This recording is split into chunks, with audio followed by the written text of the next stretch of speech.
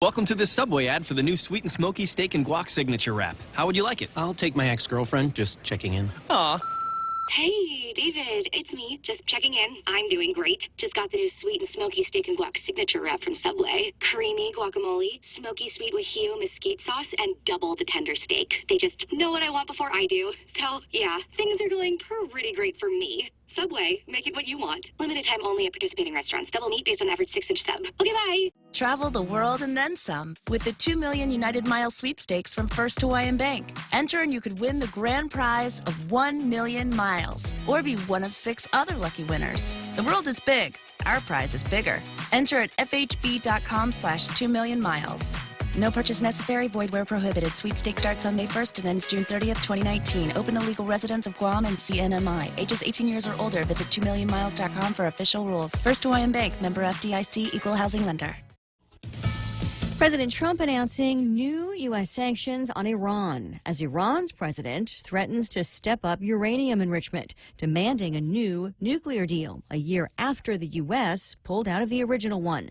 Secretary of State Mike Pompeo reacting from London as he was meeting with British officials. He says that Iran's announcement essentially is just another threat from Iran, that this happens an awful lot with Iran. They'll make threats, and that the United States will follow through and monitor the situation as it goes.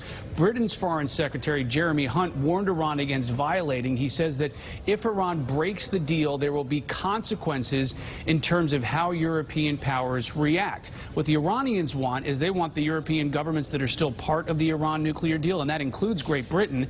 They want them to help them, the Iranians, circumvent American sanctions. Fox's Rich Edson at the State Department. The U.S. imposing new sanctions on Iran's iron, steel, aluminum, and copper sectors, the regime's largest non-petroleum related sources of export revenue. Mexico's president criticizing a U.S. decision to put a new tariff on tomatoes. Homegrown may be the best bet, with the Commerce Department announcing a big-ticket tariff on fresh tomatoes from Mexico, a 17.5% tariff on vine-ripened and other fresh tomatoes. According to Arizona State University economists, that could translate into a 40% price hike from May to December and 85% in the winter when there are fewer domestic producers. The prices of canned tomatoes wouldn't be affected as much. A quarter of tomatoes consumed in the U.S. are eaten raw, and the U.S. is still the biggest producer in the world. Therese Crowley, Fox News. This even as the U.S. keeps trying to make a trade deal with China. A delegation from China expected to arrive to resume those talks tomorrow. Lisa Brady, this is Fox News.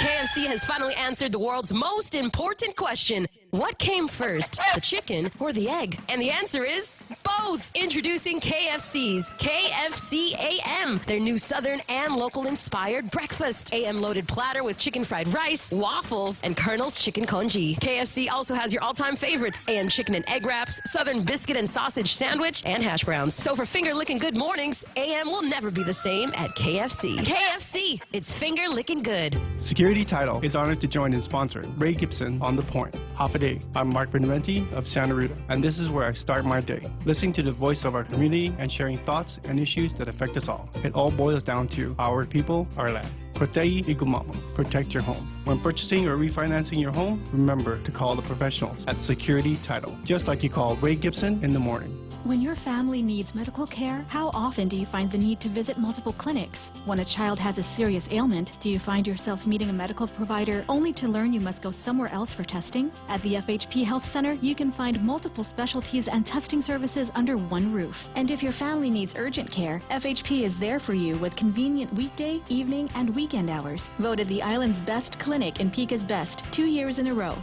FHP, our island, your clinic. Learn more at fhpguam.com.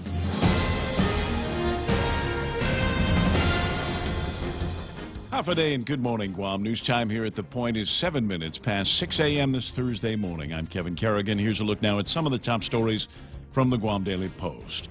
Family and friends yesterday mourned the death of 4-year-old Jericho Zion David, who was struck and killed by a car outside his home on Manga Court in Dedido Monday. Instead of celebrating the birthday of Jericho's 1-year-old sister, the family was left planning the boy's funeral. Rose David, Jericho's maternal grandmother, telling the Guam Daily Post that she was in the back of the house feeding the dog and Jericho was inside watching TV when he apparently wandered out to the street. The family has cameras set up around the home.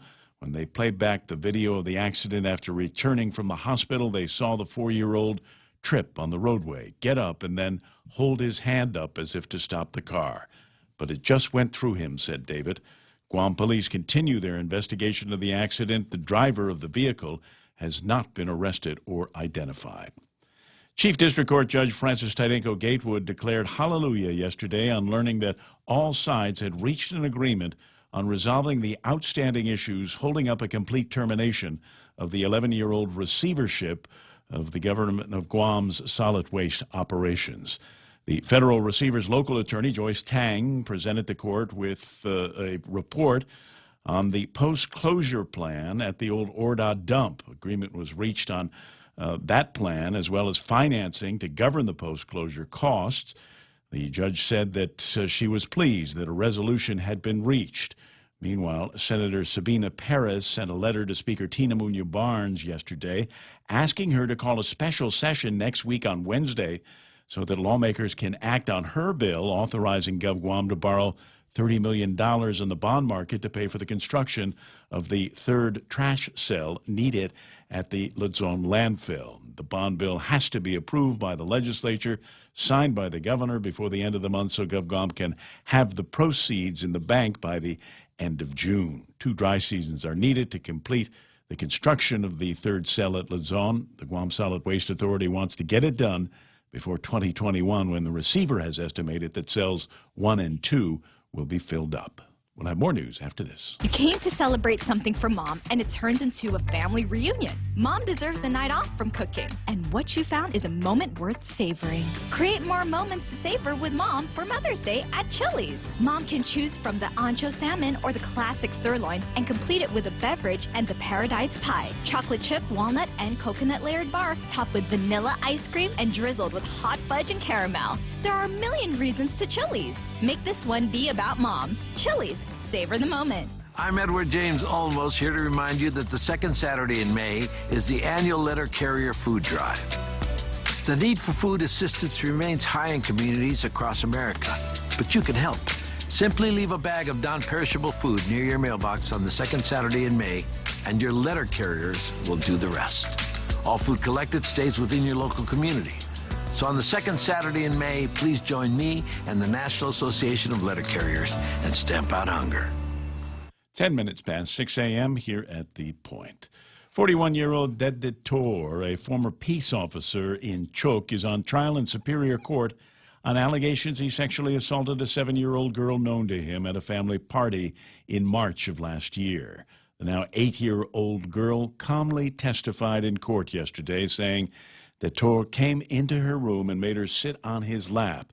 She said he touched her inappropriately. She felt pain, started to cry, and ran out of the room. The girl's mother also testified, saying she only learned of the allegations well after the party had ended. She said she was in shock and brokenhearted, saying that Tor had been like a father to the family. During opening arguments on Monday, defense attorney Ali Nussbaum said that there are holes in the story, accusing the mother of not following up when she learned of the allegations. And Nussbaum said it just doesn't fit. The trial continues today before presiding judge Alberto Lemorena. The Deputy Consul General for Japan on Guam, Osamu Ogata, is expressing pleasant surprise that no reports of crime against Japanese tourists were received by his office during the Golden Week holiday that ended on Monday. More than 11,500 tourists from Japan came to Guam during this year's extended 10-day Golden Week holiday. 0 crime victims, said Ogata. That's good. Ogata said steps were taken in preparation for Golden Week to enhance security awareness, including coordinating with Guam Police, which increased patrols in Tumon, and the Guam Visitors Bureau, which stepped up the number of visitor safety officers in the tourist district. The consulate also sent emails to Japanese visitors advising them to take precautions. The good news for Golden Week followed some not-so-good news in February and March when Ogata said his office had received 13 reports of crimes committed against Japanese tourists, about 6 each month, which he said seemed like a lot. For these stories and more, log on to postguam.com or pick up a copy of today's Guam Daily Post. Ray and Mike now with some weather. It looks like this partly cloudy skies today, Kevin, with a slight chance of light showers. Winds from the east, 10 to 15 miles an hour, with expected highs near 89 degrees. Overnight low should be about 79 degrees. Sunset tonight, 6:38, a little bit later than normal by about a minute. Sunrise coming up a little bit earlier these days by about a minute. 5:56 is when it broke the plane this morning. We've been looking at clear, bright skies, it seems like, for the last hour or so, huh? Yeah, absolutely. Actually, sunrise. None too spectacular this morning, but that's okay. The sun came up. Well, it just came up, yeah, it just came up bright. Yeah, by itself, that's kind of spectacular, so it's all good. Checking radar right now. I've got a few isolated showers out there. Once again, looking like it did earlier this week. Most of it down to the south. Flow is coming in from the east-southeast, though, and there are some showers in that direction. It may pass over the southern parts of the island.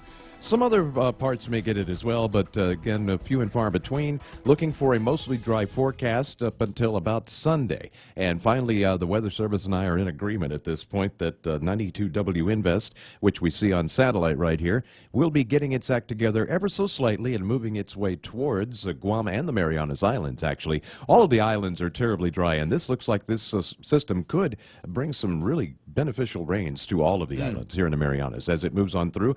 That'll be in the Sunday. It'll start moving in on Sunday, so maybe just a few showers extra on Sunday, something we've really not normally seen lately. And then Monday, Tuesday, that looks like that's when we're going to see most of our rain from this system. 90W is fizzling out to our southwest, and not much else around it is, isn't it? It was there, and now it's gone. Yeah, it just kind of went away, and that's the upper level conditions right now are just not favorable for really any development, which is why 92W won't form into anything strong or significant, but it will hold on to that moisture and bring it on in. All right, well, we could use the moisture for sure. 6:14 in the morning, that's news and weather together, brought to you by Bank Pacific, where others put branches, they place roots. So what's the deal? Are you still paying for the right to have your checking account at your bank? Well, at Bank Pacific, we think it's our privilege, not our right. That's why we offer My Green Free Checking, where your monthly maintenance checking fees are zero. That's zero. And it comes with a free Visa check card and monthly green e-statements. My Green Free Checking. Bank Pacific today. Because having you as our customer, that's our privilege. Bank Pacific, where others put branches, we place roots. Equal housing lender, FDIC. Viva Bank Pacific. Let's see if I can make this through here. Portions of the program brought to you by my friends over at American President Lines. APL is shipping the future. Micronesia Renewable Energy. You know, there's never been a better time to go solar until now. Does that make sense? Yeah, it's better. Solar with battery storage is now available here on Guam. Homeowners may call 632-2613 for a free consultation. Portions of the program also brought to you by King's Restaurant with a crazy 19 menu. Breakfast, lunch, dinner, desserts, appetizers, all have been reimagined and rethunk and recooked. Find out how they did it at King's today.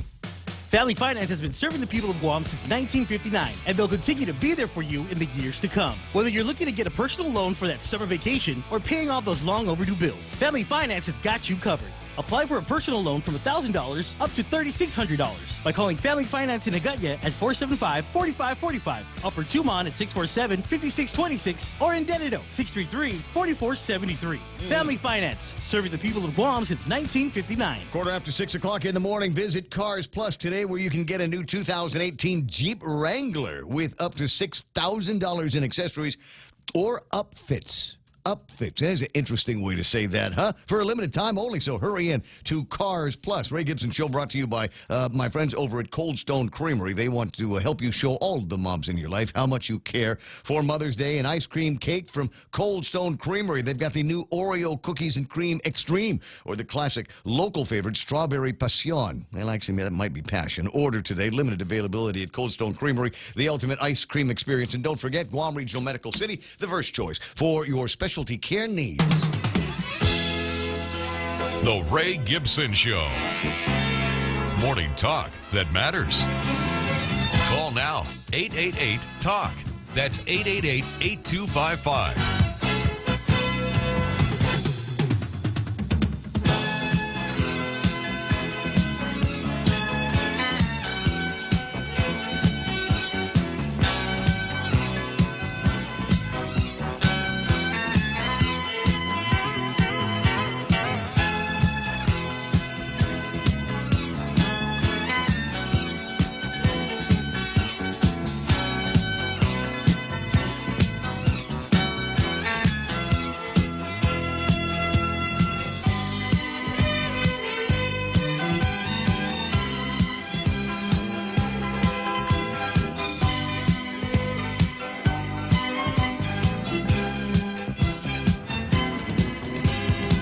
I'm sorry, I know I should get started. It's just that I'm running late this morning. I'm mentally running late, and I'll tell you why. Just as we get started. The first thing, right already. I've been 18 kinds of distracted this morning, and every time I'm trying to get through all of the paperwork and the scripts and the stories and stuff, there's just been something that's been bugging me since I sat down in this chair this morning, and I don't have a problem telling you what it is. In fact, I can even show you what it is on Facebook Live. But first, Michael Knight gets the phone when you call. The number to the radio station is 888-8255, 888-TALK. It's the shirt, man. No, it's not. You don't like the shirt? Well, the shirt, it just... Dude, V-necks are a thing. Yeah, but that particular shirt that when you wear it, we have, Does it do something challenging to the camera? days. Does it do something like a... No, I don't know. It's just something about the energy from that shirt. I don't know. Gives, I'm just saying. I see this, this shirt, and the only thing, when I wear it, I always wish I had a little bit, some of that... little tufts of hair, yeah. Hair that sticks out from the V's. The 70s look. Nice. With the medallion, a big gold lion head. Like that. Okay.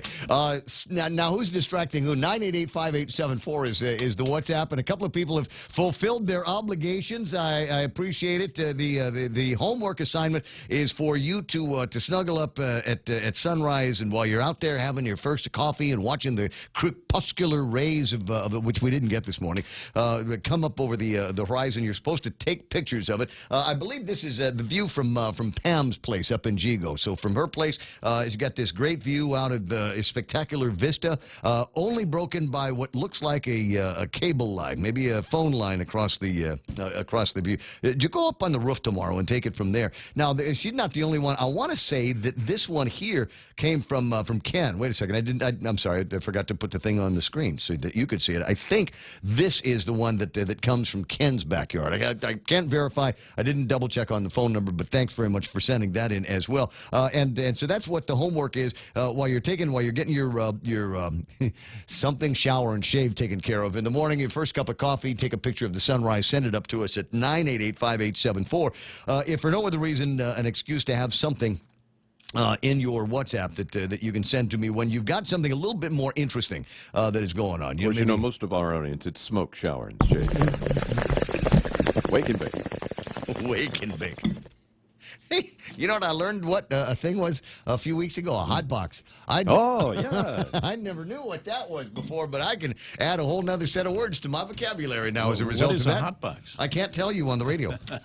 Let's just say my 77 Camaro made a good one. Yeah, exactly. There's that old Chevy van. But imagine doing it smaller, at a much smaller scale. That's when the windows steam up. Is that? Well, so imagine getting you and two or three of your closest friends in the box the refrigerator came in, right?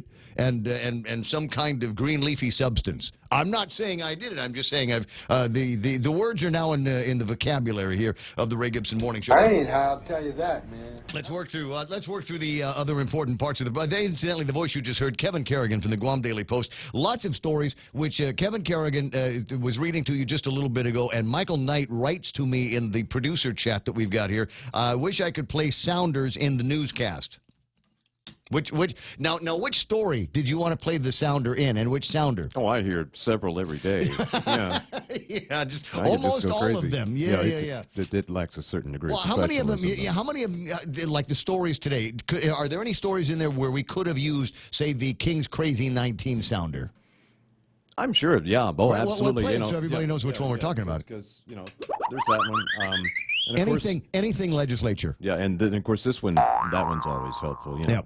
But sometimes that one there for GPD. At any rate, 988-5874 for the WhatsApp. And let's say hello to the team. Sometimes you want to go where everybody knows your name, and they're always glad you came. You want to be where you can see our troubles are all the same. You want to be where everybody knows your name. Let's see, I got Ismael came in first, followed by James. Heather Perez locking down third place, followed by Nick Perlowski. Cousin Tommy Barcenas is in there. Now I know the problem that you have. I wrote down a name and I can't read my own handwriting on this one. Looks like twin. Might be 10. No, you got to writing in ancient tomorrow again. No, you know what? No, it's Rudy. That's not a T. It's the way I write my R's. It's Rudy Magallanes online right now that I can see. Anita Muffness with the pretty Valentine's eyes. James Howard says, on your six, Captain Rudy Magallanes. And the good mornings, Tom Tahadzi. Buenos. And good morning to you, Gwen Taminglu. And we wish all of the teachers, again, a happy Teachers Week. It's great to have you out there. It's also Nurses Week, isn't it? Do I have any nurses online? CNAs, something like that. Roy Gamboa, Alpha Commissioner, says, sweet honey iced tea. It's Thursday. I'm not going to try to read too much into sweet honey iced tea, but I appreciate the effort. Bob Kelly chiming in from San Francisco, and pretty soon Reno. There's a guy named Michael Knight online wishing us all a happy Friday Eve. Greg Karabrock from Take Care. There's Patty Santiago, Charlene Marchessault, Dave Duenas, James Howard is online. What is it? Homegrown, something 17%. Dennis Bensour is there. And Dennis is the guy. Dennis is going to be famous, right? Everybody needs a friend like Dennis. Now there was a time, once upon a time, where you get a kind of a buddy for whom nothing was an imposition. And I had mentioned the other day how much I wanted Good Humor bars. Well, so he went on base and found Good Humor chocolate eclair bars and brought them to the radio station. I don't know how to repay him other than to publicly say thanks very much. The world needs more people like you. For again, whom no effort is too much to make a friend happy. And I want you to know it'll always be appreciated. Lillian Cruz is there. Simon Sanchez, spoke with him a little bit yesterday, and the topic he'll come back up on the radio today because of something that he mentions at the end of an article in the Guam Daily Post. I'll get through some of that for you in a couple of minutes. As I said, Cousin Tommy's there. Rocio Merrill saying buenos dias to all of us. And I got Rachel Jordan, Ken LG, Carl with a K, that's Carl Pangolinan, Rose Greeno, Joe Flores is online, Tony and Annette and Pinko Ada, John Torres, Carlos Barreto, Juanita Machi is online. Safety officers need to spill out into the villages, man. Is it just me, or does it feel like we're losing control out there in the villages? You got little kids getting run over. We got people that have taken over the bus shelters and just absolutely surrounded by trash. But as says, I think in the Bible, better to light a candle than curse the darkness. And there's a story that come up pretty quick. Because of some fast action and a bunch of pictures and videos that started showing up online, there is going to be a cleanup, I believe, of the bus stop where the guy lives, up in Telen Ramirez in Gigal. I'll get more information on that and talk to the lady that took that original picture, Pam Duvall, as the program moves on. Floriza Rumbao is online. I see Rico Blancaflor is there, John St. Nicholas, and Landon Nadler. Hi, Lillian Cruz. Good to have you there. A new face here and a new name, and I'm going to get it wrong. Kayla Faye, Kaeila. I'm thinking Kayla. Kayla Faye, good morning, and welcome to the club here. We all get together this morning and all try to beat Ismail to be the first one to show up and make a comment online. Ken LG, 34 hours until the CCU board legalizes the illegal pay raises and bonuses in a desperate effort to keep overpaid managers from leaving Guam. I see. All right, go ahead. Sound effect. I see you reaching into your holster. There you go. Rick Leone, Shane Quintanilla. And if it's the same Shane that I interviewed a few weeks back, if you are looking for somebody that is kind of a multimedia professional, this is the guy you need to talk to. So right-click on the name and send your hellos to him. Pam is there, and Eric McKinnon, Renee Lau, brother Renee is here and watching the program, keeping me on my toes. Kevin Uggan. And the Pit Bulls are online. Rudy Magallanes says, I remember when you went on, Ray. Not that much people at first, but now look 40 and above sometimes. Yeah. Well, I mean, it's like that. There's a lot, and it's not just, the number 40 of people that you see in the counter. There's a lot of people that are coming in and going out. Some people, look, there's some people just tune in to see what kind of shirt I'm wearing. Or what I'm going to be ranting about, or who else is playing around. I got it right, says Kayla Faye. I got the name right. Thank you very much. Appreciate it. And Michelle Peer is at the end of the list that I'm looking at right now. More names will pop in as folks come in and do that. Ciao, nang ni hao, magandang umaga. That's Renee, who is actually, there's 3 different languages going on in there, right? Cousin Troy is online this morning. Cousin Troy, let me tell you a little story before we get too far, and I'm so happy that I get another venue, another vehicle to hang out with Cousin Troy. There was online. There is on WhatsApp. There was a governor's chat that Oyal and the people in the Calvo Tenorio administration put together. And that was, one of the places where all of the journalists come in and maybe they were able to send information back and forth to us of kind of a general nature and get conversations going. Anyway, so Oyal no longer with the administration. Janela Carrera wanted, I think, to do her own. So she left that group, leaving Chirag Bajwani from over at Tina Rose Munya Barnes's office. Kind of, I don't know how it happens with the magic of WhatsApp, but he became the administrator of the chat. So he's kind of renamed it. It's a speaker's office chat now, and he asked for recommendations on who needs to be on the chat, and I said Cousin Troy needs to be on the chat. I mean, for all of, for as much, and you say to yourself, well, I mean, is that real journalism? Hey, what is real journalism anymore? I mean, he's got a kind of a sometimes fast-paced, very interesting, colorfully sprinkling some colorful languages into conversations that you might not get in other media. So I thought it would be a good idea to have Cousin Troy in that chat. So, no, wait a second. He says, I put that together way before Oya. I don't know. You know what? When you did that, I think I was out of the radio business. I think it was her that brought me back in. But it's good to have you in that chat. Dave Torrey is there, Adita Camarillo, and plenty more. So 888-8255-888-TALK. Table of contents this morning. A couple of interesting stories that we find from the Guam Daily Post. Got to go to page 2 for the real outrage stuff. Man attacked while barbecuing.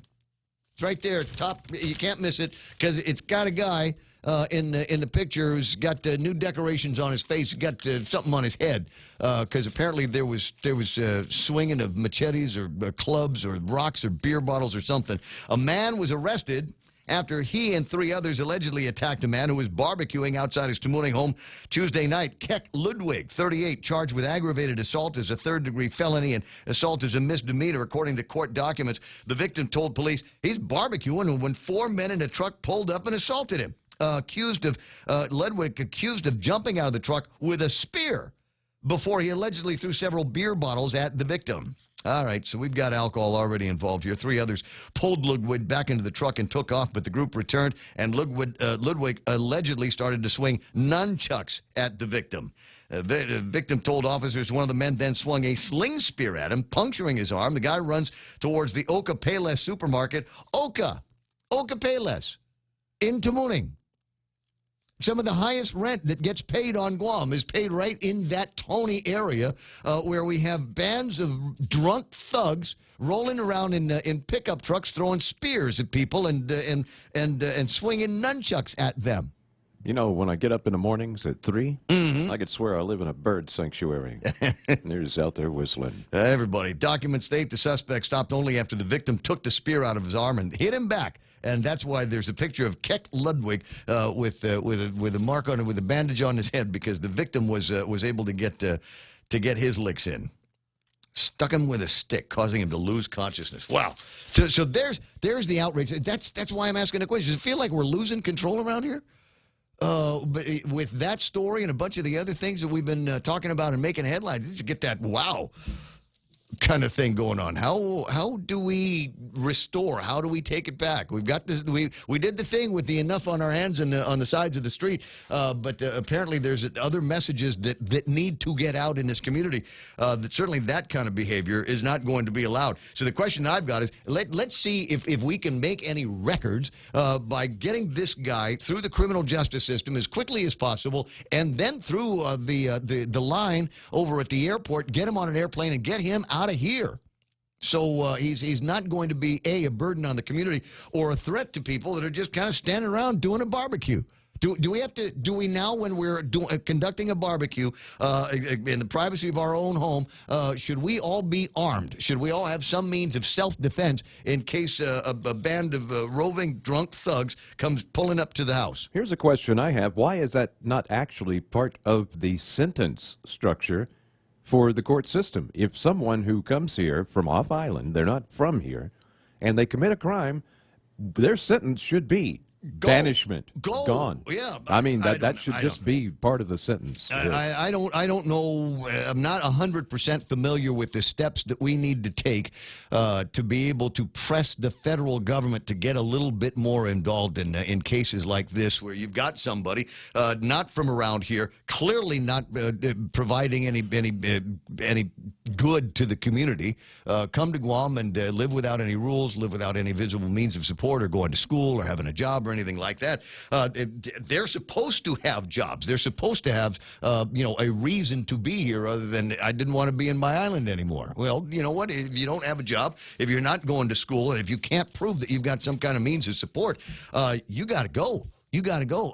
Eddie Cruz online this morning talking about, well, there's another case of there's just some people that can drink a whole hell of a lot and stay standing, but losing any capacity for civilized life after too much beer. And then as a result of that, we run into problems like this. I don't know. I think maybe we got to go back to the conversation about access to alcohol. And you know me, I like my beer. But if somebody is, if we've got whole populations of people who just can't control themselves, locals and otherwise, then maybe there's another look at how often people are able to buy. I know, sounds communist, but somebody at some point, somebody got to put some kind of control on this so that we can take control back of the streets. It's 6:33. Headlines, yeah, I think now's a good time to pop those in. From the Guam Daily Post, here's Kevin Kerrigan. Half a day and good morning, Guam. In the headlines from the Guam Daily Post this morning, 38-year-old Kek Ludwig has been arrested on allegations he attacked a man who was barbecuing outside his Tamuning home on Tuesday night. According to the magistrate complaint, the victim told police 4 men in a truck pulled up and Ludwig jumped out and threw several beer bottles at him. The victim says Ludwig also had a fishing spear, but the other 3 pulled him back into the truck and they took off, only to return a little later. This time, the victim says, Ludwig was armed with nunchucks and began swinging the weapon at him. Another one of the attackers had the spear this time, and the victim says that man threw the fishing spear at him, striking him in the arm. The victim then ran to the Oka Payless with the spear still in his arm, according to the magistrate complaint. He took it out and was taken to GMH for treatment. Police later tracked down Ludwig and arrested him on assault allegations. Governor Lou Leon Guerrero and the Guam Department of Labor Director David De La Sola signed a memorandum of understanding with the U.S. Department of Labor Wage and Hour Division on Tuesday. The MOU is aimed at strengthening the enforcement of federal wage and hour regulations on Guam. Wage and Hour Division Deputy Administrator Keith Sonderling said that the agreement addresses the need for enforcement training, allows for the sharing of resources, and enables joint investigations, as well as providing employers and employees with compliance information. The goal, said Sonderling, is to protect the wages, safety, and health of local workers. Island Girl Power now has 8 sewing machines that can be used to teach residents a practical skill. The machines were donated by the Sewing Machine Project. The sewing machines will be used at Island Girl Power's clubhouse in Dededo for sewing workshops to teach members a skill that can help provide self-sufficiency. For these stories and more, log on to postguam.com or pick up a copy of today's Guam Daily Post. It's 6:35. No need to have the greatest and the latest and the highest bandwidth if all you want to do is make a couple of phone calls and hit Facebook and WhatsApp every once in a while. The guys over at iConnect know that and have got perfect plans for you. For details, call them at 888-8888. Let's go for a drive. Let's take a stroll. Let's gallivant. Let's go cruising. We all have different ways to describe how we get up and go in our cars. But whatever you may call it, you can do more of it when you save 6% off your fuel purchases at any Shell station when you use your eligible Bank of Guam Visa and MasterCard credit cards. So stop by any Guam or CNMI Shell station and start saving today. Visit bankofguam.com for more information. Terms and conditions apply. Bank of Guam, the People's Bank. Member FDIC. No contributions to our island, no job, no schooling or training, but breaking the law. Capital D-E-P-O-R-T. Home deport, I think is what Ryan called that once upon a time. Looking at the traffic gizmo to see if there's any deporting going on between Gigo and Dededo. Not really. Traffic around the schools and around the Payless area might start to get a little bit busy right now as you make your way down, but it looks like northbound traffic should be all right. 1 and 3 looking pretty clear right now, but that's going to change as more and more people make their way around the school and the hospital. Marine Corps Drive otherwise open. Route 4 is open. Route 8 clear all the way into the downtown Agutnia area, and Route 10 is looking pretty good here as well. Looks like things are starting to busy up a little bit around Petey, but nothing major, nothing in front of the Navy Hospital, though it looks like it might want to start getting busy there in the next couple of minutes around the gate. 637, that's right now traffic here on The Point. Save big. Save really big when you bundle up your insurance policies with Nanbo Insurance. Insure your home, auto, motorcycle, or business with Nanbo and enjoy great savings, up to 50%. When it comes to insuring your property, no one knows better than the company with over 50 years of service to the community. Don't compromise the things that matter to you most. Call Nanbo today at 477-9754 or visit nanbo.com for more information. Nanbo Insurance, serving you since 1968. It's the Ray Gibson Show. Morning talk that matters. Call now, 888-TALK. That's 888-8255.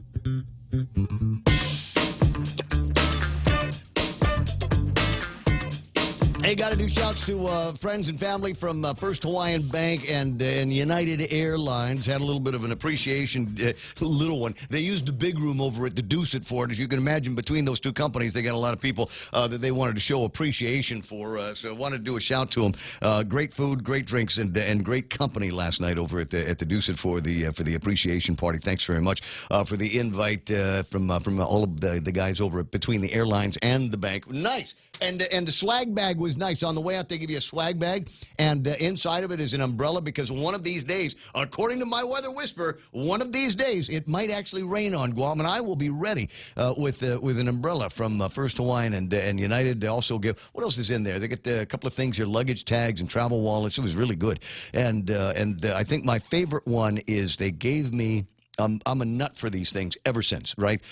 They gave me it's a 1-to-1 scale model of a Boeing 787. Right? It's a 1-to-1. I'm going to put it together, but I need to bulldoze a couple of houses around the place. Actually, it's kind of a desktop size. It's really, really nice. But thanks a lot. Sure appreciate it. There's Hannah Iriarte. I know she was there last night. Richard Leon is online. Who else is playing around? Nick Perlowski and yeah, it's all there. It's all Phil Shroggy from the Micronesia Mall. He was there last night and talking about their 30th anniversary at the Micronesia Mall. Can you imagine that? 30th anniversary from the Micronesia Mall. Think about your kids. They're people that have grown up all of their lives, and there has always been, all of their life, a Micronesia Mall. And I was thinking about that the other day. You know, we got all these kids that are graduating from high school this weekend, and the thinking is I'm driving around trying to think about things that just has always been there. You and I have got memories of maybe different memories of a different kind of Guam where really there wasn't that much by way of tall buildings and multi-lane highways, and we certainly didn't have as many streetlights as we did back in the old days. But, you know, the kids that are growing up, the kids that were graduating, for all intents and purposes, the Guam that we've got now is the only Guam that they've ever known. Poor kids. Poor kids. 888-255-888-TALK is the telephone number around here. James Lester Lonzo is wishing you a good morning. Well, good morning back at you. And Lou Mendiola. Back to the table of contents and some interesting stuff that we're going to be talking about today. Yes? All right. That's good. That's good. Where did I want to go on the table of contents? I'm sorry. I just did one of those distract myself things again. No, it's back to page 2 in the newspaper. Back to page 2. All right, so I've already got the, I'm really annoyed story about the drunk truckfuls of thugs that are going around attacking barbecue guys. You don't, Michelle Pierre knows this, you do not attack the barbecue guy. There's rules of civilized and polite society, and one of them is don't attack a guy while he's doing the barbecue. You risk burning the chicken. You risk burning the ribs. You risk overcooking the beef. Or the fish. whatever it is that's on the grill, that stuff could burn. Man, you don't mess with the barbecue guy.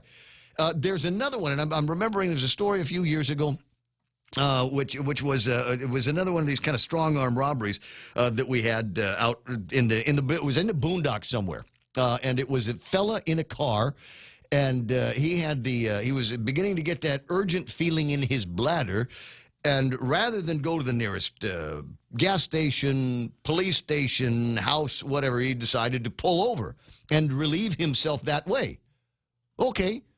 And he got somebody pulls up behind him, and while he's in the act of relieving himself, which is a private thing for guys, somebody came up on him and demanded that he hand over his wallet.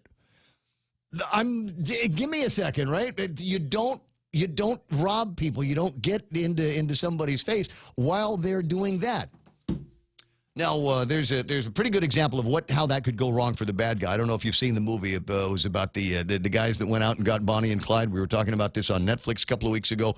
The Highwaymen or something like that. Excellent movie, and exactly that happened to one of the guys in the show where he was going pee-pee, and some guys came up on him, accosted him, and showed you in that show how to dispatch those kinds of thugs.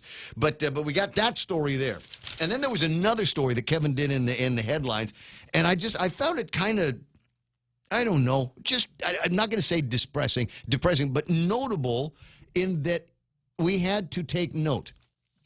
0 crime victims during Golden Week.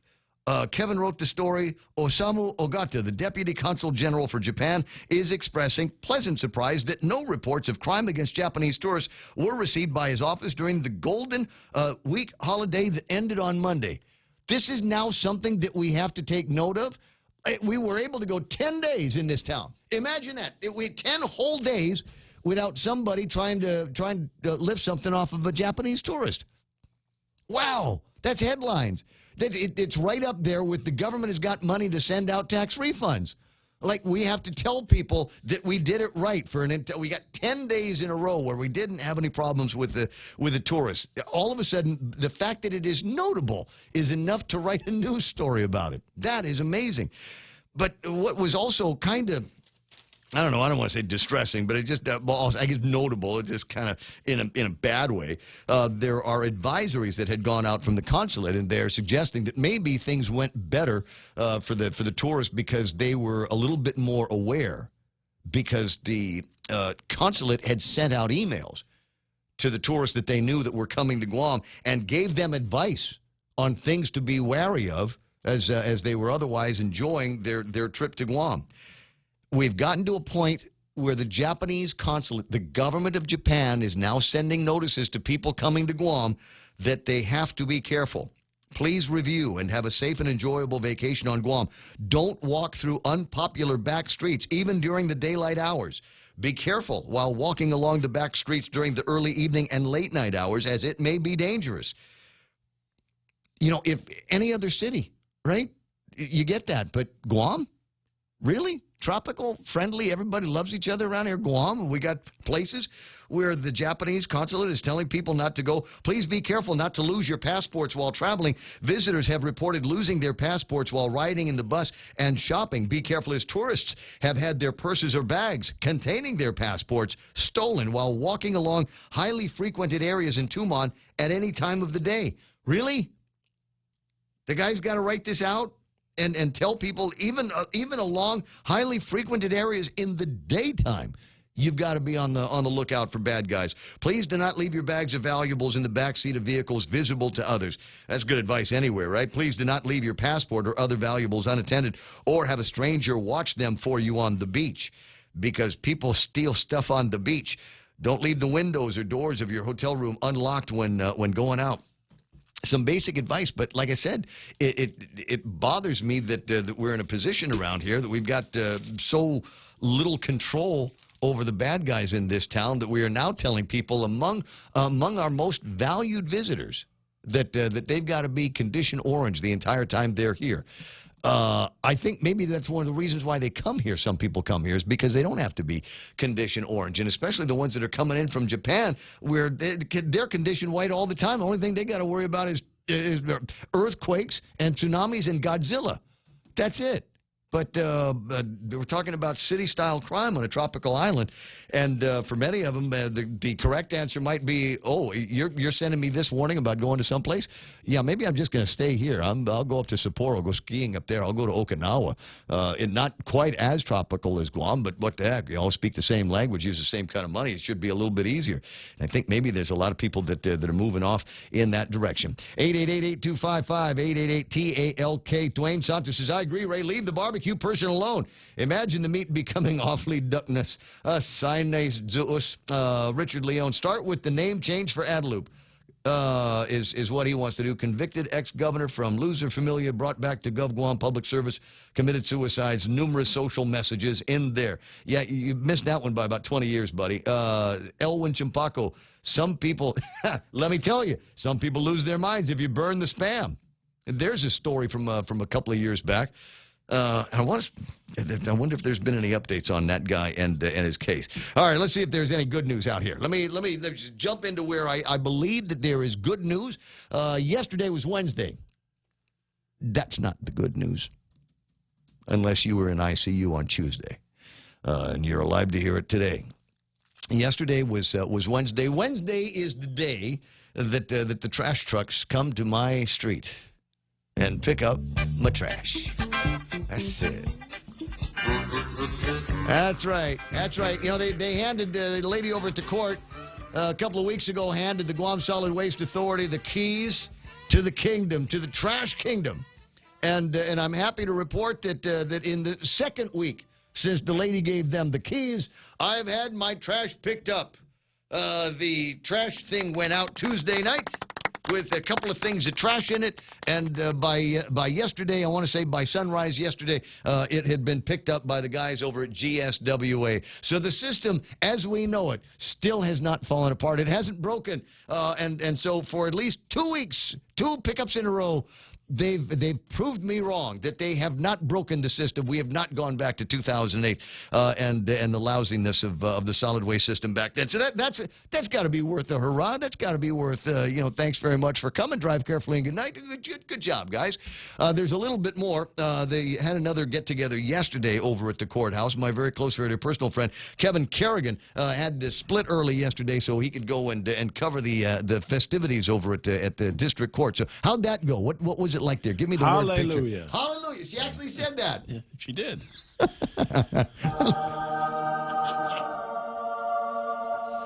And with that, the lady of the court ascended into black robes up the district court gold stairs, saying, "My work here is done."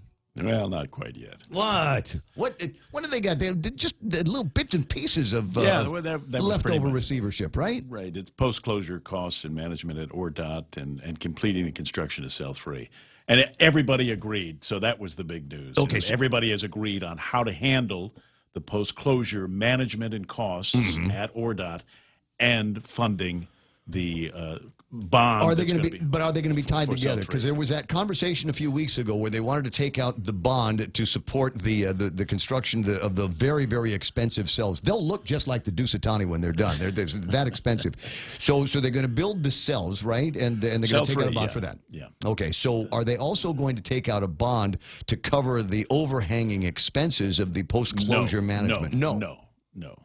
That's going to be managed by the tipping fees on a continuing basis, as it has been. Right. Yeah. Okay, so when we start talking about the tipping fees, and we know what the price is. There are no plans to increase the tipping fees at this point in time. That was reaffirmed again yesterday. Did they expose any plans to reduce the tipping fees now that we don't have to pay the receiver? In the offing. I wouldn't count on that.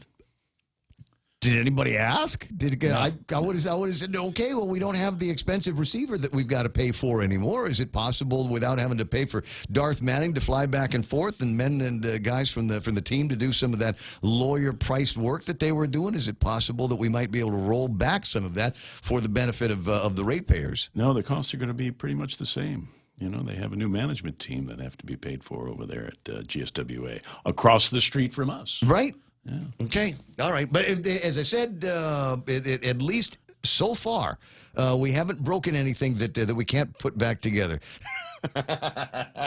Ken LG, there's a throwback, asking how soon before PDN has a ticker on the front page counting days that the trash pickup is overdue. You know, there was a once upon a time. It always felt like. Always felt like that was the only way to get anything done was to put a notice in the front page of the news that we, counting the number of beds that they've got over at Guam Memorial Hospital. We had to do that for a while, and how many days they'd gone by without having a reliable trash pickup somewhere. I don't know. I don't know. I hope that we are past that. I hope that we are past that kind of knee-jerk reaction, and now we're in a place where we can hold people accountable. And this is the part in my head where I'm seeing the guy from the editor from Spider-Man laughing out loud. What's the meme with the guys from Goodfellas laughing out loud? They had fireworks and balloons. All right, where are we? Hannah asking who won the drawing last night. I stayed until they actually did the drawing last night over at the First Hawaiian United Party early, and I want to say one of our favorite what was the name of the photographer that was there? Steve was there. I want to say that he won a big bundle of miles that were given away as part of the door prizes last night. You and I didn't win anything. I just tell you right now, you and I didn't win anything. Ho Un, who you know from Cortec, who already has something like 8 million travel miles with United. He's got another bundle coming his way because he signed up for the deal. What do you got? What do you? Oh, just tell me. Just jump in and tell me. All right, I see it. 888. Oh, she's online already. Got it. All right, I wasn't looking at that. Pam Duvall is on the line, and it was Saturday morning. I think Pam sent me a video and a still picture captured from that video of this bus stop up in Selin Ramirez up in Jigo. Good morning, Pam. How you doing? Good morning, Ray. Welcome to the program. You took that picture, and you and I, we both gotten stung on a couple of things that we've posted, and people just get all crazy, and going, we don't know enough, or you don't know anything about this guy or the situation. You shouldn't post things and try to embarrass people. We're just posting people to try to get some attention on what situations that could go horribly wrong. We've got another homeless guy in a bus stop up in Jigo, surrounded by garbage, and you're telling me that the kids are using that bus stop?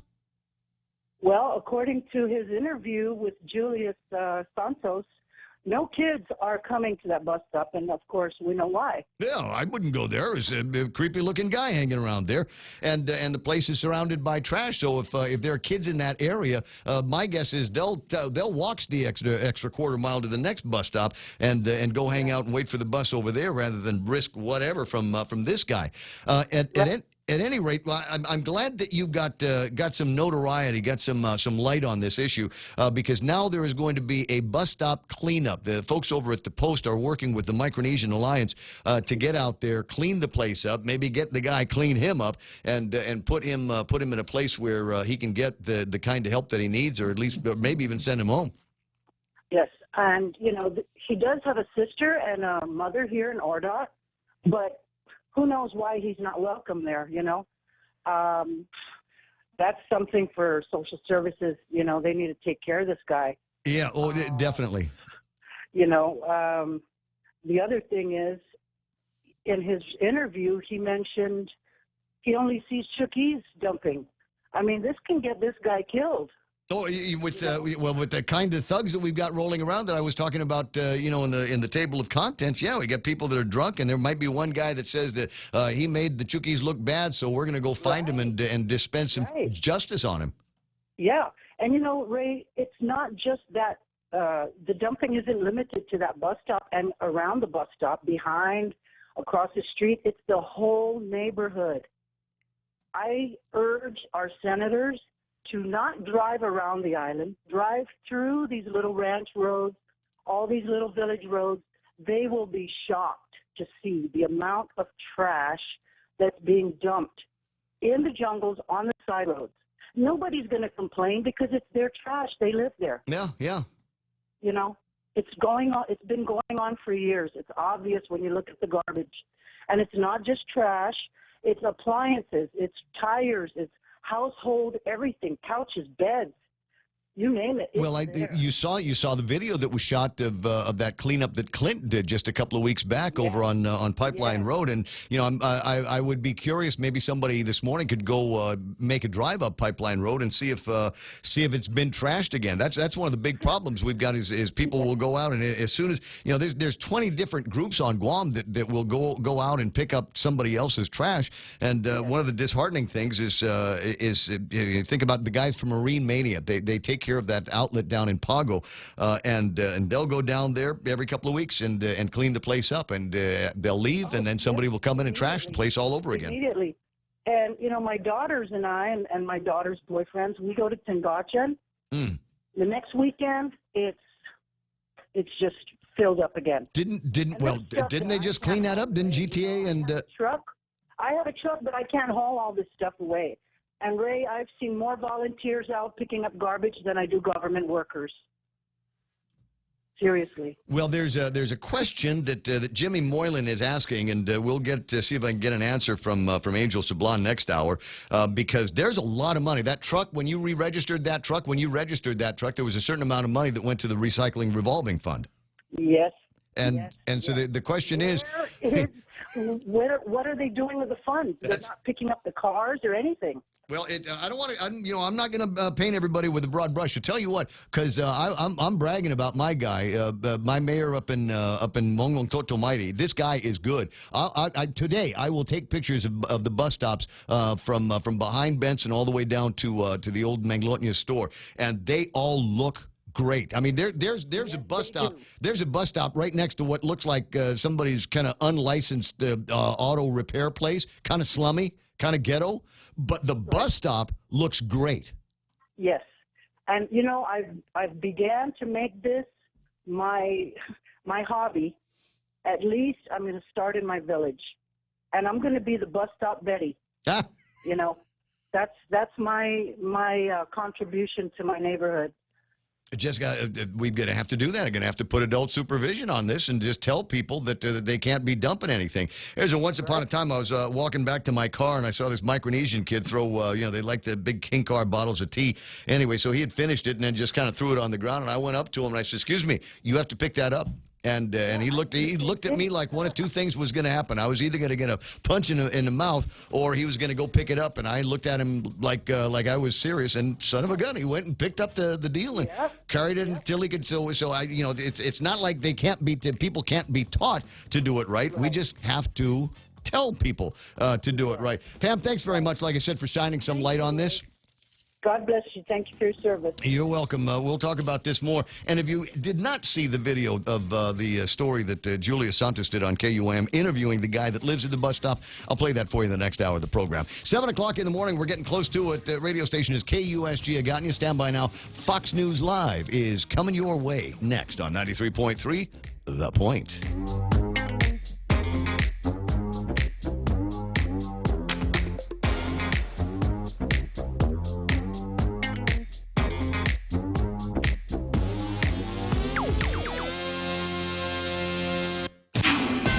This is a Fox News alert, a contempt vote against the Attorney General, Lisa Brady, Fox News. It's part of the ongoing battle led by House Democrats for an unredacted version of the Mueller report.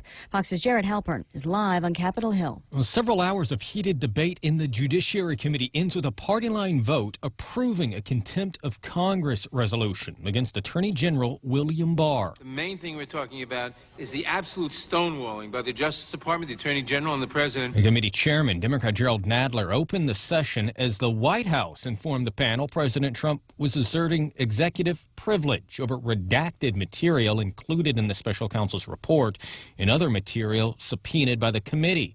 The contempt resolution against Barr now heads to the full House. Lisa. Meantime, Jared, Republican Congressman Mike Johnson accusing Democrats of weaponizing oversight duties. The Attorney General and the DOJ are objecting to this charade based upon the rule of law. They are trying to protect the integrity of our institutions. At this hour, a late report from Dow Jones that the Republican-led Senate Intelligence Committee has subpoenaed Donald Trump Jr. to testify about previous answers he gave to congressional investigators as part of the Russia probe. Sources telling Dow Jones of this. This would mark the first time a congressional panel has subpoenaed a member of the president's family. The president, meantime, heading to Florida to tour hurricane damage at Tyndall Air Force Base, hit hard last fall by Hurricane Michael. He's then scheduled to hold a rally.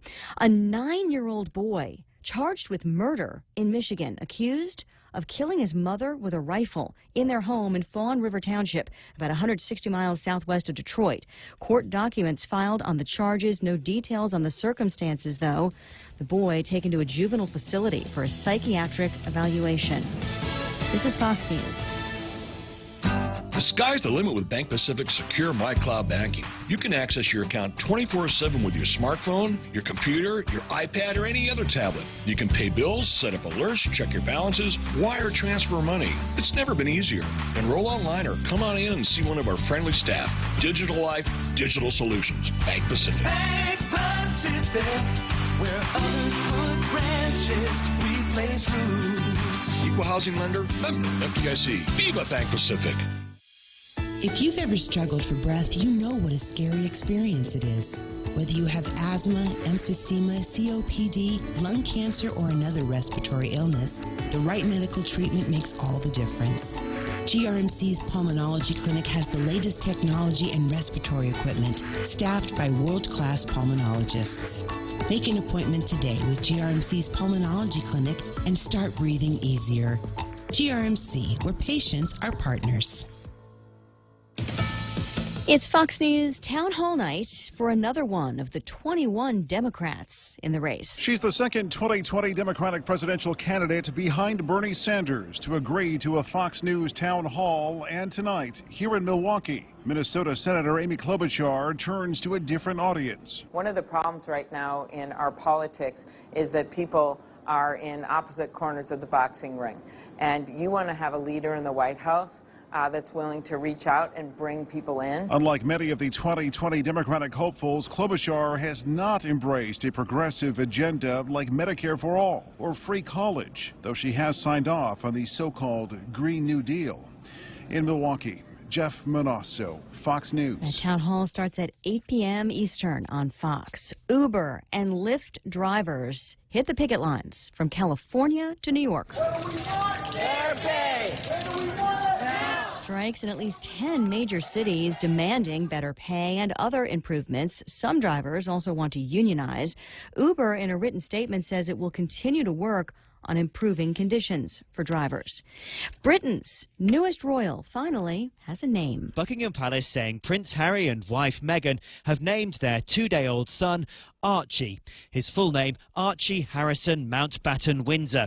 And the palace saying that's how he'll be known, suggesting the couple have decided against choosing a grander title for their child. He could have been named a lord or an earl.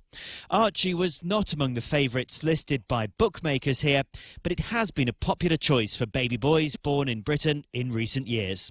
In London, Simon Owen, Fox News. A mixed finish on Wall Street today ahead of the round of trade talks expected to begin tomorrow between the U.S. and China. The Dow was up 2 points. And Lisa Brady, this is Fox News. Legends aren't born, they are made. And during our Jeep Celebration event at Cars Plus and Mighty, you'll receive up to $6,000 in accessories with the purchase of a new Jeep Wrangler Motor Trend SUV of the Year. Customize your new Jeep to the way you want it. Or how about a new Jeep Grand Cherokee? Save up to $5,000. Or save up to $7,500 on a new Jeep Compass Sport. It's our Jeep Celebration event going on now at Cars Plus and Mighty. Cars Plus, driven by you. Accessory special cannot be combined with other offers. See dealer for details. If you're driving, chances are you'll need gas soon. And by the growl in your tummy, a trip to the grocery store too. But don't just buy gas and groceries without getting double miles. Instead, apply for the new United credit card from First Hawaiian Bank and start earning double miles towards your next trip. Gas, groceries, getaway. With the new United credit card, apply at FHB.com. First Hawaiian Bank, member FDIC. Equal housing lender. Additional terms, conditions, and restrictions apply. Get 2 Pepsi 12 packs for only $8.99 when you fuel up on $35 or more of premium high-performance fuel. Conditions apply. See stores for details. Circle K. Take it easy. Get a Pepsi 12 pack for only $3.49 when you fuel up on $35 or more of premium high-performance fuel. Conditions apply. See store for details. Circle K. Take it easy. Get 2 Coke 12 packs for only $8.99 when you fuel up on $35 or more of premium high-performance fuel. Conditions apply. See stores for details. Circle K. Take it easy.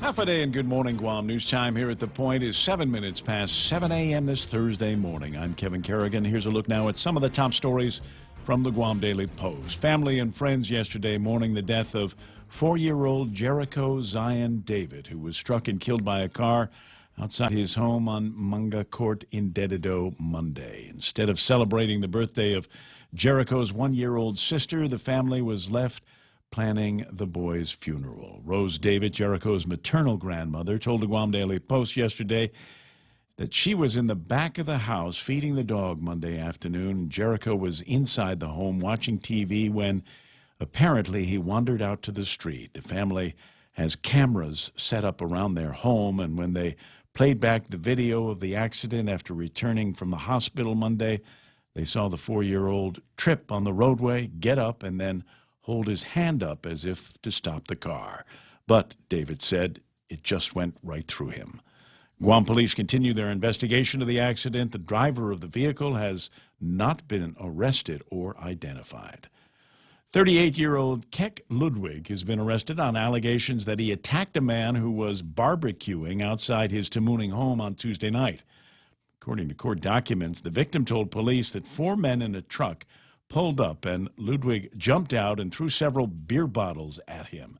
The victim says Ludwig also had a fishing spear, but the other 3 pulled him back into the truck. They took off, only to return later. This time, the victim says, Ludwig was armed with nunchucks and began swinging the weapon at him. Another one of the attackers had the spear this time, and the victim says that man threw the fishing spear at him, striking his arm. The victim then ran to the Oka Payless with the spear still in his arm, and according to the magistrate report, he eventually was able to pull the fishing spear out of his arm and was treated and released at GMH. Police later tracked Ludwig down and arrested him on assault allegations. We'll have more news after this. You came to celebrate something for Mom, and it turns into a family reunion. Mom deserves a night off from cooking, and what you found is a moment worth savoring. Create more moments to savor with Mom for Mother's Day at Chili's. Mom can choose from the ancho salmon or the classic sirloin and complete it with a beverage and the paradise pie. Chocolate chip, walnut, and coconut layered bar topped with vanilla ice cream and drizzled with hot fudge and caramel. There are a million reasons to Chili's. Make this one be about Mom. Chili's. Savor the moment. We know too well the inconvenience of not having power after a storm. You worry about the food in the freezer going bad. Nights get hot. It's hard finding comfort when going to sleep. These are realities. But with solar and battery storage from Micronesia Renewable Energy, these realities can be a thing of the past. The solar works during the day and the batteries power your home at night. Call 632-2613 to see how solar plus battery storage can make life a little more convenient. MRE, the smarter choice. 10 minutes past 7 a.m. here at The Point. Chief District Court Judge Francis Tadenko Gatewood declared hallelujah yesterday on learning that all sides had reached agreement on resolving the final outstanding issues holding up a complete termination of the 11-year receivership over Guam's solid waste operations. Federal Receiver's local attorney Joyce Tang presented the report, which reflects agreement on managing the post-closure plan at the old Ordad dump, financing that plan, and allowing the current receiver, GBB, to complete the negotiations and award the contract for constructing the 3rd trash cell at the Luzon landfill. Meanwhile, Senator Sabina Perez sent a letter to Speaker Tina Muñoz-Barnes yesterday asking her to call a special session next week on Wednesday so that lawmakers can vote on her bill authorizing GovGuam to borrow $30 million on the bond market to pay for the construction of that 3rd trash cell at Luzon. The bond bill has to be approved by the legislature, signed by the governor, so that the bond can be taken to market by the end of the month so that the proceeds will be in the bank, so that money will be available to build that cell by July. 2 dry seasons are needed to complete the construction. The Guam Solid Waste Authority wants to get it done before 2021, when the receiver has estimated that cells 1 and 2 will be filled up. The Deputy Consul General for Japan on Guam, Osamu Ogata, expressing pleasant surprise that no reports of crime against Japanese tourists were reported to his office during the Golden Week holiday that ended on Monday. More than 11,500 tourists from Japan came to Guam during the year's extended 10-day Golden Week holiday. 0 crime victims, said Ogata. That's good. Ogata said steps were taken in preparation for Golden Week to enhance security awareness, including coordinating with Guam Police, which increased patrols in Tumon, and the Guam Visitors Bureau, which stepped up the number of visitor safety officers in the tourist district. The consulate also sent emails to Japanese tourists here on island advising them to take precautions. The good news for Golden Week, however, followed some not-so-good news in February and March, when Ogata said that his office received 13 reports of crimes committed against tourists, about 6 each month, which he said seemed like a lot. For these stories and more, log on to postguam.com or pick up a copy of today's Guam Daily Post. Ray and Mike now with some weather.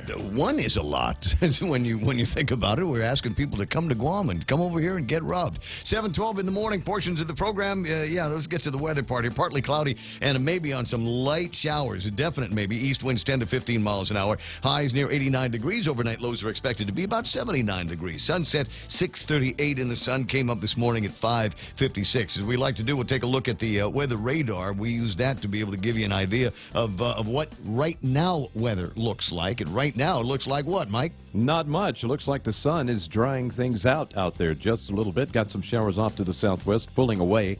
Got some more downstream to the southeast. We're getting kind of a southeasterly flow to the winds today. So we could see a shower or two pass on over the island, but it's not likely to make any real difference, at least for the next couple of days. Going to the satellite real quick, we'll see what's going on, because around us here locally, just not a whole lot. Not even in the clouds. You can't see too much going on as far as nearby. That's because I'm making the clouds disappear with my mind. Yeah, that's a good Jedi mind trick there, bro. Got to teach me that one. I got some blobage way down to the southeast. That is 92 WNVest, and the Weather Service and I are now finally in agreement that this thing will bring us some rain sometime during the early part of next week. Looks like the showers will actually start to move in Sunday evening and then go through Monday and Tuesday. That's good. We don't mind. We really like the rain.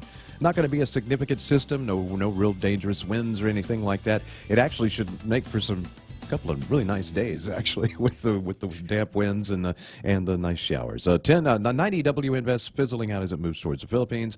Not much out there, so just get ready for the rain early next week. I'm looking forward to it. 7:14, yes. Oh, running in the rain. It's my favorite thing in the whole wide world. Hope I get some of that. 7:14 in the morning. That's news and weather together here on The Point. Business travel just got easier. Take your data plan with you for only $10 a day to all 17 Data-to-Go destinations. Never worry about additional data roaming charges when you go where your business needs you. The U.S., China, Thailand, and so much more. Have the assurance you need to check emails, surf the web, and stay connected. Call 688-2677 today to make sure your account is Data-to-Go ready. Docomo Pacific. Better together. 7:14 or so in the morning, the Ray Gibson Show. The entertaining parts are brought to you by MRE. There's never been a better time to go solar. I was saying that last week, but the better just got better, if that makes any sense. They've got solar with battery storage now available to Guam homeowners like you. 632-2613 for a free consultation. And you might be going, well, I appreciate that. I'm glad they got that for homeowners. What about us home renters? Is there something that we can get? You know what? Those guys will figure out any problem. You just give them a ring. Again, 632-2613 is the phone number for Micronesia Renewable Energy. The Ray Gibson Show also brought to you by American President Lines, where they're shipping the future, and King's Restaurant, where they've got that crazy 19 menu. Madcap, zany, good food, breakfast, lunch, dinner, apps, desserts. Better believe it. You'll find it. Great new ways they package it for you at King's. In illness and in wellness, Calvo's Select Care is health care that is there for you. That's why over 80% of the Guam medical community places their trust and insures with us. We offer our members wellness and fitness programs for a healthier lifestyle and provide a comprehensive medical network on and off island to help members from unexpected illnesses. Contact Calvo's Select Care today for more information. Oh, yeah? All right, well, we'll do something until he gets here. Jerry Roberts, Extra Point on the way. Ray Gibson Show brought to you by Guam Regional Medical City, the first choice for your specialty care needs. Guys over at Cars Plus, Joey, Jen, and Dunge have got the keys to your new car. Would you like them to give that to you? All you got to do is go see one of those guys over at Cars Plus and Mighty and Cold Stone Creamery, where they are all ready for Mother's Day. Are you all ready for Mother's Day? Here's what you do. Get on the internet thing and go to coldstonecakes.com and put your order in for things like the new Oreo Cookies and Cream Extreme or the classic local favorite, Strawberry Passion. Order today. Limited availability for, well, is it Mother's Day or is it the island-wide celebration of my birthday this weekend? Yeah, I think it's the latter here. 7:16. Be right back. Rediscover talk radio here. It's the Ray Gibson Show. Call now. 888-TALK. That's 888-8255.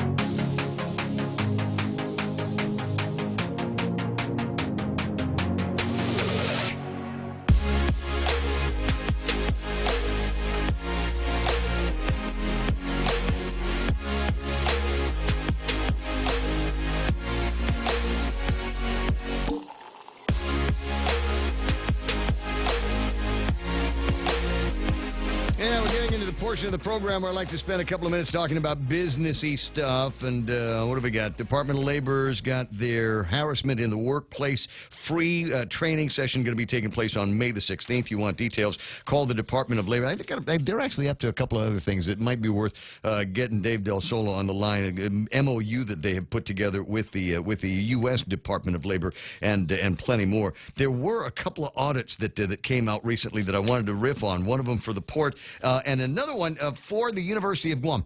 And I'll tell you why the one for the University of Guam is kind of important is because they're asking now about the possibility of doing a tuition increase over at the University of Guam. And obviously, if they're asking for a tuition increase at the University of Guam, there ought to be some pretty compelling reasons, like they're losing money or they're not making enough money or stuff like that. But as I said, there's a recent audit of the University of Guam that might actually spell out the fact that maybe it's not as needed as much as we thought it was going to be. So I'm going to talk about that and a little bit more. And excuse me just a second. I'm making my way through the stacks of paperwork that I have right now. There it is. University of Guam 2018 financial highlights. Get around to doing something like that a little bit later on. So did you hear in the news? There are people that bet on this, so it is kind of businessy and fiscal related. But apparently the royal family has named the new royal baby Archie. I'm sorry. That's just, what's wrong with Elvis? You couldn't have done Elvis? Archie's not really even a name. It's short for Archibald. Isn't it? But not in this case. A lot of people will refer to me because people know that, some people know my real legal name is William. My bank name, my FCC name, it's William, as in William R. Gibson. And they go, oh, so you're a junior because your dad was Bill. And I said, no. His name was Bill. His name wasn't William. He was Bill. He legally changed it to Bill. That's it. Not William. So I'm technically not a junior. So I didn't get his name, but I did get his voice and his dashing good looks. 7:19 in the morning. All right, a couple of other things I think are interesting. The new royal baby, also eligible for dual citizenship. Remember? Father's Brit, mother's American. So that is interesting. That's a piece of, that's the one interesting thing on this piece of paper. No. We'll get around to the market here in just a second. But, we're always talking about Netflix and Hulu. Some people will throw on Amazon Prime. And then, of course, there's all the offerings on Apple. Are you ready? Get ready for an avalanche of streaming TV and movie services coming. OTT, it's called Over the Top. It's the next big thing. And if you thought that you were all hung up on Netflix with too many choices in front of you, if you thought you were hung up on Hulu, I don't know what to watch because my universe now is about 1 million movies and TV shows, right?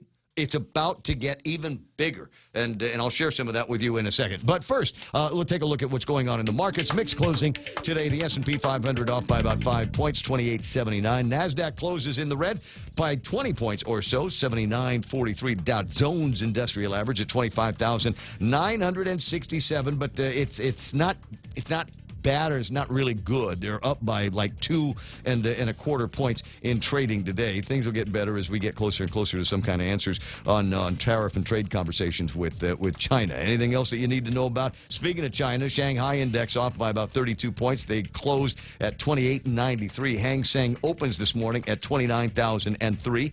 They're off by 359 points. Nikkei is dragging as well. 321 points in the red. Will open today at 21,602. And I got equally bad news when it comes to what's happening with the commodities. Commodities look terrible. Yesterday, West Texas trading at $60.74, and today it's at $61.99. It's $1.25 jump from where it was yesterday in trade. Tapis crude not doing that much better. $73.99 was trading numbers from yesterday. Today at $75.07. It sounds big because you're going from 73 to 75, but it's actually just $1 and about 8 cents difference between trading yesterday and today. But the thing is, it's up by $1 or better. So that's one of the things that the guys at the gas companies are going to be looking at as they start looking at the prices on the things outside the gas station. They're going to say, hey, I wonder if there might be something we could do with that today. Fingers crossed that they do. Bitcoin. Yeah, we got Thursday Bitcoin update. It's an even $5,894.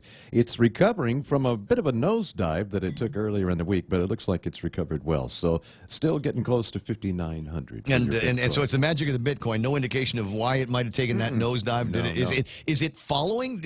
I wonder if anybody's did the matchup. You know, get a line of where Bitcoin has been over the year, and see if it matches up with say where the Dow Jones Industrial Average has been. Right. You know, is it possible that really it's following an index? Because the Dow Jones just took a plunge, and Bitcoin's been rising in during this last 2 days. Didn't you just say that had a little bit of a plunge? It did plunge. It plunged. I mean, because the Dow plunged like 600 points yesterday. Yeah, and Bitcoin actually took the dive the day before.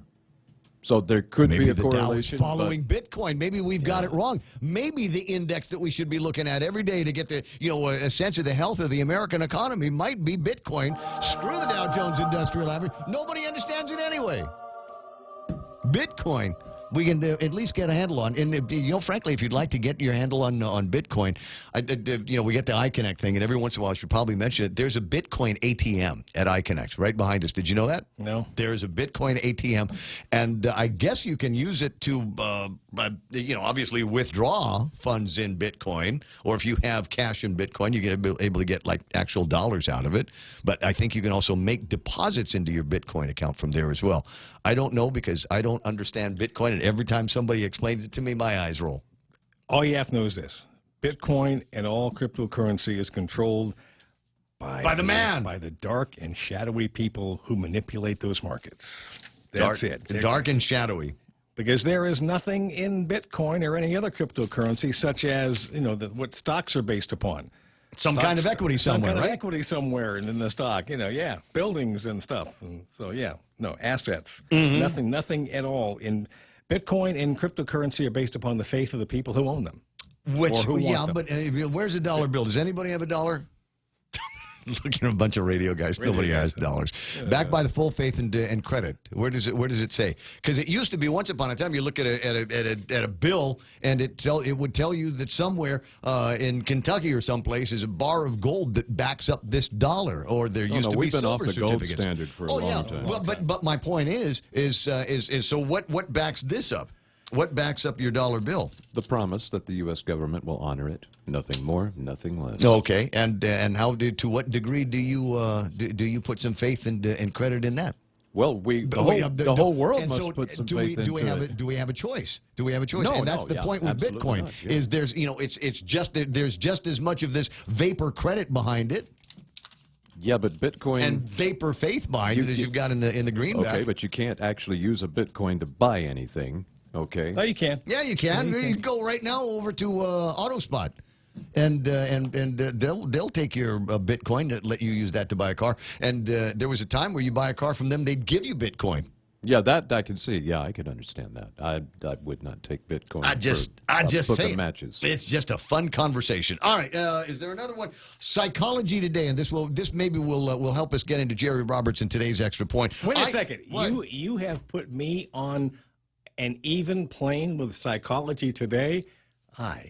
Well, it's just that I see things and I'm going, wait a second. Don't explain it Just- further. just, if Glover, you're now are you going to enjoying drag it? me down. I'm on a high right now. He is and I Dr. wanna Jerry stay there. Roberts. I want to stay where I am. Ladies and gentlemen, Dr. Jerry. Psychology Today says to make yourself like something more, nod while looking at it. Isn't that interesting? Repeat that. If you want to make yourself like something more, nod when you're looking at it. Nod up and down. I like this computer. I'm going to buy this computer. I like this car. I like this girl. I like this shirt. It could get you smacked with a boyfriend somewhere in there. Yeah, what are you nodding up and down at my girl for, bro? Yeah. Well, you see something there you like? So, Psychology Today says to make yourself like something more, nod while looking at it. Now, the opposite is true, according to Psychology Today. So, if there is something that you want to dislike, I don't want to buy that car. I don't want to like that girl because she's got a big ugly boyfriend on the other side of their arm. I don't want to spend this money. I don't want to vote for that guy. Nod in the other direction. Nod no.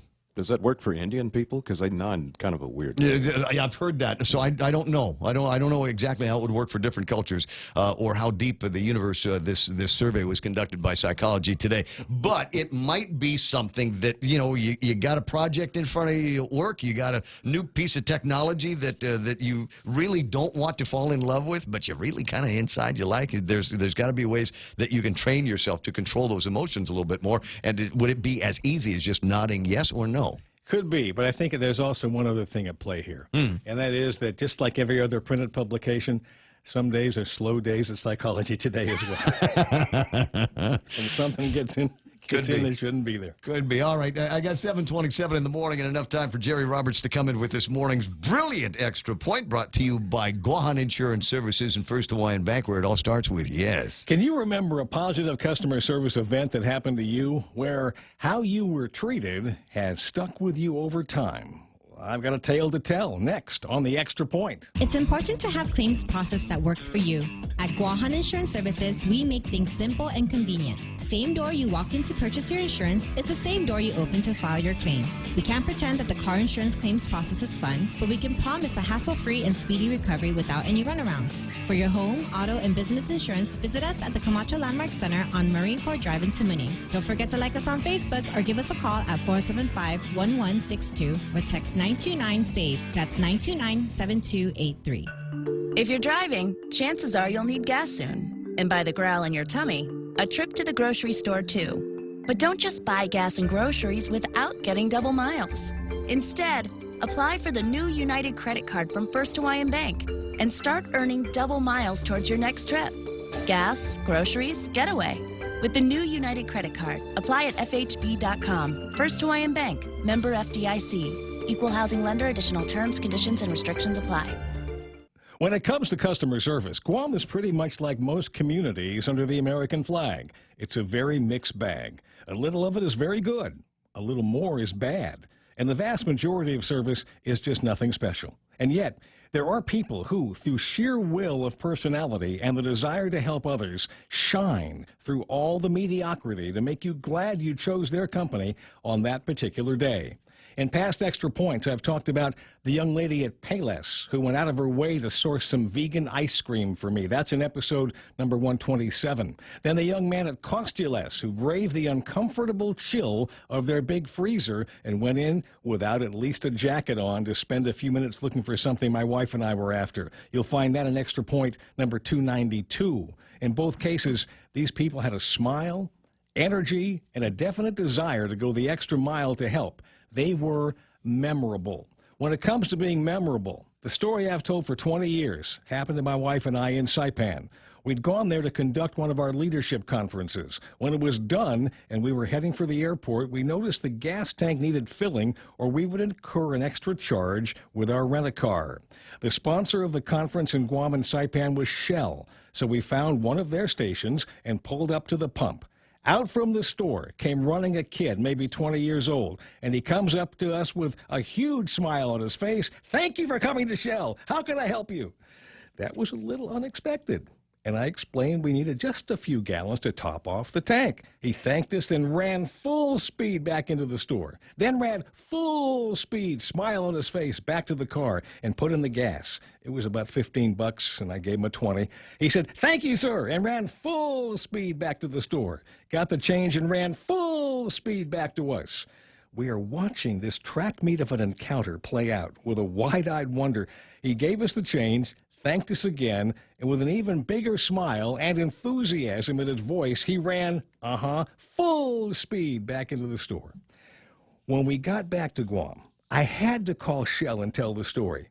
They knew who I was talking about and agreed this young guy was one of a kind. He went out of his way to transform the most mundane of all things, a trip to the gas station, into an encounter that somebody might be telling for the 500th time at least, to transform it into something memorable.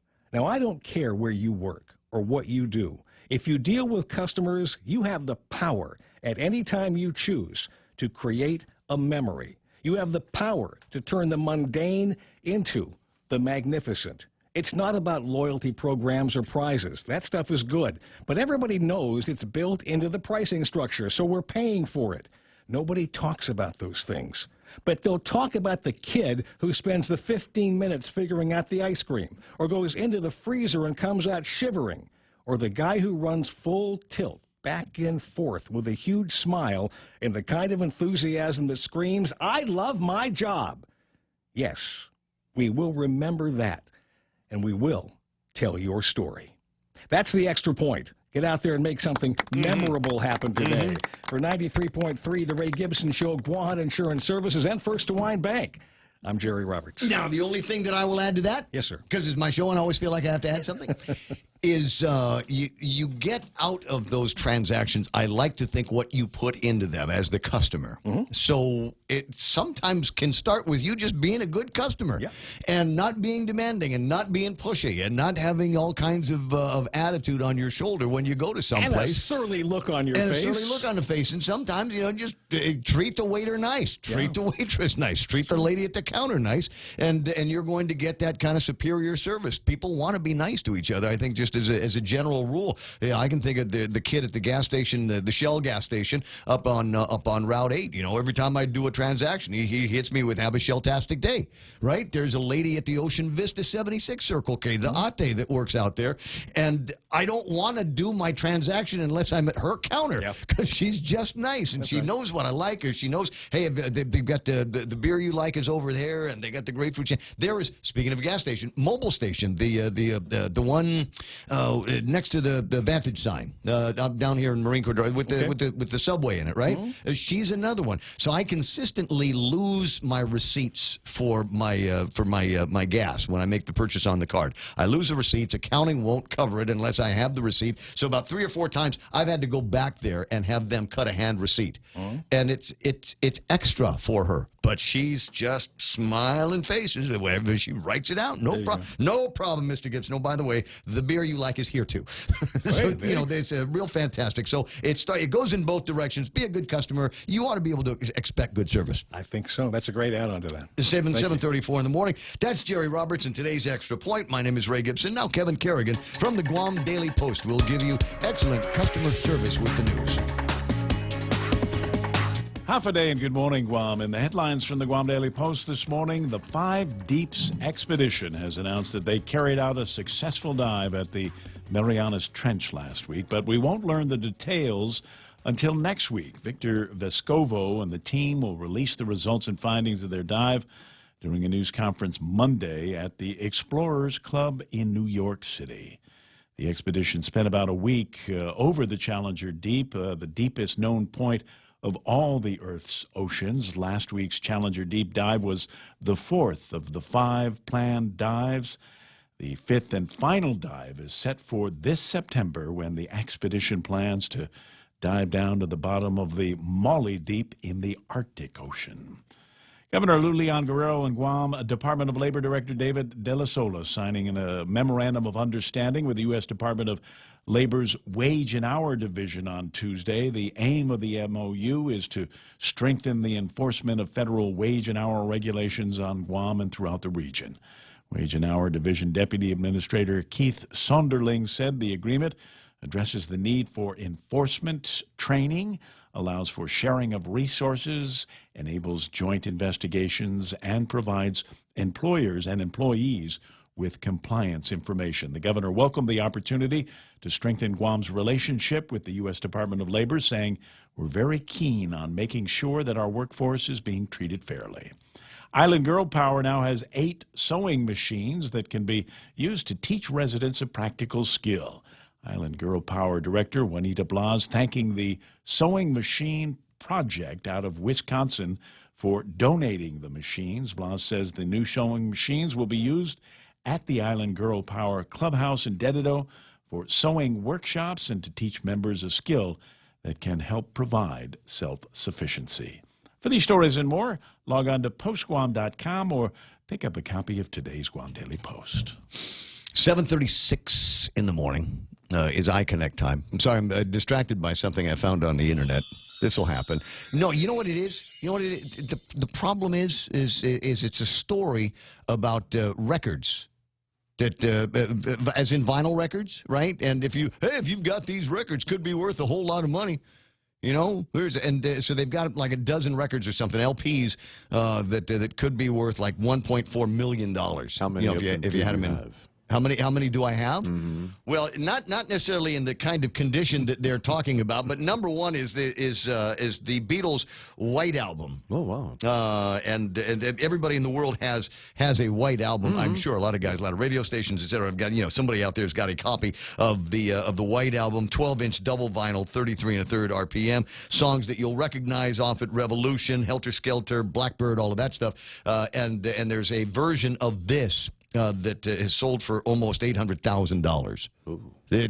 So all of the rest of it is chump change in comparison. But White Album, but take a look at the list and share it with you as we move forward in the program. 7:37, that's iConnect time. And if you'd like to be able to afford an album that cost $800,000, why are you spending so much money on your telecommunications? I'm not saying go cheap. I'm saying go smart. Guys over at iConnect can hook you up with plans. They'll get you exactly the right phone that you need for exactly the kind of communications habits you have, phone calls and WhatsApps and internets. Maybe you're not uploading 4K movies. Why do you need the big bandwidth for it? Why you pay for the big bandwidth? 888-888-888. Just keep hitting the 8s until the phone rings on the other side. That's iConnect's number. The Crazy 19 menu at King's Restaurant is back with all your favorites, breakfast, lunch, and dinner favorites. Fun pancakes, super sandwiches, and delicious local dishes. Available for a limited time on the Crazy 19 menu at King's. Experience the Take Care difference. Take Care members can count on accessing a high-quality, credentialed network of on-island providers, including the convenient one-stop FHP Health Center and Urgent Care, access to an extensive off-island network of providers, and the island's largest offering of free fitness classes and health education programs. You can count on Take Care to deliver comprehensive, accredited insurance coverage and quality health care when and where you need it. Take Care. Our island, your health plan. Learn more at takecareasia.com. I don't want traffic. You can't make me traffic. Stand by one. Let me see what the Traffic Gizmo has to say at 7:39. Deep into drive time, and the Traffic Gizmo is reflecting that. Not as bad as other drive times that I've looked at, for sure. We got traffic moving into the downtown Dededo area, coming in from Waisangsong, starts busying up there. Actually running fairly clear, relatively clear at the intersection of 1 and 3. There's traffic there, but it seems to be moving. You'll get southbound with only a couple of places that will slow you down around the intersections, Santos Hill and that kind of thing. It'll clear up again once you pass St. John's. Busy up again once you get by Kmart and Mezclados, but it'll be all right as you make your way into the downtown Agutnia area from the north end. If you're coming in from Route 8, shouldn't be too much of a problem. Route 4 is running clear into the downtown Agutnia area. If you're on Route 10, let me see. Father Duenas High School seniors not in session anymore. They graduated them last night. Traffic should be better on that roadway around the Tai area, and then we'll start. Let me just get up to Tuhan, Agutnia Heights, and see what we've got there. A little bit of traffic heading into Stone Road at Navy Hospital and some of the other spots there. But it should be smooth running right until you get to, there it is, Big Navy and Sumai. A little bit busy down at that intersection. 20 away from the top of the hour. That's right now traffic here in The Point. Legends aren't born, they are made. And during our Jeep Celebration event at Cars Plus and Mighty, you'll receive up to $6,000 in accessories with the purchase of a new Jeep Wrangler, Motor Trend SUV of the Year. Customize your new Jeep to the way you want it. Or how about a new Jeep Grand Cherokee? Save up to $5,000. Or save up to $7,500 on a new Jeep Compass Sport. It's our Jeep Celebration event going on now at Cars Plus and Mighty. Cars Plus, driven by you. Accessory special cannot be combined with other offers. See dealer for details.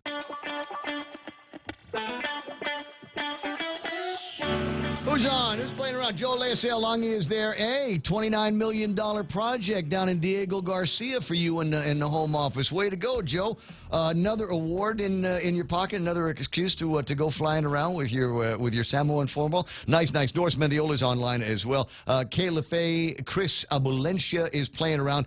Jennifer Heinley King, new name, at least new for me this morning in the Facebook Live. Jennifer Heinley King, we were talking about trash, and trash on the sides of the road. We got the bus stops there. We got these places where you got to go and clean them up almost on a daily basis. Jennifer suggests that we look into the hiking trails and see about getting those cleaned up. Jennifer, give me a direct message. DM me, if you will, on Facebook, and let me know where you've got some of these hiking trails that could use some attention, guys, to go hike in with plastic bags and gloves and take some trash out. I am familiar with, and I've threatened to go out with them on numerous occasions, a clandestine, almost guerrilla group of fast hikers that will go into a place and clean it up and then vanish. They don't post selfies on the internet. This is not a photo opportunity. This is a bunch of people that care about the environment and care about keeping it clean, that will, at their own personal expense and on their own personal time, go in specifically on hiking trails and go looking for trash. So if you'd like, if you're serious about that, and if you've identified a couple of places that could use some work, like I said, I know this ragtag bunch of fast hiking environmentalists that would love to go in and make sure those places get cleaned up. Who else playing around? We got Ken Leon Guerrero. He's been chiming in and out a bunch of conversations. Gina Kono is online. Joe Ed Cruz. And you're absolutely right about this, Joe Ed. I find it embarrassing that visitors, military personnel that come here for 2 weeks, clean up the island, as opposed to us who live here and people that are paid to clean up their villages. It's just so wrong. I love it when I hear these stories about guys coming off of a ship somewhere or an aircraft carrier when they pull into town, and they want to do some community service. They want to get out there and shake hands and rub elbows with folks in the community, and we'll make contact with the mayors and say, hey, we got a bunch of sailors out here, and maybe there's something that can get cleaned up or painted, and they'll go out there and do that. They want to do that. It's part of their humanitarian mission. And I'm going, the answer from the mayor's council should be, no, thanks, but we got it. We're okay. We don't need any of that help because we've already cleaned up that stretch of roadway. We've already painted that shelter. But thanks very much for asking. I'd love to be able to say, actually, there's some places on the base we thought maybe you could use our help with. Wouldn't that be a spectacular turn? I know, always asking the what if questions. And there's more to this conversation. I've named the program today Thursday Trash Day, so we'll spend a little bit more time talking about that. 7:44. I don't know what it is. This has been my week for the Department of Labor. Seems to be so much going on with these guys. Conversations about maybe replacing to a degree practical Filipino H-2B labor with labor from Mexico. A little bit of time with Veronica Birkenstock on that subject yesterday. While we were talking, Dave Del Sola meeting up with guys from the U.S. Department of Labor and the governor of Guam to sign an MOU. Good morning, Dave. Good morning, Gray. How are you doing today? I'm okay. Maybe you should just come in every day this week. What are you doing next week? Just show up. Well, you're trying to make a difference, trying to do a lot of training, trying to do more with less, and get the words out to the public that we are doing stuff here at DOL. Tell me about this MOU that you've got with US DOL and how, because it didn't sound like they were hitting you over the head with a bag of money to help out, but it did sound like they were willing to do some training with your people and get some best practices from the federal side to work for Guam DOL. Yeah, and actually sometimes that's better than money because I have a whole new crew in Wage and Hour, and they're trying to get up and trained, and I really I went to Patrick Candeletta, and we've been meeting, and we've always had a great relationship since I've known these guys since the mid and late '90s, and I know all the people like Terrence Trotter, who's out of Hawaii, and so we were just saying, hey, I need some help. Yeah, these people are here. I can't send them off island to training all the time. It just gets too expensive. So they're saying, hey, I will be glad to have them shadow, come into our offices, learn how to do a case from cradle to grave, and see what our processes are, and then you can take it back and and implement what works for you. And whenever we have questions and we're not sure what the answers are, that they will share their resources on wage compliance, and we will do joint investigations, share information. So we're we're one big happy family, and we're here to share all our resources together on both sides, because one thing that we can do is during investigations we have certain liberties that they don't have when it comes to investigations, and that's why also the FBI and a lot of the other enforcement agencies, we always pull resources together because we each have certain liberties that we are afforded to us. And when we work together, we can pull those resources together and get the jobs done. So see, but what we're doing. See, now you make me want to ask: are you working on any investigations at this time with the FBI on wage and hour compliance issues? No, we've had no, we're not. All right, so there it is. That's the big signal. That's the flare that goes up, kind of a dog whistle in the program this morning. If you're in business and you've been taking liberties with your employees on wage and hour, you might want to cease and desist. Yes, and that's what I'm really about. Is I want to get the word out that we're going out there and we're doing enforcement. We're visiting all the hotels and the businesses and construction sites, and we're looking for OSHA, wage, workplace, whatever it is. And my goal isn't to go out there and fine and violate people. Yeah. It's to go out there and ensure that they're complying, educate them, and that's another reason why we stepped up a lot of our labor clinics. I don't think it's fair for me to go out there if I'm not providing the education to the employers and employees on what is a good workplace, safety, harassment, fall prevention, disabilities.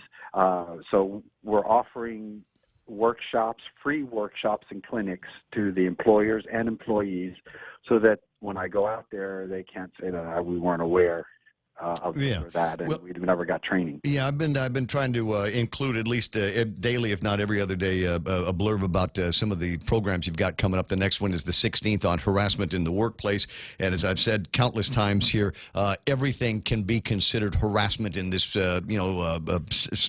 pound sign Me Too generation. Yeah, so hashtag Me Too generation, and you need to be aware of what's going on. And it used to be you'd think it was just a guy getting aggressive with a girl.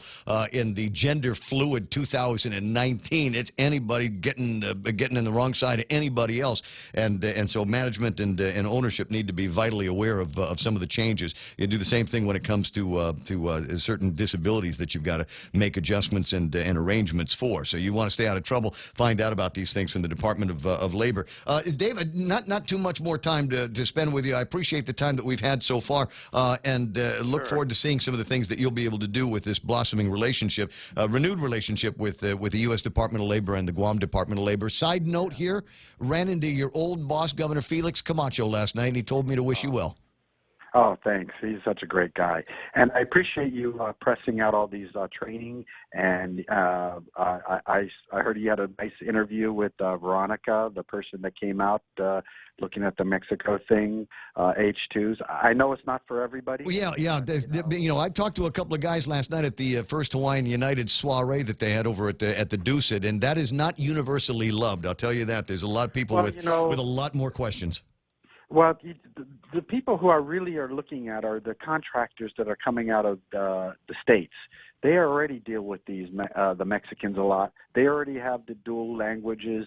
That's who they work with all the time. And when they come out here, they don't have the relationships and the familiarity of working with the Filipinos. And I know the Filipinos are the better workers and the easier workers, but, it's easier for them if they're used to the Mexico to bring them over here and work with them with their crew.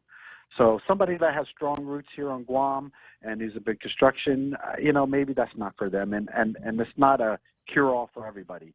But it is definitely something that we need to look at as far as diversifying. Yeah, and if they're easier to get, and if they're easier to get here, maybe that'll help out the business and get some of those dollars flowing into the economy faster. Yeah, and God forbid if anything was to happen with the Filipino, because we keep getting these curveballs thrown at us, and we're managing to solve the problems and continuing on, but it's a dicey situation. Yeah, interesting options.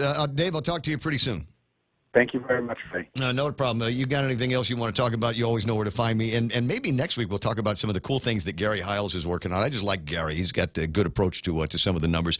9 away from the top of the hour, 888-8255-888-TALK is the telephone number around here.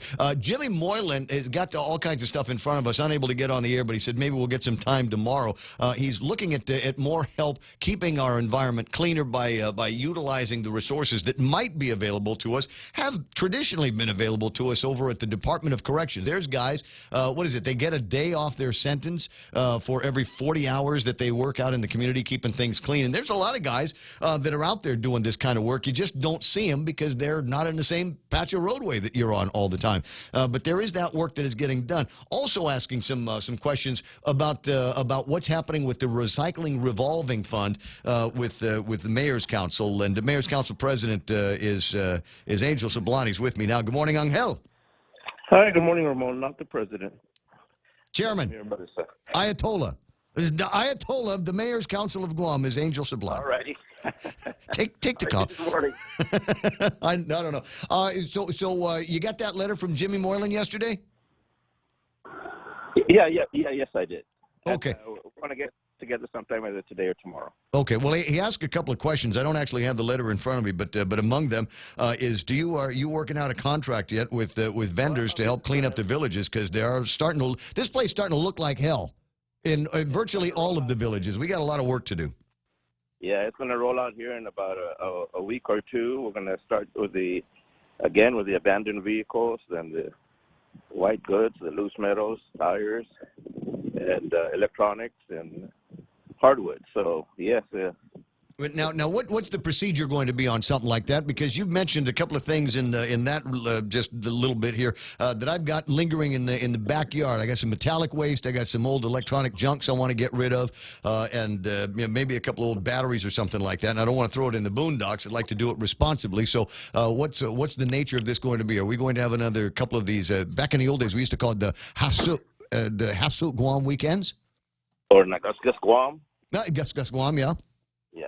Well, what it is, once I issue those POs to all the 19 villages and the mayors, they're probably going to announce it on their village news or on their media release that please, residents, if you have any of these that you want us to pick up or the mayors to pick up, there's going to be a place for you to put it either in front of your houses or in a designated area in the mayor's village. Yeah.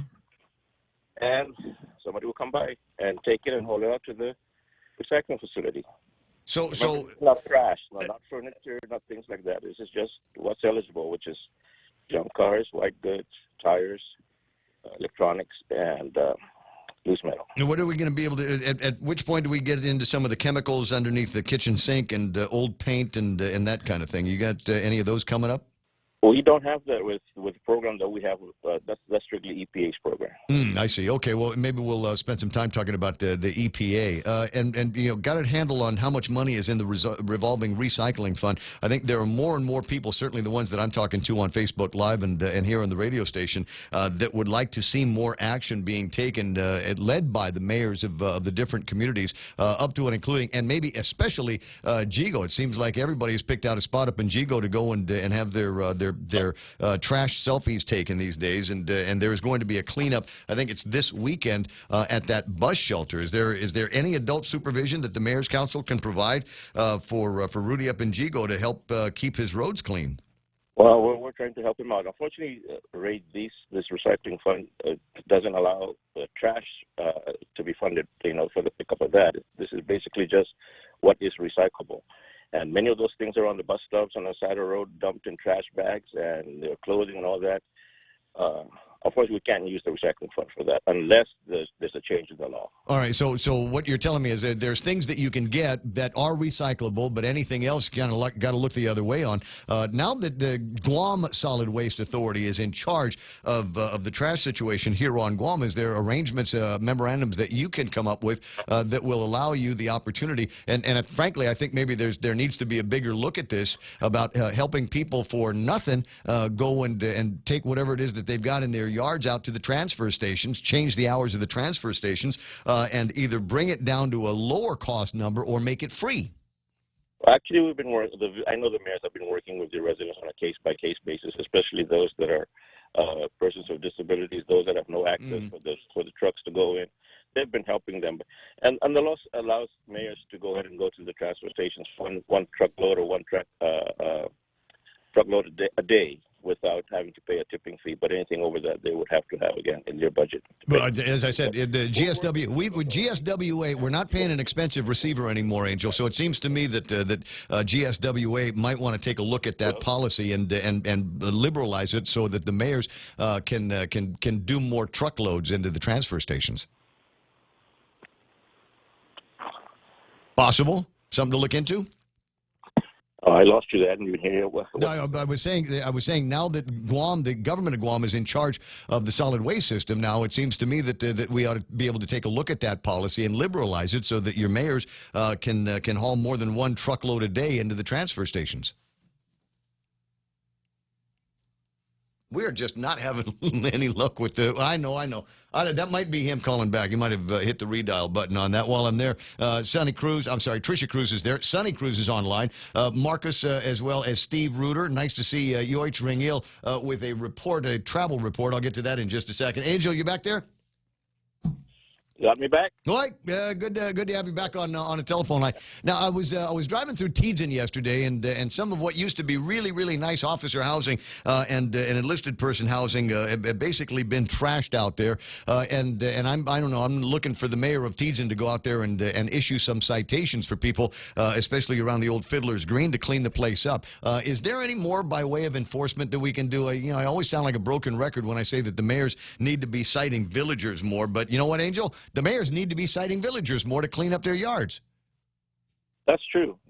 Yes, and they have the authority and they have their citation book. So, I will mention that again at the meeting next week and let them know that, we need to be more strict and more consistent in making sure that we let the residents know that they can't continue to do this. We got to all work together. Yeah. Well, I mean, and you were talking a second ago about, we're there for the disabled, we're there for the elderly, people that otherwise might have a hard time cleaning up their yards. There are steps that can be taken for these guys, but you've got other people with working vehicles and two strong arms and two strong legs that seem to like to live around their trash. Frankly, they're unlicensed dumps, and they got to get cleaned up. Yeah, you're certainly right, and we'll work together with GWSA and see what we can do to like I said, work to rid our island of this trash. And the problem with the revolving recycling fund, Ray, is that at least for the mayors, it's not a consistent funding source because sometimes we get it and sometimes we don't. And that's one of the things we want to bring out, Senator Moylan, that maybe what we should do is make this an annual appropriation for the mayors so that we can do this every single year, because if we have it this year and then we don't have it next year, then it's hard to plan for. I got you.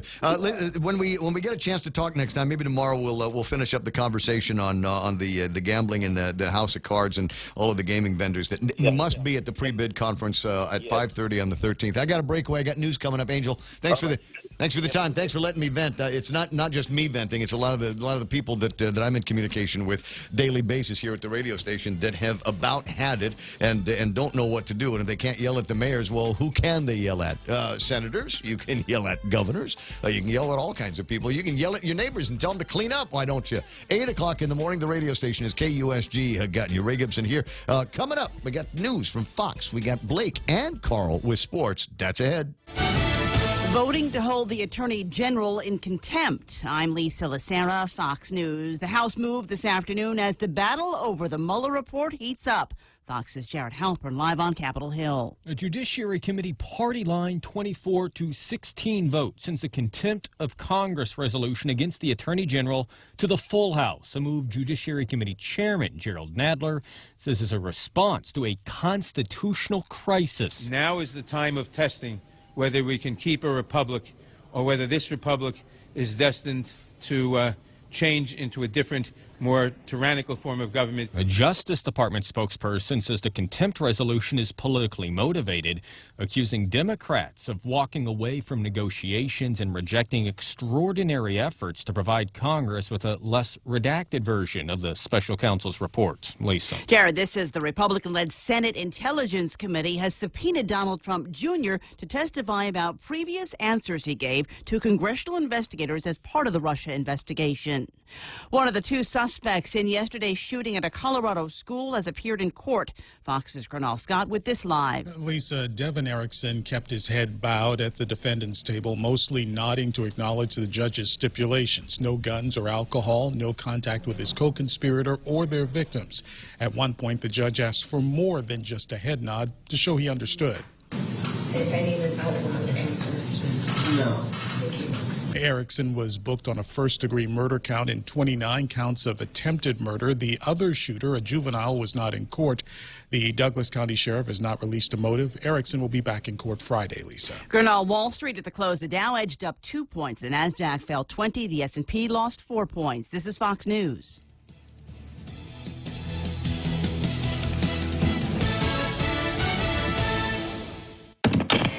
Hi, welcome to this Subway ad for the new Sweet and Smoky Steak and Guac Signature Wrap. How would you like it? I'll take my ex-girlfriend, just checking in. Aw.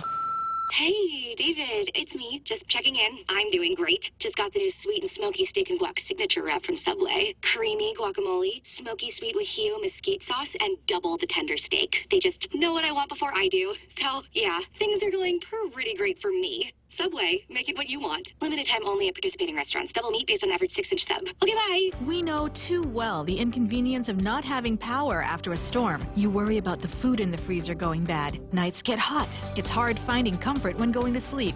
These are realities. But with solar and battery storage from Micronesia Renewable Energy, these realities can be a thing of the past. The solar works during the day and the batteries power your home at night. Call 632-2613 to see how solar plus battery storage can make life a little more convenient. MRE, the smarter choice.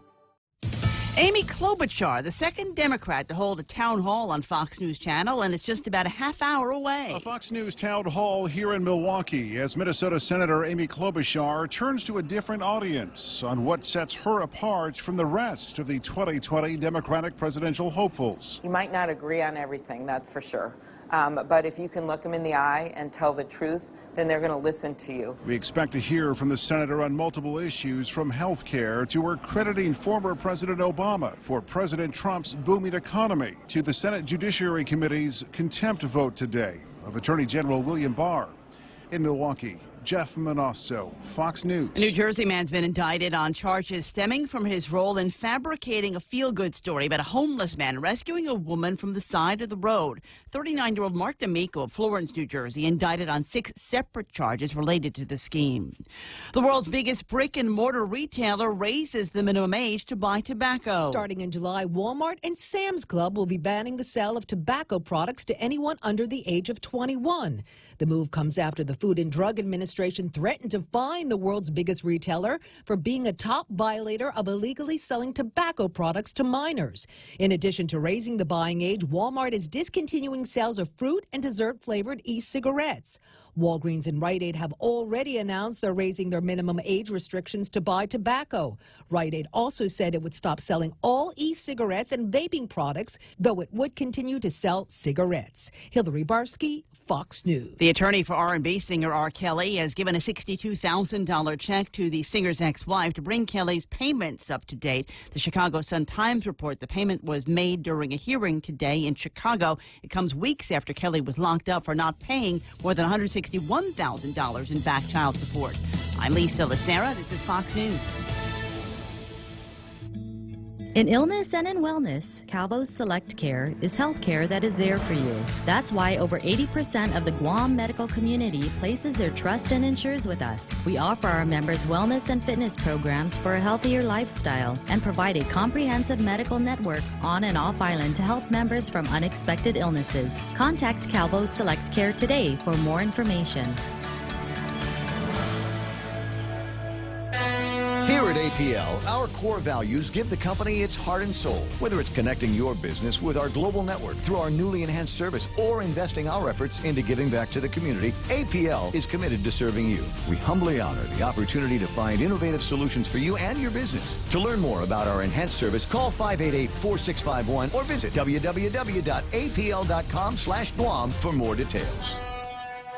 Legends aren't born, they are made. And during our Jeep Celebration event at Cars Plus and Mighty, you'll receive up to $6,000 in accessories with the purchase of a new Jeep Wrangler Motor Trend SUV of the Year. Customize your new Jeep to the way you want it. Or how about a new Jeep Grand Cherokee? Save up to $5,000. Or save up to $7,500 on a new Jeep Compass Sport. It's our Jeep Celebration event going on now at Cars Plus and Mighty. Cars Plus, driven by you. Accessory special cannot be combined with other offers. See dealer for details.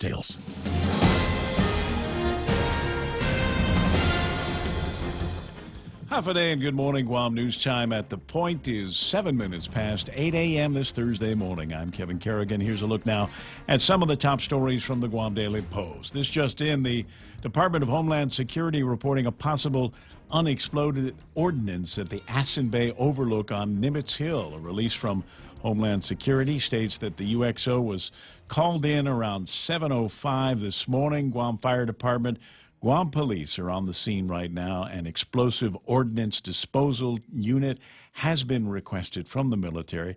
No road closures or evacuations, and no further details are available at this time.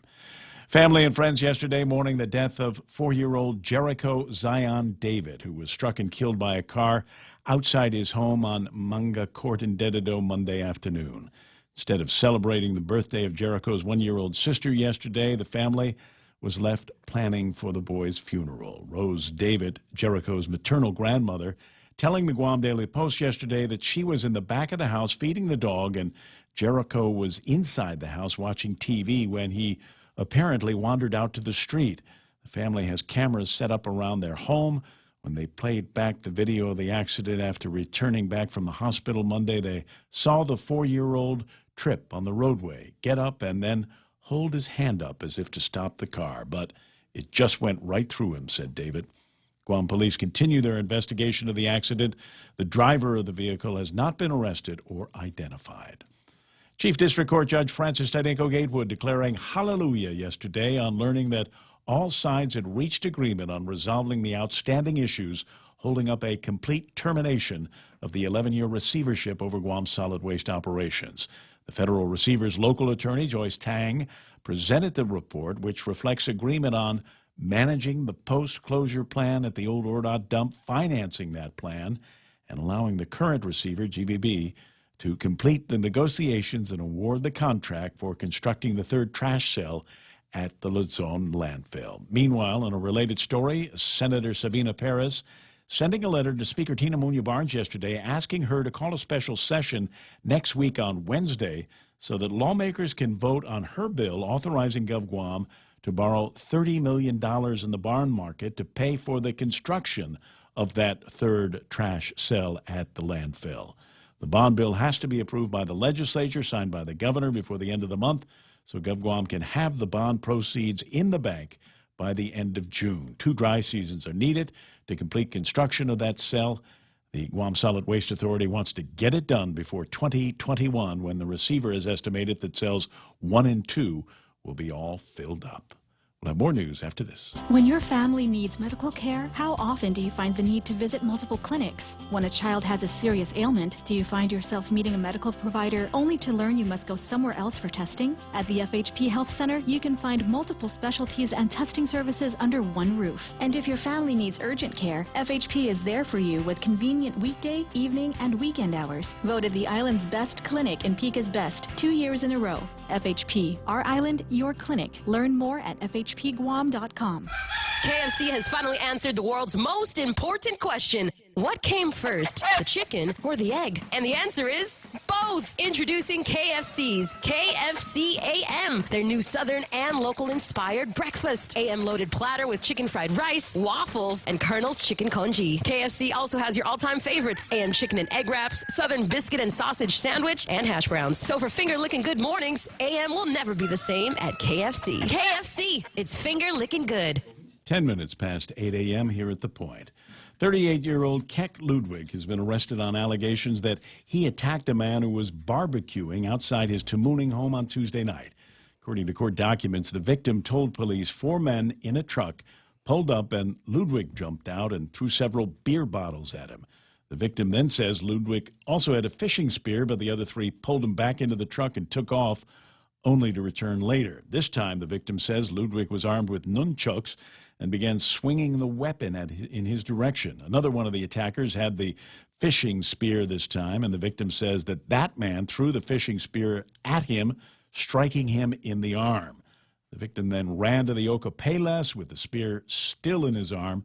According to the magistrate's complaint, he eventually pulled that spear out and was treated and released at GMH. Police later tracked down Ludwig and arrested him on assault charges. The Five Deeps expedition has announced that they carried out a successful dive at the Marianas Trench last week, but we won't learn the details until next week.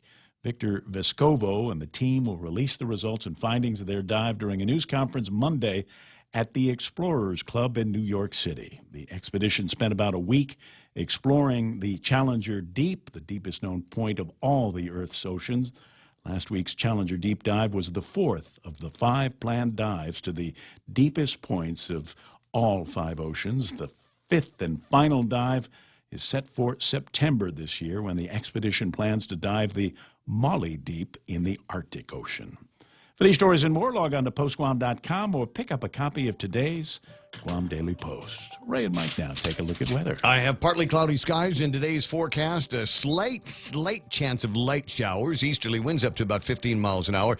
Expected daytime highs about 89 degrees. Overnight lows should be 79 degrees. I got sunset tonight. We've got sunset at 6:38, and sunrise tomorrow morning should be about 5:55 or so. Michael Knight now, our weather whisperer, is going to describe the nothing that is the radar screen. Yeah, there is really a whole lot of nothing out there. Looking busy as we got up this morning, but starting to dry out a bit. Sun making these rain showers go away. To make it clear that we didn't wake up together.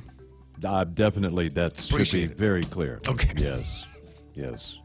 Say it again, just so we make sure that everybody's clear about that. Hey, we woke up together in different villages. Yes. How's that? Well, we woke up together because actually we were here at 6:30 when we finally came to. It's almost spooky the way you say that. All right, so what else is going on? Well, no, not much. We go to satellite, we can see what's happening around us in our immediate vicinity, just not a whole lot out there.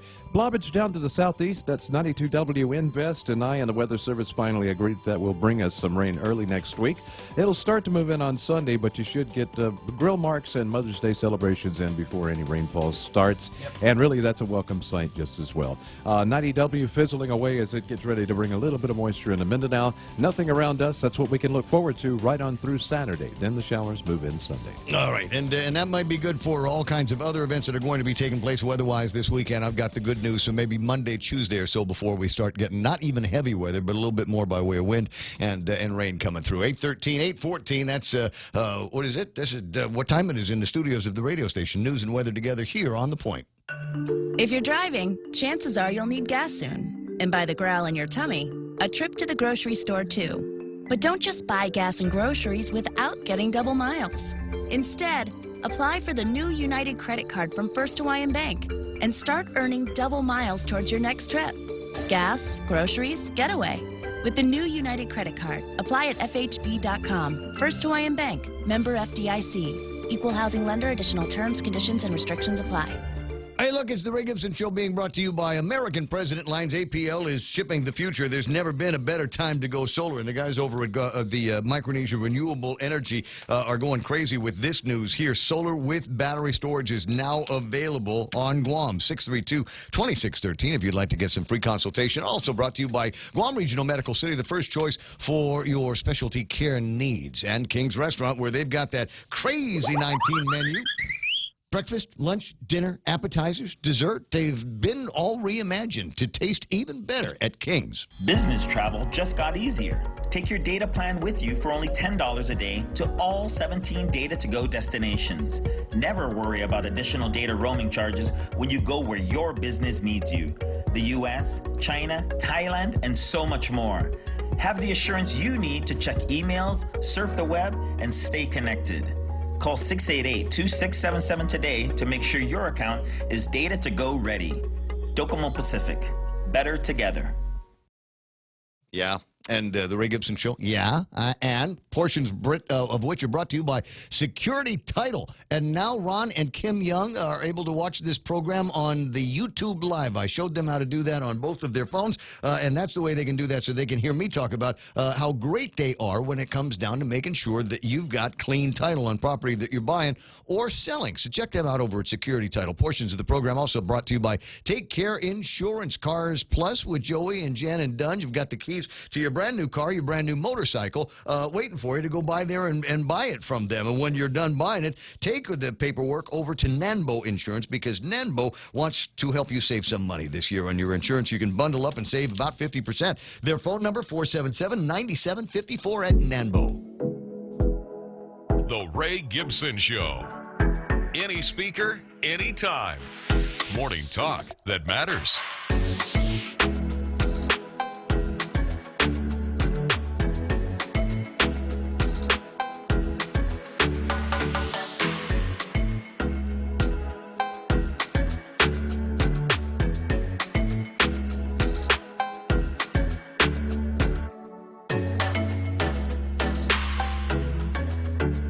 8:16 in the morning, 888-825-5888-TALK is the telephone number working around here.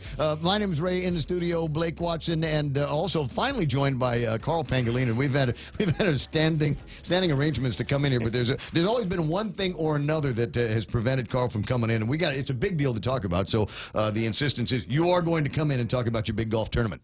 False starts. Those were false starts. Is that what that's called in the world of golf? In the NFL. In the NFL. All right, so hang fire in the world of shooting guns. Only 5-yard penalty, though. Okay, yeah. Gotcha. Anyways, so actually, the deal is now I could just sprinkle and say, okay, guys, start talking about sports, and between Carl and Blake, we could take up the entire hour. More than the entire hour. We could do a whole midday show for you, Ray. I may stop talking. It doesn't sound like such a terrible idea at the beginning of the day. But anyway, we'll get into some regular sports here in a second. The stuff that Blake and I generally pretend to talk about, and what is going to be the epic showdown between the Eagles, the Harvest Eagles, and Father Duenas. We've got a date and a place, right? Friday, DOG. Friday at the 7 p.m. But not like tomorrow Friday. I believe tomorrow Friday. Is it? I think so. I can look at it right quick. Okay, look at it right quick and then get back to me. Now, we've also got a golf tournament coming up. Chris from over at Pro, a friend of ours for like ever. Right. And had passed away a couple of years ago, just worked himself, I want to say literally to death. I mean, he had so much going on with the restaurant, and he was major in the execution of FestPac. Yeah, it touched a lot of things across the board. I mean, from, like you said, the culinary space, into a lot of the cultural stuff. I always gave him credit for that place, because you remember when before Pro in Agana was was TGI Fridays, and as well run an operation that could be. I always felt like the place was doomed. I remember when Chris Botto was talking about going in there. He says, "Yeah, I'm going to take it over." I'm like, "It's cursed. The kitchen is cursed. You don't want to do that." But he did, and he fixed it. And guess what his springboard was? It was a loan from Gita. Who gave him that? Well, it was a Gita-backed loan. It was a Gita-backed loan. I got one of those. Yeah, no, I mean, there's a number of great stories. AutoSpot. AutoSpot's another one that started its trajectory and the ascent. From a Gita-backed loan. It was a federal loan program that Gita administered. Well, and the easy part was you guys were already familiar with it because when you were at GVB, you were eating at Pro across the street every day anyway. I know, that was like, yeah. and that's why I can't get size 34 pants anymore because we're eating there all the time, 819. It's not just a culinary family, not just a hospitality family, but he had a family of classmates and brothers that have adopted now Chris as the cause. Yeah. And that's how this whole thing started, and I can't believe this is the third year now. This is our third year for the Chris Bajado Memorial Tournament. It's put on by the golf club that we were all part of together. What was the name of that golf club? Well, I mean, it was it's the Nice Birdie Golf Club, Ray, and we actually took our little slogan, stole it from the Hashers, and just did a very. Never give it back. We're the drinking club with the golfing problem. Ah, gotcha. So Nice Birdie is the name of the organization. Using birdie, obviously, in its in the terms of golf. Absolutely. I mean, what is a birdie again? Birdie. So there's par, and birdie is one under par. And I mean, it's it's highly likely that when somebody rolls in a birdie putt, somebody within the group would just say, "Hey, nice birdie." Mm-hmm. And how many times? It's a compliment. How many times have you personally said "nice par"? That doesn't. Oh no. Sorry. No. I've heard that every time I've been on the golf course here. This is an elite crowd here. Par. If you're shooting par, you're just sucking. You're applauding standard. There. Yeah. No, I know, but I'm saying, like, how many times has somebody used the term, the double par? Like, you got par. That's what I'm saying. Every time I've been, every time I've been on the golf course here, I've heard that, even in jest. Every time I've gotten par, every time. As he says, you're applauding mediocrity. I never get nice birdie because I very rarely am I that good. Thus the reason for our nice birdie. So when's the tournament? There's a golf tournament coming up, right? It's actually Ramon. It's more of a party / concert with optional golf on the side, but that's what it's turned out to, and the bottom line is that you mean like the alumni basketball tournament at Father Duenas? Pretty much. Just this is outdoors and in the sun for 5+ hours. We'll feed you well. We'll get you many options of beverages throughout the greater starts proper there. Because nobody says no to Nice Birdie, and nobody says no when it's a fundy for Chris Bajado.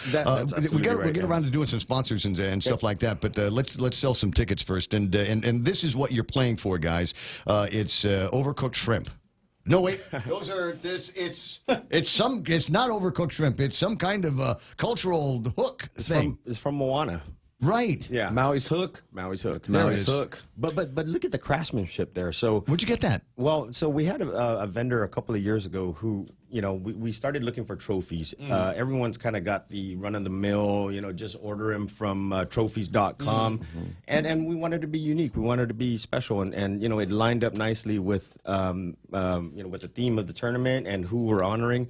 And I remember vividly that first year when we had the first batch of trophies there.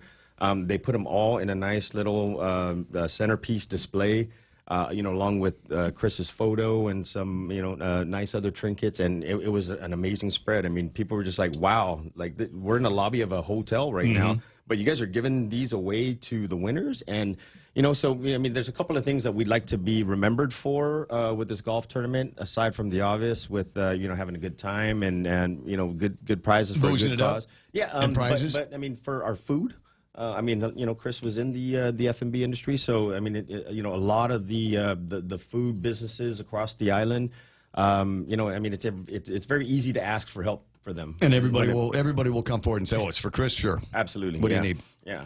So, I mean, you're going to be fed well. You will not be, without any drink options. And if you're, lucky enough to, or play well enough, you can walk away with one of these beauties. Okay, so we got that. That's a great trophy. Now, what about some of the other prizes and things like that? I mean, this is it's a golf tournament, and in my estimation, the best part of the golf tournament is the end of it at the banquet when we do the awards, and then there's all kinds of raffles and things like that. Right, and Willie Jamero will win a car. It's the way it works the last 20 years. Back in the day, right? Yeah, with the phone book, right?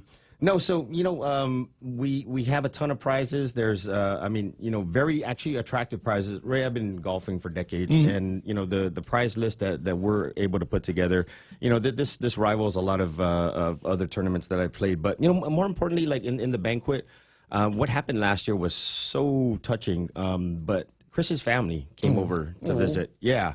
And not only did they come over to visit and, they wanted to be helpful and volunteered, but they actually donated money to our golf tournament so that we can in turn, increase our take to the beneficiaries. And I'd like to mention the two beneficiaries, and this is the third year that we've chosen them, but they are the GCC Culinary Academy. Of course. And so, some very worthy student within the academy is going to benefit from some money to go toward tuition, so that they can ultimately come out and service our visitor industry and the locals alike in the F&B space. But we also share the proceeds with a group that Chris was very passionate about, and it's the Ulitau group. They're the seafaring.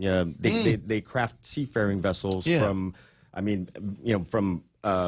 elements from Mother Nature. That's what he was primarily working on at FestPac with those guys. Exactly. Okay. Exactly. Yeah, and it's crazy, amazing, right? I mean, if you see like these vessels, you've been down to Jimmy's. I've been there. You've seen their. Had Suckman Mario was on the Facebook Live just a little bit ago this morning, and he's one of these guys that they got a piece of wood up in San Diego and turned it into a Suckman. And then sailed it to Saipan. So we're familiar with the reawakening of our seafaring traditions and looking at ways that we might be able, the same way that, you talk about doing this for the culinary institutes and culinary students, getting more local faces, wearing chef hats, running kitchens in hotels and restaurants island-wide. So we're starting to see a whole lot more of that. And so it's the same thing. There's another awakening going on with the seafaring culture here, and I know Chris was really, really big about that. Absolutely. When is the tournament? When is the golfing? So it's this Saturday. We're going to say 11 o'clock showtime, and we'd like to recommend that the players come in around that time. We got to check you in. You get a really nice ditty bag to take home. So you've won already just by entering. That's a swag bag, Ray. Just so you know. I call it swag bag. No, but don't forget. So you mentioned PROA. Annually, PROA has volunteered to sponsor the registration lunch. So they got everything going. Right there during our registration. You come and check in. You go down and mingle out with mingle around with the crowd, and you enjoy some awesome food from PROA. Who's going to win this year? Well, who's going to win the tournament? Come on, Scratch. You know what? My Godzu is going to be this year. Will be my Kuya, Louis Sunga, and he's partnered up with his wife, Mrs. Sunga. Oh wow! And they're sponsored by our partner Bic this year. So nice. That's my Godzu. Gotcha. So that's the guy that you're looking at for Top Gun. Are you actually going to play? I cannot. As an organizer? Well, you got to work it. I'm going to be. You're going to be the Grand Marshal, kind of the Grand Marshal driving around. Okay, sandbaggers. Sandbaggers, it's time to show out. You get the beer cart, right? Do you get the beer cart? No, like because I'm not playing, somebody else has a chance to win the long drive. Yeah. So we'll do the other stuff. The so long now drives. The playing field's even, right? Now it's all even. Long drives and closest to the pins and all of that stuff. Yeah, all of the cool stuff are going to be going. That's my buddy. That's Dennis Bensur. Came in yesterday with a box of good humor bars for me, and I didn't share not even one with anybody here at the radio station. So he noticed that there were a couple of pretty girls that work outside. He brought them a box. Does he want to donate to the Diddy bag? He might want to know. I don't want to, he's a good guy. I don't want to press my luck with that friendship. Listen, where do people go? Can they get more information on this? Yeah, so besides just listening, we're going to cap it at I think about 144 golfers. That's because that's all the golf carts we have, right? Pretty much, yeah. As of last night, Ray, and this is like unprecedented. I mean, Guam's a very last minute. They decided to join the day before. We had almost 130 golfers paid and confirmed as of last night. So, wow. Yeah, Good we got room for just about a dozen more. And maybe the opportunity, yeah. So maybe a pickup, right? So if you're not on a team, if it's just just show up and maybe there's an empty spot in one of the carts you can fill in. Yeah, and the worst thing that can happen is you get to eat some proa and drink, you have a Bloody Mary on. Perfect. Great way to do a Saturday. I'm a lousy golfer, but I've always for me it's just it's a day out in the sunshine with my buddies and beer. Yep. Right, and chasing a little ball around some expensive real estate. Which course is it going to be again? It'll be up at Starts, NCS. Okay, Yeah. all right. Not the most difficult course on the island, but not the easiest one on the island. Easy. I mean, there's some challenging holes that they've got up there. Yeah, a few, but I mean... And for me, I'm talking about me. I'm not talking about, Tiger over here. Okay, there's 2 hard holes there, Ray. Yeah, they're ridiculous 5s. There's a couple of... There's a couple of hard 3s. On the hibiscus course. I think there's a couple of hard 3s. Leo, you're at Leo there. Yeah. I've never parred on that course. I don't think any hole. 8:29 in the morning. Don't get me started on golf. Hey, we got just enough time for a couple of other sports notes before Blake has to go next door and finish the morning show. I found out the answer, and it's kind of an odd thing, I guess, because last night did Father Duenas graduate yesterday? Yes. Okay, Yes. they did, because my kids go to daycare right over there, and so going to pick them up, I saw the lay canopy start going up along that side road, so I was curious. So I guess that also will affect. It is not a pre-victory celebration. Right, no, right. But that will throw off the championship game for the boys volleyball, which normally is kind of reserved for a Friday night thing. Most championships in IIAG are. However, the finals for IIAG boys volleyball 2019, May 15th. That is on a Wednesday. Mm-hmm. And that's a great day. Yeah, that's a great day. Is that your birthday? That's my birthday. Happy birthday to you. The UOG Calvo Fieldhouse, and again, I think between 5:30 or 6, the third place consolation game will start. Tidzin and Ukudu, and then the championship game usually will start around 7 o'clock right after, depending on how many sets they go, and that will be between FD and This is a battle royale. This is going to be crazy. It's going to be big. No, it's FD and the Eagles. I mean, FD Harvest. and Harvest. Yeah, that's what. Sorry, I got my constellations mixed up. Yes, yeah, so it'll be okay. Tidzin versus Ukudu for the consolation, and then Eagles versus Friars for the championship. Back page of the Guam Daily Post has information on that. Also information on a couple of 5Ks that are coming up this weekend. Saturday race Judicata, the Carabao Run. That's in the judiciary race that is going to be taking place, and it will happen at the judiciary. The courthouse. I can't say judiciary. And then the Rotary and Polio Now 5K, which is going to be taking place on Sunday. That's an Epal Beach run. So you've got Easy Aganya run on Saturday and challenging Tuman run on Sunday. Shout out to really quick though. I mean, you got sponsors. Well, no, the FD in the championship. Couple former Friars right here. Yeah. No, but the coach of the Father Duenas boys volleyball team. My classmate. Oh, really? Yeah, Coach Steve Pangolin? Pangolin. Coach Yep. Steve. Yeah, he also coaches some of the national teams as well, right? One of the nicest guys. Yeah, ever. I interviewed him a couple years ago for the first time for some TV stuff. And couldn't have asked for, and as coaches go, couldn't have asked for a nicer guy, because, coaches, kind of have that icy demeanor where, they're all business, but not him. He's, he was a great dude and a really good interview. Clearly knows what he's doing. They have already targeted between Mason and Steve Oshiro on the Eagles team. They know who they got to target. You got to keep an eye on the outside guys, because they are great with scores, and they're come from behind guys, as they did with the Tidzin Titans. 8:32 in the morning. Carl, thanks so much for coming in, and thanks with everything that you're doing for Chris and his worthy causes. Blake Watson's got to go back next door over to Star 101 and finish the morning show. We've got to move this morning show along. I got Kevin Kerrigan with headline news after these. You came to celebrate something for Mom, and it turns into a family reunion. Mom deserves a night off from cooking, and what you found is a moment worth savoring. Create more moments to savor with Mom for Mother's Day at Chili's. Mom can choose from the ancho salmon or the classic sirloin, and complete it with a beverage and the paradise pie. Chocolate chip, walnut, and coconut layered bar, topped with vanilla ice cream and drizzled with hot fudge and caramel. There are a million reasons to Chili's. Make this one be about Mom. Chili's, savor the moment.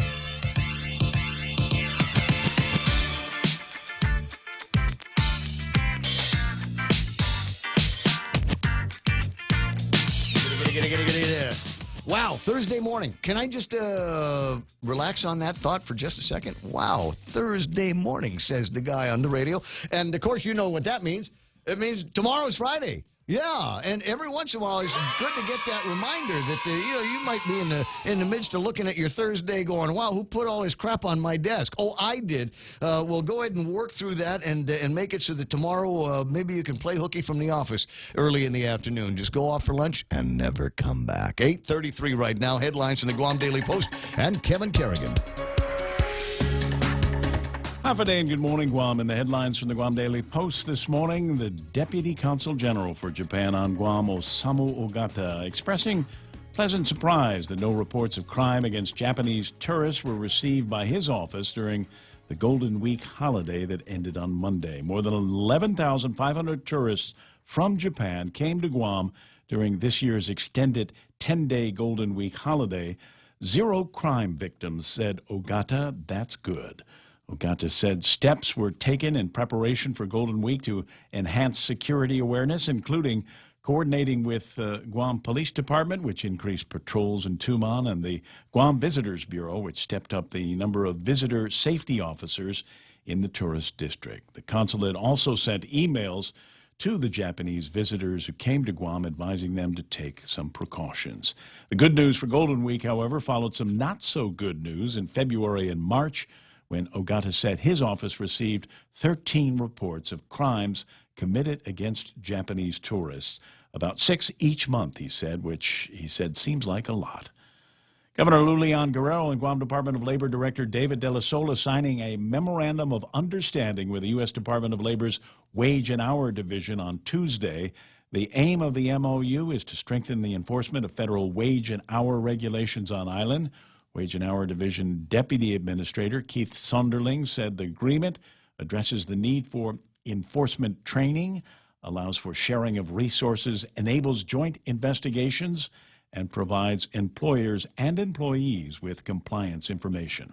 The governor welcomed the opportunity to strengthen Guam's relationship with U.S. Department of Labor, saying, "We're very keen on making sure that our workforce is being treated fairly." Island Girl Power now has 8 new sewing machines that can be used to teach residents a practical skill. Island Girl Power Director Juanita Blas thanked the Sewing Machine Project out of Wisconsin for donating the machines. Blas says the new sewing machines will be used at the Island Girl Power Clubhouse in Dedido for sewing workshops to teach members a skill that can help provide self-sufficiency. For these stories and more, log on to postguam.com or pick up a copy of today's Guam Daily Post. Early in the last newscast, you told us a story about a possible unexploded ordnance that was reported. Office of Civil Defense and Homeland Security reports just now the all-clear was issued at 8:17 for the found ordnance at Assen Bay Overlook in Nimitz. Naval Base Guam Explosive Ordnance Disposal Unit, working with all partners, was able to safely assess and secure the ordnance. All precautions were taken to ensure the safety of the public and responders involved. That's all they're going to be saying about that particular deal here this morning. It's 8:36. That's iConnect time. There's a phone waiting for you over at iConnect. In fact, there's a phone package that's waiting for you over at iConnect that is almost specifically tailored to your needs. You need a lot, they got packages that give you a lot. Need a little bit of phone use or internet use or whatever, they'll give you one with maybe a little less bandwidth so you don't have to pay as much for it. Find out more details by calling iConnect at 888-8888.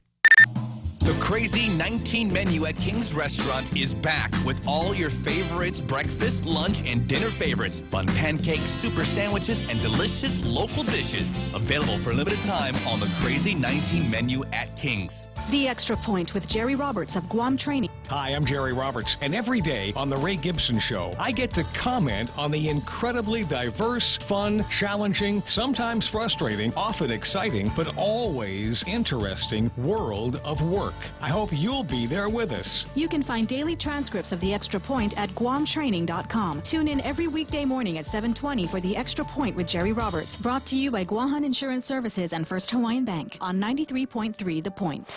It's Traffic Gizmo time. Yes, let me me zoom up and see if I can see what is happening out there. 8, 10, and 16. Fairly clear right now. A little bit of traffic over at the intersection of 10 and 15. Not much happening for the rest of Route 10. Route 4 running clear all the way into the downtown Hagutnia area. Upper Tumon and Dedido traffic. Yeah, you're going to get cars over at the intersections, but nothing major. Getting into Anderson Air Force Base, no sweat. Getting into, let me see here. Is that Navy Hospital? Yes, it is. That's all clear. And a little bit of traffic at the intersection of 1 and 2 down in Sumai. So watch out for that. Mostly traffic that's headed into Naval Base. It's 8:38. That's right now traffic here in The Point. I'm Edward James Olmos, here to remind you that the second Saturday in May is the annual Letter Carrier Food Drive. The need for food assistance remains high in communities across America, but you can help. Simply leave a bag of non-perishable food near your mailbox on the second Saturday in May, and your letter carriers will do the rest. All food collected stays within your local community. So on the second Saturday in May, please join me and the National Association of Letter Carriers and stamp out hunger.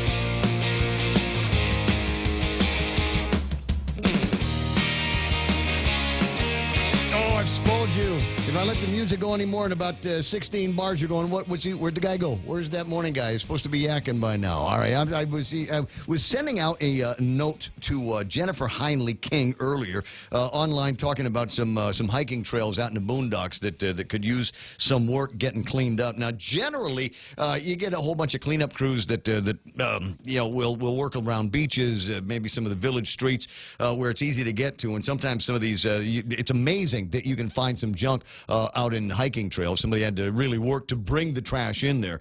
And in those cases, sometimes it's better to get people that have got a lot of experience getting into and out of some of those rougher places and some of those harder to get to hiking trails. I happen to know some people who are excessively good at that kind of thing, rangering and mountaineering and hiking and rappelling, and they do it fast. I call them fast hikers, and they've got a special clandestine guerrilla unit specifically designed and cut out for the work of taking trash out of the boondocks. So DM me, let me know about those trails.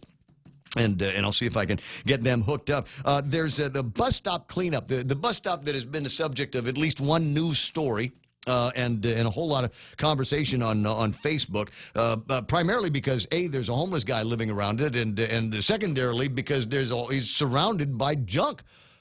And he said the kids don't use it as a bus stop anymore. And if I was a kid lived in that village, I'd keep going a quarter mile until I got to the next bus stop where there isn't a homeless guy and where there isn't a whole lot of trash and debris piled up around the place. You can put the blame where you want to and say, well, it's so-and-so's mess and they need to clean it up. But the truth of the matter is, if we wait for them to go out there and clean up after themselves, it's not going to happen. So even though it's not your mess, everybody's invited to a bus stop cleanup that's going to take place Saturday, May the 18th. It's Ellen Ramirez up in Jigo. It will begin at 7 o'clock in the morning, and if you've got, just bring a reusable water bottle. They'll have a canteen for you. But they will take care of gloves and trash bags, and they're going to be bringing some paint around as well. So because they want to paint the bus stop and freshen it up for the kids and let them, it's the what Ray Tenorio used to refer to as the broken window syndrome. A broken window breaks on a building. Fix it right away, because people will see that broken window and think nobody cares about it. Nobody gives a hoot about it, and then pretty soon all of the windows are going to be broken on it. So as quickly as the community can get together, and it looks like the first date's going to be the 18th, get out there and clean the place up. And I know it's going to take a little bit of work. Going to be out in the sunshine. And we've had brutal sunshine lately. It's being put together, at least a promotion by the Guam Daily Post and the Micronesia. I'll look at it. MCCA. I forget what that stands for. At any rate, I wanted to get this on the air because I think it'll highlight again what it is that we are dealing with at that particular location. My buddy Julius Cesar Santos did a story on KUAM. I know you're going, wait a second, wasn't he at PNC? Yeah, people in the media move around a lot, except me. And so, yeah, he was there, but he's not there anymore. He's over at KUAM and saw a little bit of the dust-up that took place over the on the social medias and thought, well, it might make a good story. And he's right. It is a good story, and this is what it sounded like. Your island, your network. He claims to have come to Guam back in 2002 and was living in Ordot with his mother and 2 siblings. Now he's holed up in a bus stop with nowhere to go and no one to turn to. He wouldn't give us his name, and communication with him was quite difficult. But we tried to find out as much as we could. Why you stay here? Because it's good here. Very good. It's what? It's very good. And I stay until now. What about the kids? Do the kids come here to catch the bus? Not yet. No kids? Until now, no kids come here for catch a school bus. Are you sick? Yeah? I'm not sick. Okay. Did you try going anywhere else for help? No? No. We asked if he was able to tell us if he's seen people dumping trash in the area and who they were. These. Who's throwing trash here? 2 geese. Who? 2 geese. Oh, you don't see any Chamorros throwing trash here? We not yet see someone throwing trash here. Not yet? Do you want to go back to Chuk? Later.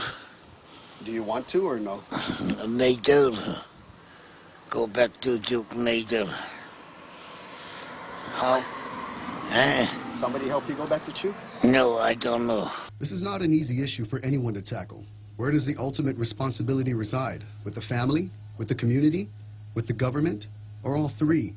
There's no nice way to address this gentleman, and it's easy to turn this into a divisive situation.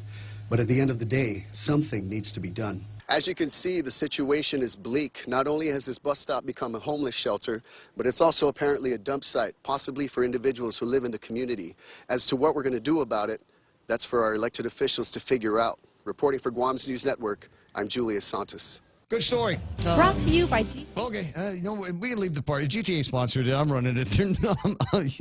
They're reporting for me for free, so I guess we can leave the tags where they talk about sponsors up there. 888-825-888-TALK. And again, that we talked to the lady that originally took the picture and some of the things. Now she's very concerned because in that story that has been out there, and there's been a lot of talk about the story, he specifically identifies the people that are dumping the trash there as Chukis.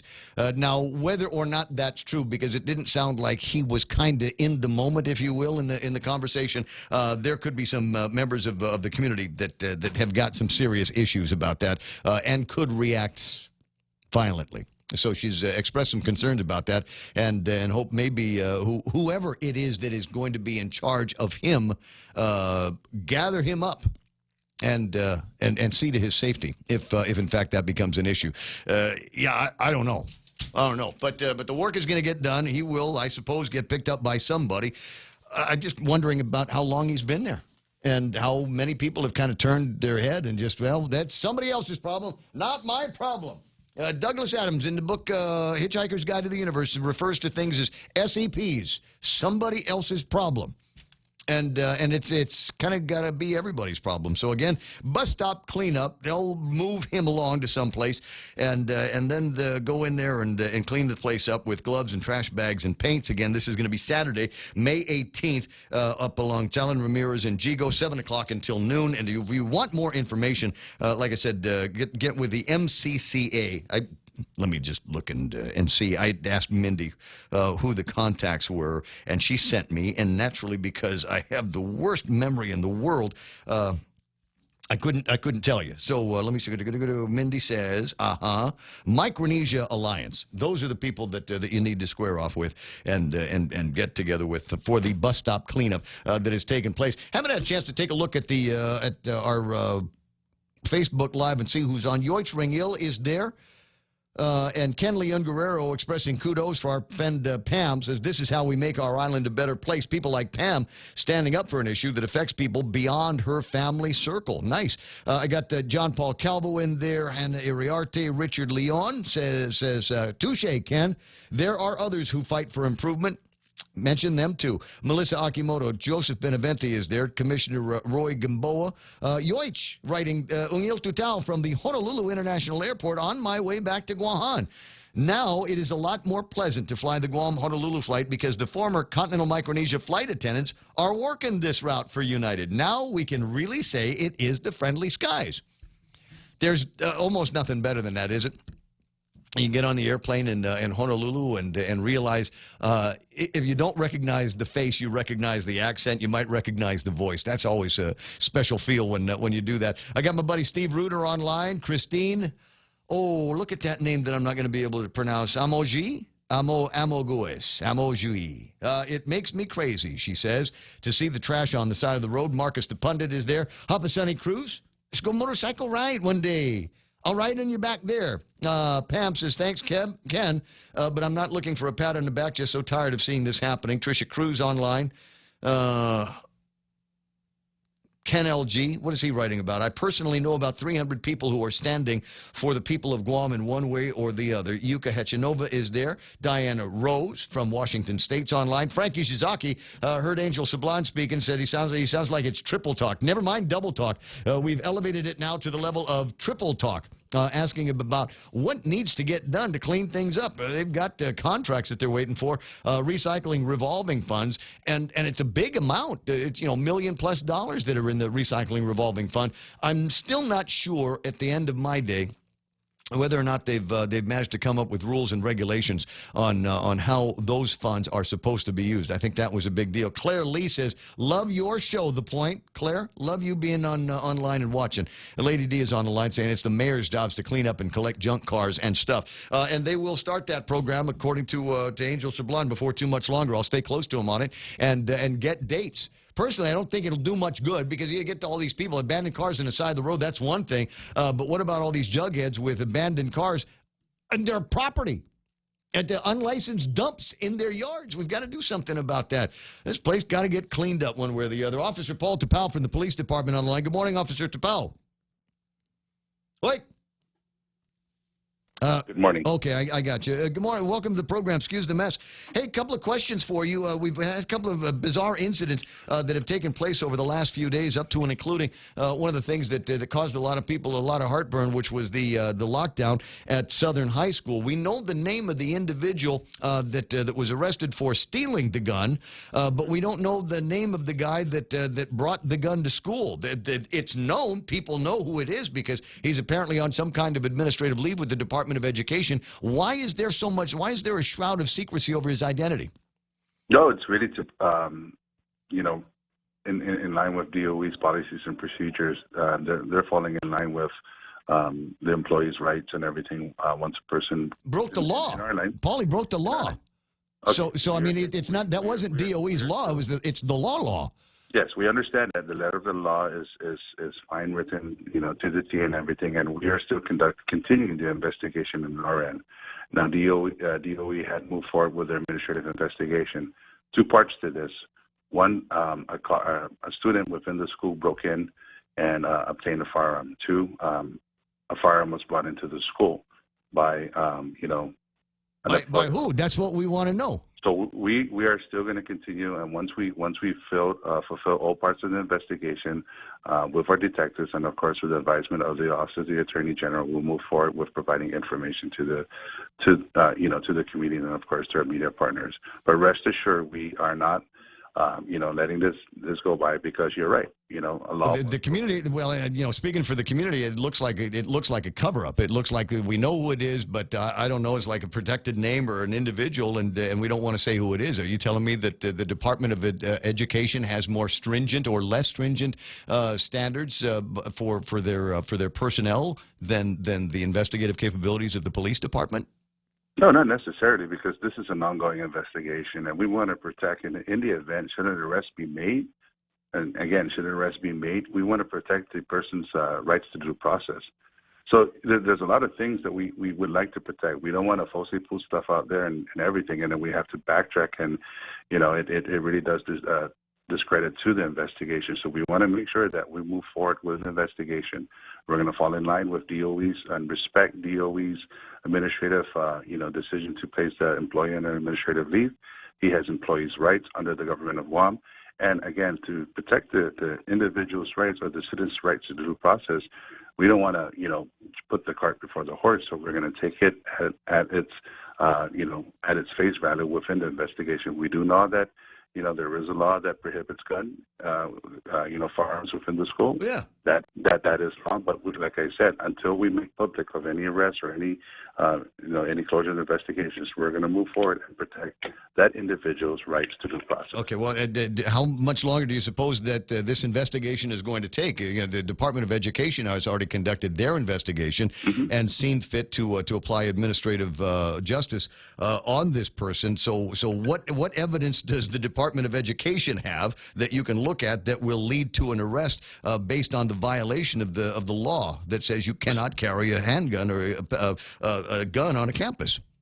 Yes, we're not going to use any evidence that's used against an employee that was placed on administrative leave or an administrative discipline, because of the fact, again, we're falling in line with the employee's rights. Now, but what about the rights of the students and the other staff at the school? Yes, that could have. yes. There's 100 ways that story could have gotten tragic, and everybody else on the campus has rights as well. View of that, and looking forward with Warrior on the investigation, like I had mentioned, we want to protect the individual's rights of due process. There's a process in which we want to do. The person has been identified, but we're not going to put his name out there until we bring closure to the case. It's really understanding the rights to due process. We don't want to do any pretrial publicity or anything. Should this case move forward and go to court, this is why it's important that the community understands that the person's rights to due process has to do with everything from the onset of the investigation to once we make an arrest. Once we make an arrest, it becomes public record. Well, I get that. I understand. I just this is not something that happened just last night, and it seems to me there's ample time for the investigation. And again, if the Department of Education has conducted theirs, and they've got just as much to protect in terms of DOE when we start working with the rules and regulations as they apply to the Civil Service Commission to protect the employees' rights. But there are other rights and observations of the law that I'm saying, with all due respect, Mr. Tapao, that we should be standing by as well.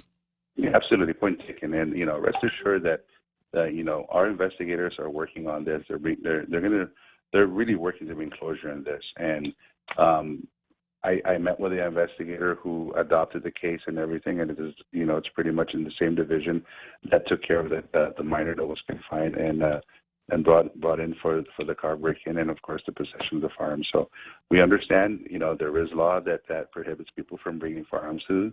That's going to be that is where we are moving forward with the investigation. Understanding that a law has been violated, we're going to move forward with that. Gotcha. And I'll provide the information as to where we are with the investigation. Should we make an arrest? I look forward to hearing about it. Also looking forward to, Officer Tapao, also looking forward to getting some information on the driver of the vehicle that killed that 4-year-old. We are still investigating this traffic crash. There's a lot of moving parts that we need to do. The preliminary portion of the investigation was pretty much the on-scene within the given time of the crash. We are going to conduct further interviews. I know I spoke with the investigators from Highway Patrol. They're examining the car. There's a lot of things that come into play. There's some things that we're looking at, whether speed, distraction, impaired driving, visibility to roadways. These are things. I know there's a video that's circulating that people are asking about, and it was posted on Facebook.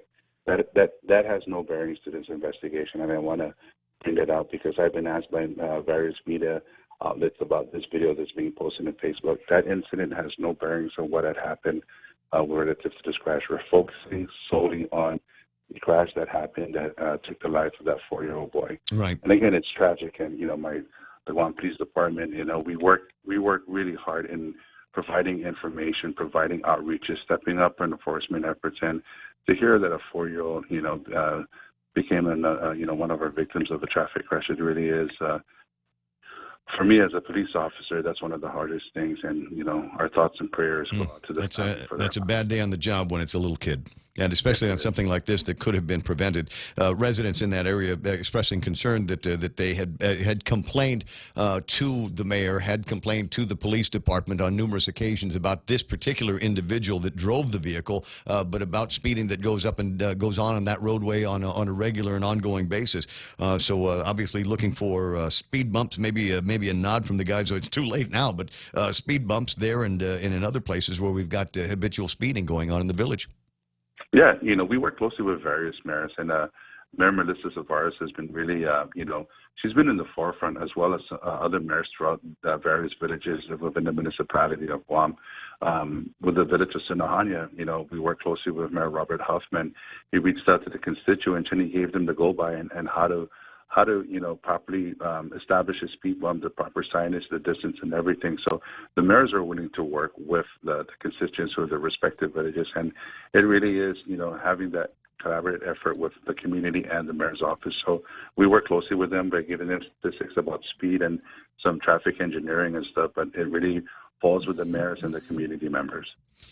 I appreciate your time this morning, Paul. I will express my frustration. I'd like to know a little bit more about the lockdown, the individual that had he not brought the gun to school, there would not have been a gun to steal from the car. And as I said, that could have gone 100 ways tragic. I'm glad that it didn't. I'm glad that we've got the kid that's responsible. But at the end of it, there is somebody that originally broke the law, and that needs to be out there in the public. So we'll look for the outcome of the investigation soon. Yeah, absolutely. We'll provide that, and rest assured, our investigators are working on that case, and once we bring closure to that, we'll provide information to the media. Tell the chief I got word that he wants to come on the radio sometime next week, because we got Police Week coming up, and notwithstanding our disagreement this morning, I'm a fan, so I'd love to have Mr. Ignacio, Chief Ignacio, in the studio. Yeah, absolutely. Offline, let me call you in the event to see if you would like to partake in any of our events. So let me call you. Yeah, I want the one where I get to rappel facing down off PIC. Can I do that? No, I don't want to do that. That's old Randy Ugg and SWAT stuff. I don't want to do any of that stuff, man. I didn't want to do it when I was younger and in shape. I sure don't want to do it now. Dude, I'll talk to you later. All right. Yes, amigo. 888-8255-888-TALK. Sorry about that. Took a long time with Paul. Tony, I'll get to you on the other side of the news that's coming up now.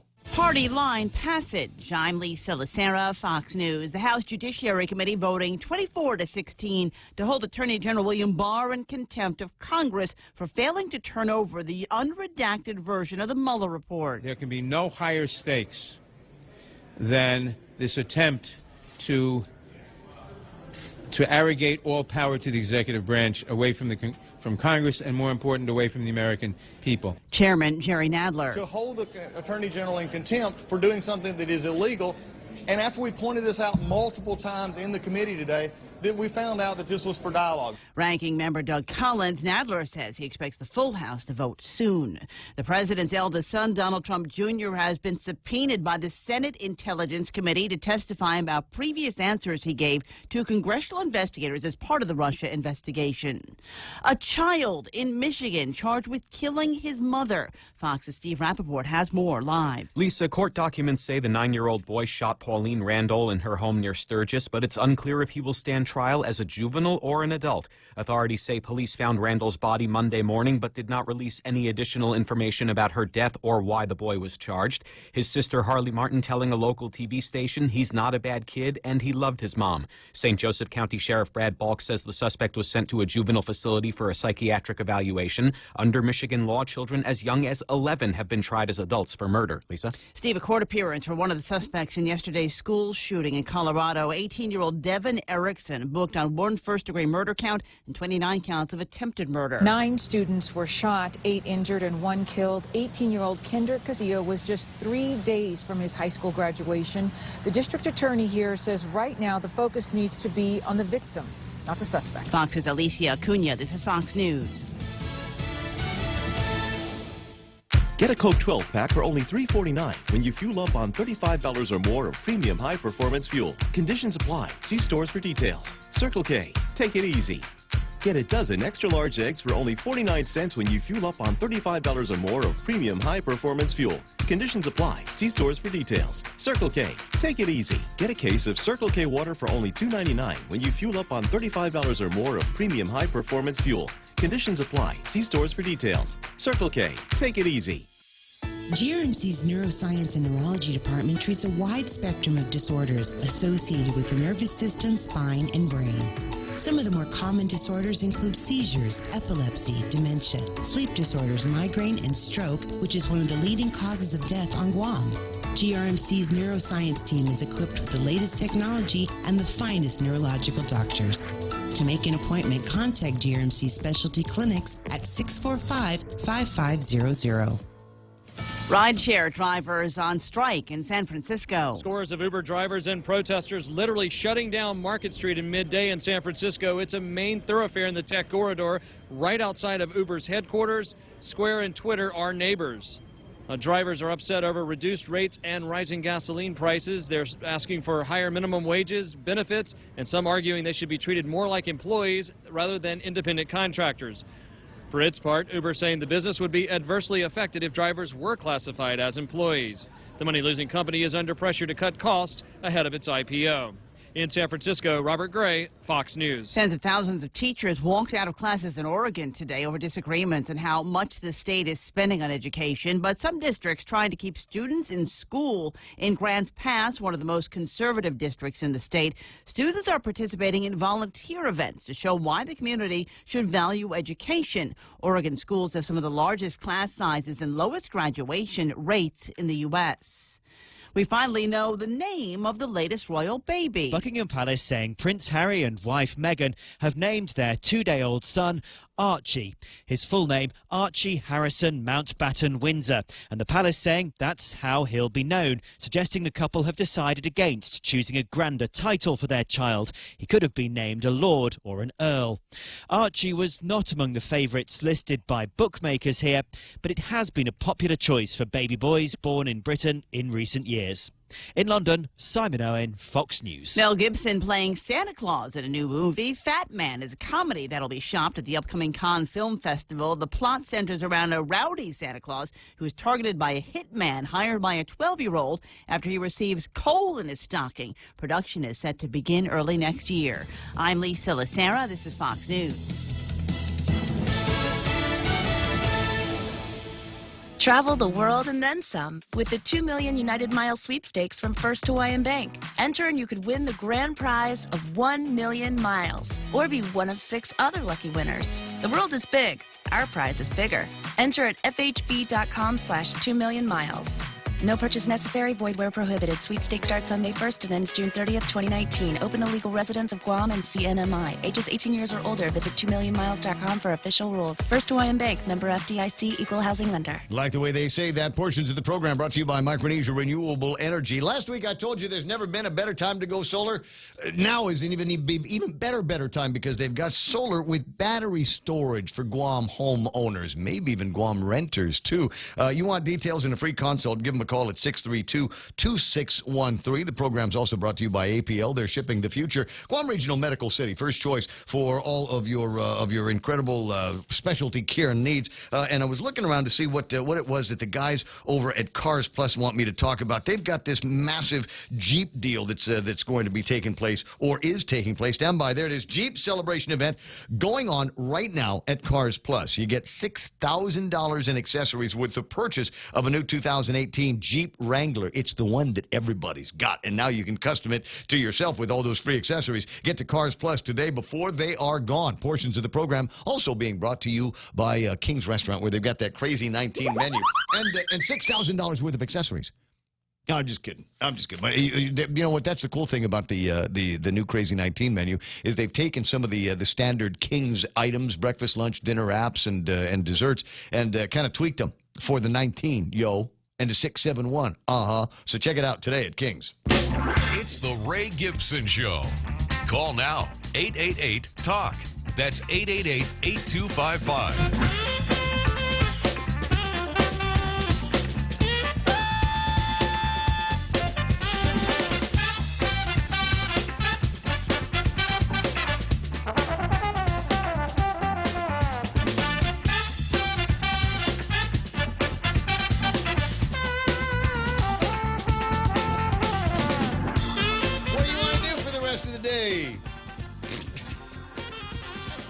You know what? I can read your mind through the radio, guys.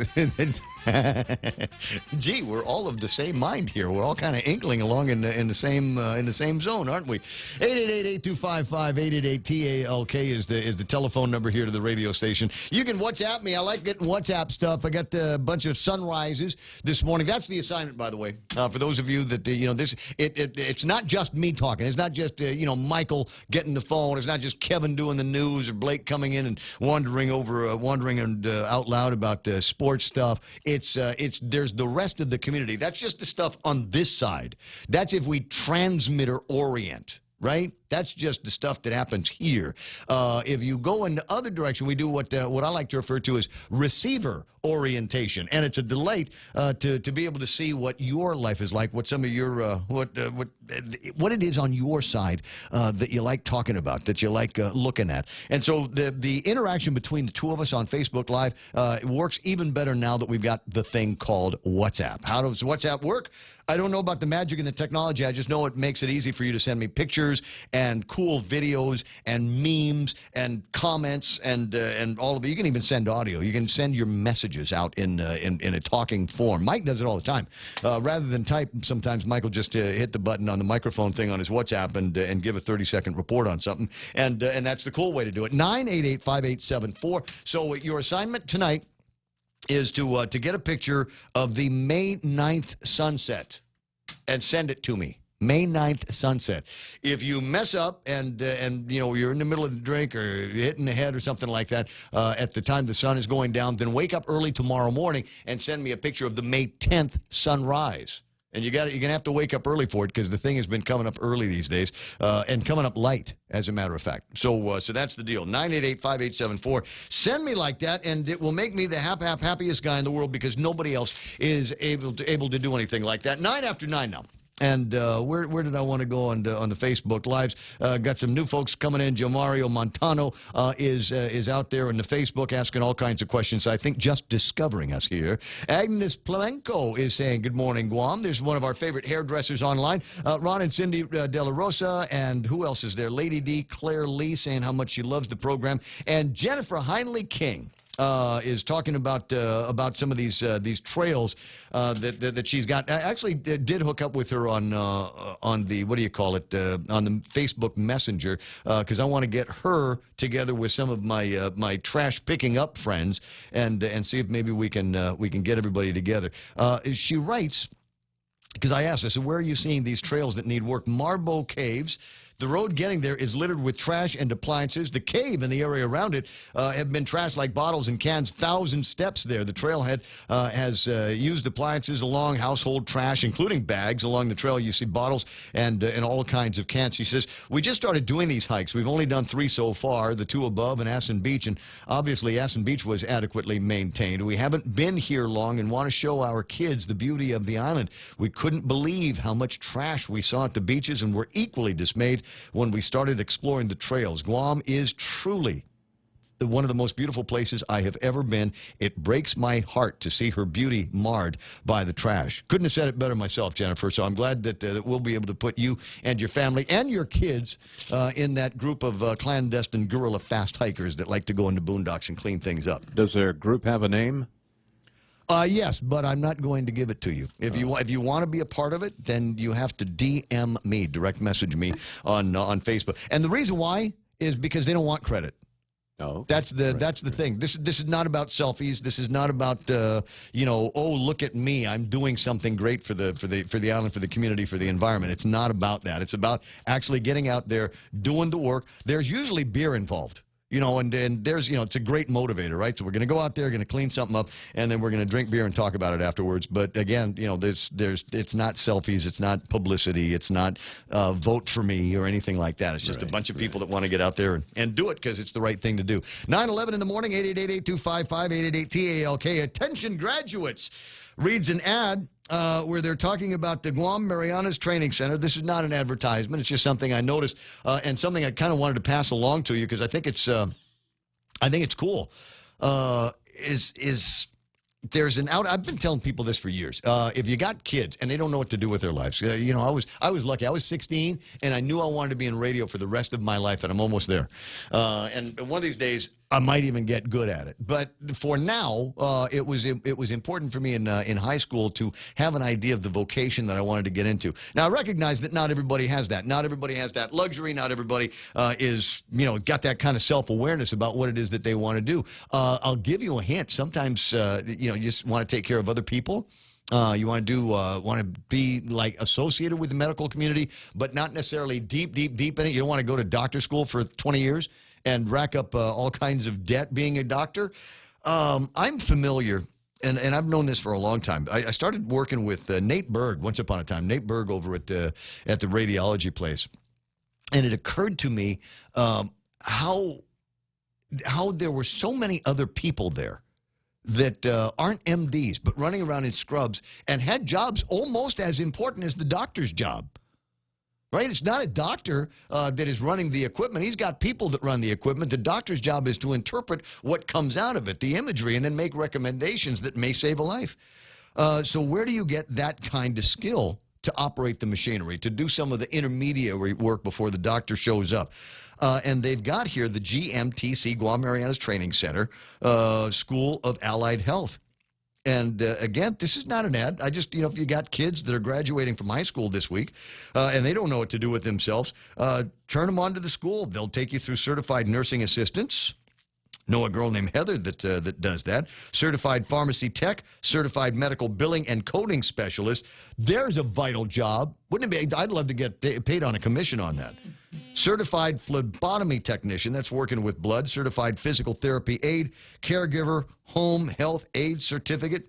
They've got business classes that you can take there as well. But I'm interested in getting your kids into programs where they're talking about doing some scrubs. And that's just the way it works. So if you want information, I'm sure they're on Facebook somewhere, Guam Marianas Training Center, and they'll be happy to take you through the process. 888-825-5888-TALK. Brother Tom is on the line. How you doing, Migo? How are you doing, my friend? Not bad. You're calling me early today. You normally call me like in the last 5 minutes of the show. What's going on? I just got up from a long nap. Anyway. Wait a second. Did you wake up and then take a nap and now you're up again? No, I'm a retiree and I sleep late. I don't wake up until late morning. And anyway, there is a final solution of all of our trash here on the island, whether it's the beaches or the jungle or whatever. Yeah. Think about this for a moment, that all of those trash came from stores, right?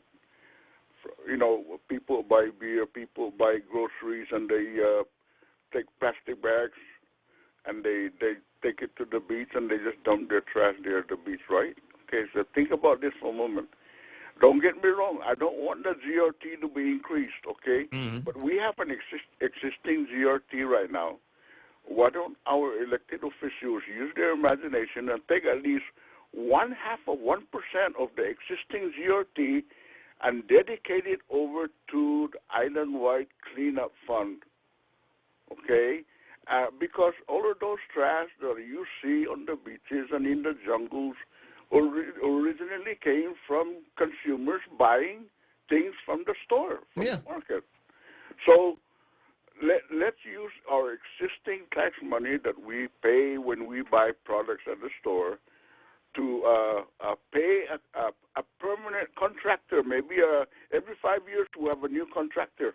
But that contractor that we could contract, they got to do an everyday reconnaissance of the beaches, the parks, the jungles, and continue to pick up trash. And their salary will come from the existing GRT that we are now paying.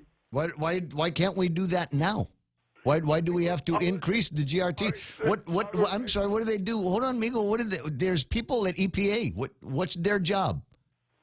GTA or GPA? Oh, no, EPA, Guam Environmental Protection Agency. What's their job? There should be people there that go out and do exactly what you are talking about every day.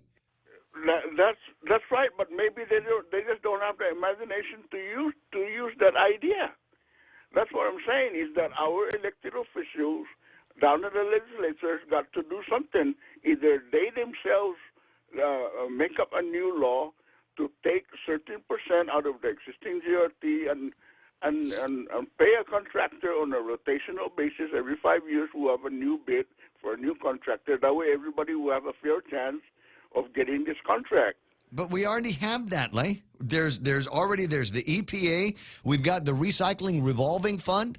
And they're just now kind of, it's an inconsistent appropriation that's supposed to be going out to the mayors. We don't need any new rules. We don't need any new laws. We don't need any new funding sources. We have everything we need right now.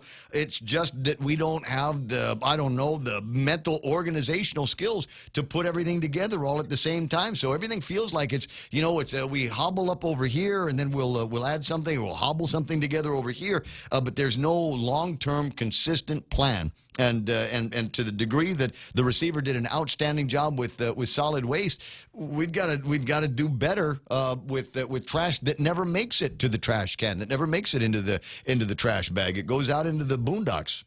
Yeah, I also read on the newspaper today that the Mayor's Council is doing something from the the recycling fund, right? It's about time to start doing something like that, but it's probably only going to be a one-time basis.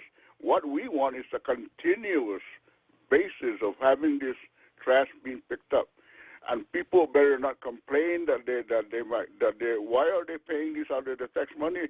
That's the only way to do it, because we cannot teach those idiots that are constantly littering our island. No matter how much education we tell them that it's not right to do this, they're still dumb because they don't have any brains in their head anyway. Well, that's the bottom line. That's the bottom line answer to all of our problems is we've got these jugheads out there that like to live in poop. They like to live in their own filth. They like to live in their own crap, and so they don't make any distinction between throwing trash in their own yard and throwing trash at the bus stop or on the side of the road. And so, again, we don't need any new laws. We've got existing laws that allow for the mayors to go and find these people and find them and issue citations. And you know what? We don't need them to go to jail. I don't need a cash fine from these people. You know what? If I bust you because you've got the ugliest yard with abandoned vehicles and old junk that you're perfectly capable of getting rid of, then I'm going to fine you. And guess what we're doing? We're going to go and you get to help clean up the village. But you know what? It's hard to catch these idiots that are littering the jungles with their trash. You got to literally catch them red-handed, and you got to take video evidence of it. Otherwise, it's not going to stand up in court if they want to fight you. Yeah, but who's going to fight me? Who's going to fight me in court? Especially, if I go someplace, open a bag of trash, and it's got junk in it that has your name on it, that's all the proof I need. That's right. But, and so you come with me. I'm coming to get you. We can go to the courthouse and go see the judge if you want to, or you're coming with me, and we're going to go. You see that road there? Here's some gloves. Here's some plastic bag. Here's some water. Clean it. I'll come back in an hour. We got to have some elected official that's got the backbone to do that, because just a couple of months ago, we heard from the mayors that they don't want to go out there and cite the people in their village for littering because they're going to lose the votes. Too bad. So it's all political. Show some backbone. Show a little backbone. Courage is always rewarded. I want to be the mayor of the cleanest village on Guam. That's my goal. I want to have the cleanest village on Guam, and that means I'm going to go out and I'm going to cite everybody that's got a stray dog. That you know is your stray dog, you put it on a leash and you put it behind your fence, and otherwise you're going to get a citation. All citations lead to cleanups, and if you're one of these people that basically has an unlicensed dump, oh my God, Tomas, go up and down Teedson. Those used to be nice houses for like 20 minutes after the Navy handed it back to the government of Guam. And then it was just like then it went to hell the first time, and then they handed it back to the original landowners, and it went to hell again. And now I don't know who's supposed to be going out there and cleaning issuing citations. Where Faison, the mayor of who's the mayor of Teedson? You and me, we gotta carry some of this burden. You know why? You know why I say that is because we cannot seem to pick people to vote and put in office that has the backbone to do these things for us.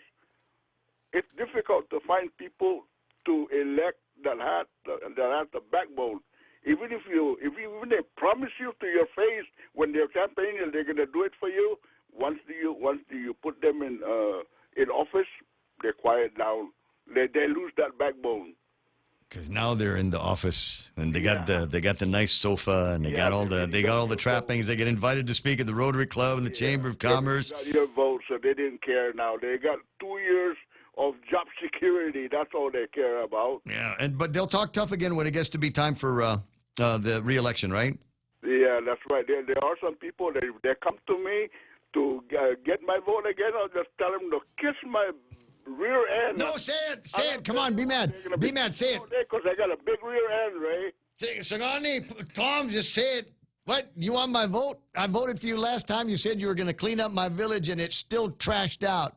Yeah. Okay, Ray. Thank you. Pucker up. My doggone is right here. All right, buddy. There you go. Get it off your chest. See, isn't that the fun part of talk radio? Did you just feel it there just for a second? You wanted to say ass out loud wherever you happen to be. You were in the car. You're driving around. You got your hands in there, knuckle white all around the steering wheel. Say ass. Go ahead. It's all right. They say it in wrestling all the time, so I figure I might be able to get away with it on FM radio. Carl is on the line. It's Trashy Thursday. We're talking trash. So Ken, I don't know if you saw this. Ken already said that his trash was picked up late. And he's a GSWA customer, Carl. Did you see that? No, I did not. You didn't? I didn't catch it yet. Everybody's waiting. GSWA's been in charge of solid waste on Guam for, the last 2 weeks? Yeah. Yeah, we're waiting for them to break it. I hope that's not a sign of things to come. Yeah, well, maybe just something in the village. Yeah, a broken down truck. I don't know. But anyway. Hey, what's going on? Yeah, I just wanted to comment that, I posted a picture recently of a bus shelter up in Jigo that was trashed. There was someone living in the bus shelter. There's trash all over the place. And we're seeing more and more of this out in the jungles, stuff getting dumped. And laws aren't going to solve that. I mean, there's places, in the States, inner city Detroit, that has reams of laws against dumping and trash and all this stuff. Yeah. What we're seeing are symptoms of a breakdown of the family that I believe started very aggressively in the 60s with the start of the war on poverty, and you can pretty much see not a straight line, but a hockey stick line of rise in crime, rise in broken families, a rise in teenage pregnancy, illiteracy. Yes, exactly, and the loss of ambition among young people, and just no regard for the effect of what we do on society around us. So just pumping out more laws may feel good, but it's not going to solve the problem. There's a much deeper issue. And until that's addressed, that just having more and more and more laws is not the answer. Nope. We got good laws on the books now. We're just faint of heart when it comes to enforcing those rules and regulations. We got all kinds of people riding around and all kinds of squad cars and flashy lights, and some of them have guns and some of them have mace. And I'm like, get out of the car every once in a while, guys. These park rangers go out there and bust somebody. Yeah, short of posting security on every square meter of the island, including the jungles, laws aren't going to do it. We need to have a society that polices itself. And I saw a great quote one time, and I didn't write it down, and I really regret it. But the thought behind it was we can either have a society, a moral society, in which morals have been put into us by our parents, or we can have a society of reams of rules and regulations. Mm-hmm. And it's not a matter of poverty. My dad was we were dirt poor growing up. I was an only child. My father was alcoholic. I like to say he came home drunk 365 nights a year. But he taught me manners. He taught me not to throw stuff out the car window. I mean, he would really give me that eagle-eyed look. Oh, boy. I feel guilty if I chew betel nut, right? So, I'll crack it and take it apart and husk it. And, I don't want to keep the husks in the car. So I'll roll the window down and throw it out in the car. But I always feel bad doing that, even though I know it's biodegradable. It's from the earth. It's not trash. It's, the cars will run it over and the fibers will go off and be fibers somewhere. But I always feel because I was taught, you don't throw junk out the car. Yeah, that's something your mom and your dad put in you. You know, you can't, reams of laws can't do that. It's just not going to happen. You know, I'm just saying this is a symptom of something that is happening in society, locally as well as nationally, and I believe it's very strongly a result of the so-called war on poverty, which has absolutely badly damaged people's ambition and desire to get ahead and develop themselves. You know, and unfortunately, we're feeling part of that too. Yep, I'm not going to disagree with you. There's no room in a conversation like this to disagree. I think you're absolutely right. I think there have been breakdowns in the way that we culture our children, the way that we raise them. Not all of our children, not all of them are bad. Not all parents are bad, but for some reason we're okay looking the other way, and nobody wants to apply any kind of corrective force on them. This time yesterday, I was railing against the system because I could not believe the story that I was reading in the PDN about a guy who had been convicted of raping a teenage girl. And they found him guilty, but they're not going to sentence him until August. And I'm thinking, what the hell are we, what message are we sending out to people? And what message are we sending out to that little girl who testified in open court against this guy? What message are we sending to her is that you can be violated. And then you'll have to defend your accusations out in public. My God, how terrible is that? You'll have to you'll have the opportunity to have him face his accuser. You'll have to look him in the eyes. You make these allegations against him, but at least you've got the hope, prayer that there's going to be some kind of justice. He'll be held accountable. And then they gavel him out and say he's guilty, and we'll sentence you in August. You'll go to jail in August. If I was this kid, I'd say, "Where's my ticket off island? I don't want to be here with this guy walking around." Yeah. So it's not the laws; it's the application and the enforcement of the laws, and the penalties. So everybody, faint of heart. The mayors don't want to write a citation because they're worried that they're gonna lose a vote.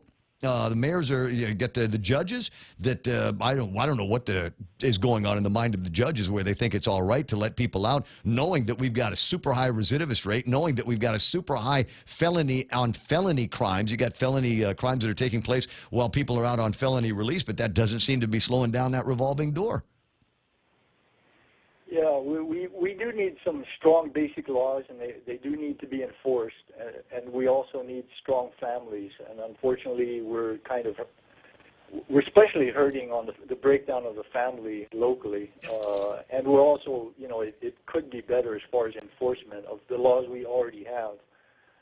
But anyway, I wish I had some simple answers. But if I did, maybe I could probably qualify for the Nobel Peace Prize. But the answer is already there. It's there. We talked about it. It's there. All you got to do is take a look at the existing laws and begin to apply them. And when we find people that were guilty, we're not going to be 100% on the accusations. We're not always going to have the great pile of evidence that we need. But we just need to be right a handful of times and hold people accountable. This town will get cleaner and cleaner and cleaner as people drive by stretches of roadway, and we've got dudes in the village. You know, they used to have a thing in the Philippines, Metro Manila AIDS, and this goes back to the 70s. In fact, my mom got me one of these T-shirts because she thought it would be funny. But if you got in trouble in the Philippines in the old Marcos days, you got put on the Metro Manila aid detail, and they'd give you a yellow T-shirt, and you weren't allowed to wear a hat, and you weren't allowed to wear sunglasses.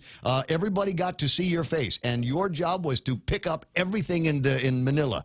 If it didn't grow out of the ground, then it got picked up, and that was your job as a member of the Metro Manila Aid. And they'd line up guys in the police department. Here's your shirts. Go out there, clean the place up. And as you can imagine, in a big city like that, there were no shortages of people that could go out and pick it up. And I'm not talking about littering either. I'm talking about any violation. These jugheads that beat up the guy barbecuing dinner. Did you hear about that? There's four drunk guys in a pickup truck.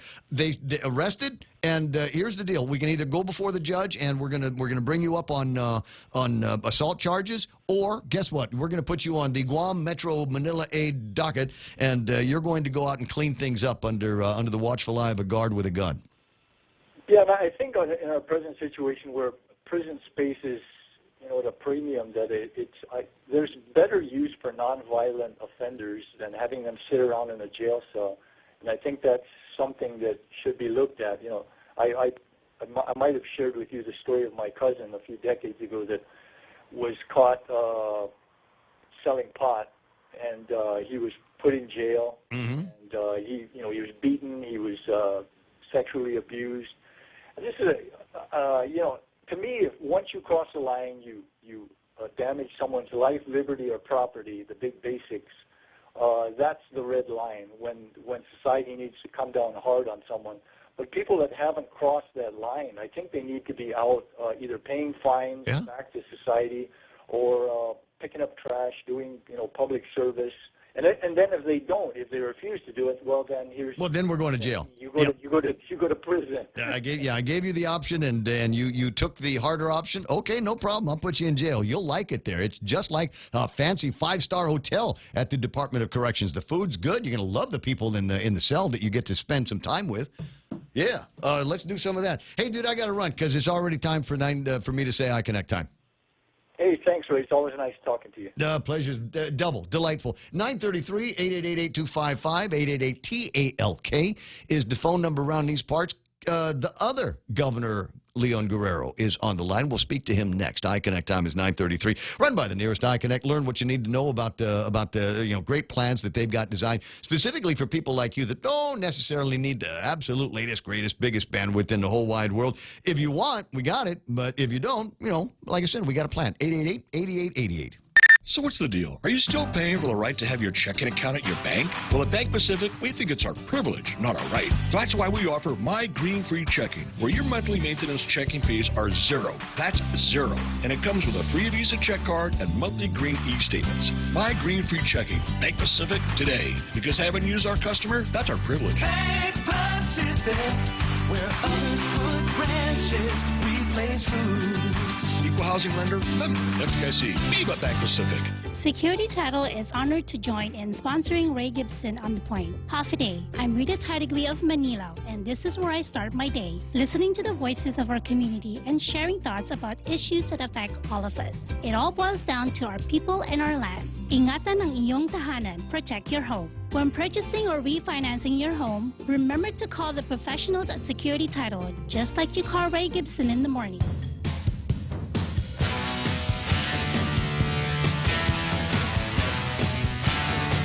Lady D says, yeah, chain gangs. They'll get the idea they're being punished at the same time repaying the community. Yeah. Good plan. I don't know why we don't do more of that. Jimmy Moylan asking the Department of Corrections, hey, about this program with the inmates and cleaning out, doing some zabao, bush cutting duty along the sides of the roadways. Yes, and maybe there's more that can be done with that. And maybe we ought to start asking questions, because somebody had remarked on Facebook Live earlier, remarking that we're also seeing a number of I don't know, nuisance criminal activities taking place that are being conducted by the young people in this community. Many hands make for fast work. So let's get some of these juvenile hands to work. You know what? They're a little bit more fashion conscious, so maybe not a yellow MMA shirt that they can wear out in the boondocks. We'll come up with some other kind of cool, happening colors that they can wear. But it's got to be just as bright. Got to be just as bright. The object of the game here is shaming. Is among those. There's a guy writing editorials in the PDN, and he talked about different kinds of shaming. Sherry Iriarte is online, and she says, is there a site where we can post pictures of the trash in the villages? Maybe some kind of public shaming will work. It's almost cliche that there's going to be a lot of trash in the villages along the sides of the road. If we're going to do public shaming, you know what I'd like to see? I'd like to see pictures of the trash in front of and besides people's houses. And I'll give you a great example. Again, it's going to be Tizen. Most of the Magahaga Highway. Isn't this great? We've got this stretch of roadway. It's called the Magahaga Highway. It's named literally after the wives of the chieftains, the women leadership of Guam. And it looks like hell. It looks like it's like we, the great Simon Sanchez. I knew Simon Sanchez. I knew that man. And we named a high school after him, and we let it go to the dogs. So we've got this beautiful highway. This ought to be where we get Governor Leon Guerrero, the real one, not the other one. But we get her out there and clean the place up and let her issue citations to the people that have let their homes and properties go to the dogs as well. You know, hey, this is my highway. I'm the Maga Haga. I Let's told keep it you, clean, guys. I would like to buy one of those homes up there in Teetson, fix it up and live in it right there by the airport, man. Great views. I don't want to live with those people. They live in their own filth. They literally live in their own filth up there. And so I'm saying, you know, there's a bunch of Facebook pages. Somebody is listening that will do this. There are a bunch of, because you can, there's ways you can do this, and it will bring out the public shaming and not necessarily, you know, get everybody all violent or crazy. But there got to be a way, and I know there's some people who just don't care. Let's do a Facebook page urging people to clean up their filthy houses. Yeah, like the crappy parking page. Yes. You're the bad driver page. By the way, I have yet to see your truck in that page. I'm proud of you. I'm happy. No, go back in time. I was one of the first people. Oh, I posted myself lousy parking because I knew it was just a matter of time. Yeah, so I figured I'd better just leave. Just own up. So I was like one of the first couple of people. And who is this guy? It was my bad. Who's Silver Ridge Line? Oh, it's mine. Yeah, it's like that. But maybe a page like that on Facebook. And if you got a couple of houses in the neighborhood that just look terrible because we've got abandoned vehicles and old metallic things and just junk on the side. Like I said, there's a place right next to Fiddler's Green up in Teetson. And the people that are living in that property, I don't think they're squatters. But I'm pretty sure they're not the ancestral landowners either. And they have let that place. God, and it used to be beautiful at Fiddler's Green back in the day. I mean, and by back in the day, I'm not talking about when it was military property. Right after they'd handed that back to the people, and all of a sudden everybody's able to drive on that Sunset Boulevard that they had out there. You go by, and it was a beautiful building, and the houses next to it were all well kept. And now it's a dump. And the worst thing is, it's a dump by the airport. So everybody sees it. You know, cars fly over. And there's some places, you know, where there have been people that, you know, actually care about the property and build it up. But the house next to it is a dump. It's a dump. So if it was me, if I was living there, I'd take a picture of it and stick it up on Facebook somewhere. Somebody tell these people, the original landowners who fought and fought the good fight to be able to get that land back and do something with it. The people that you're renting it to are animals. And you should either get them out and have them clean up before they're done. 888-825-5888-TALK. How for Governor LG? What a lead-in you guys gave me, you know, starting with Tom, you know, because, you know, today we have an opportunity to tell elected officials exactly what we think of them and what we think of the job they do, because tomorrow at 4 o'clock, the CCU is going to have a meeting to legalize illegal raises and bonuses so that they won't inconvenience highly and grossly overpaid management by forcing them to pay it back. Wow. Managed to get that all in one sentence. Yeah, well, that's not my understanding. I thought they were going to come up with a thing that said you had to pay it back. Well, they have to pay it back right now, but if they legalize it in this meeting, guess what? Then there's no requirement. Yeah. So rather than inconvenience those highly overpaid managers out of fear that they may leave Guam and go to the mainland and compete over there for jobs that pay less than they're getting here on Guam,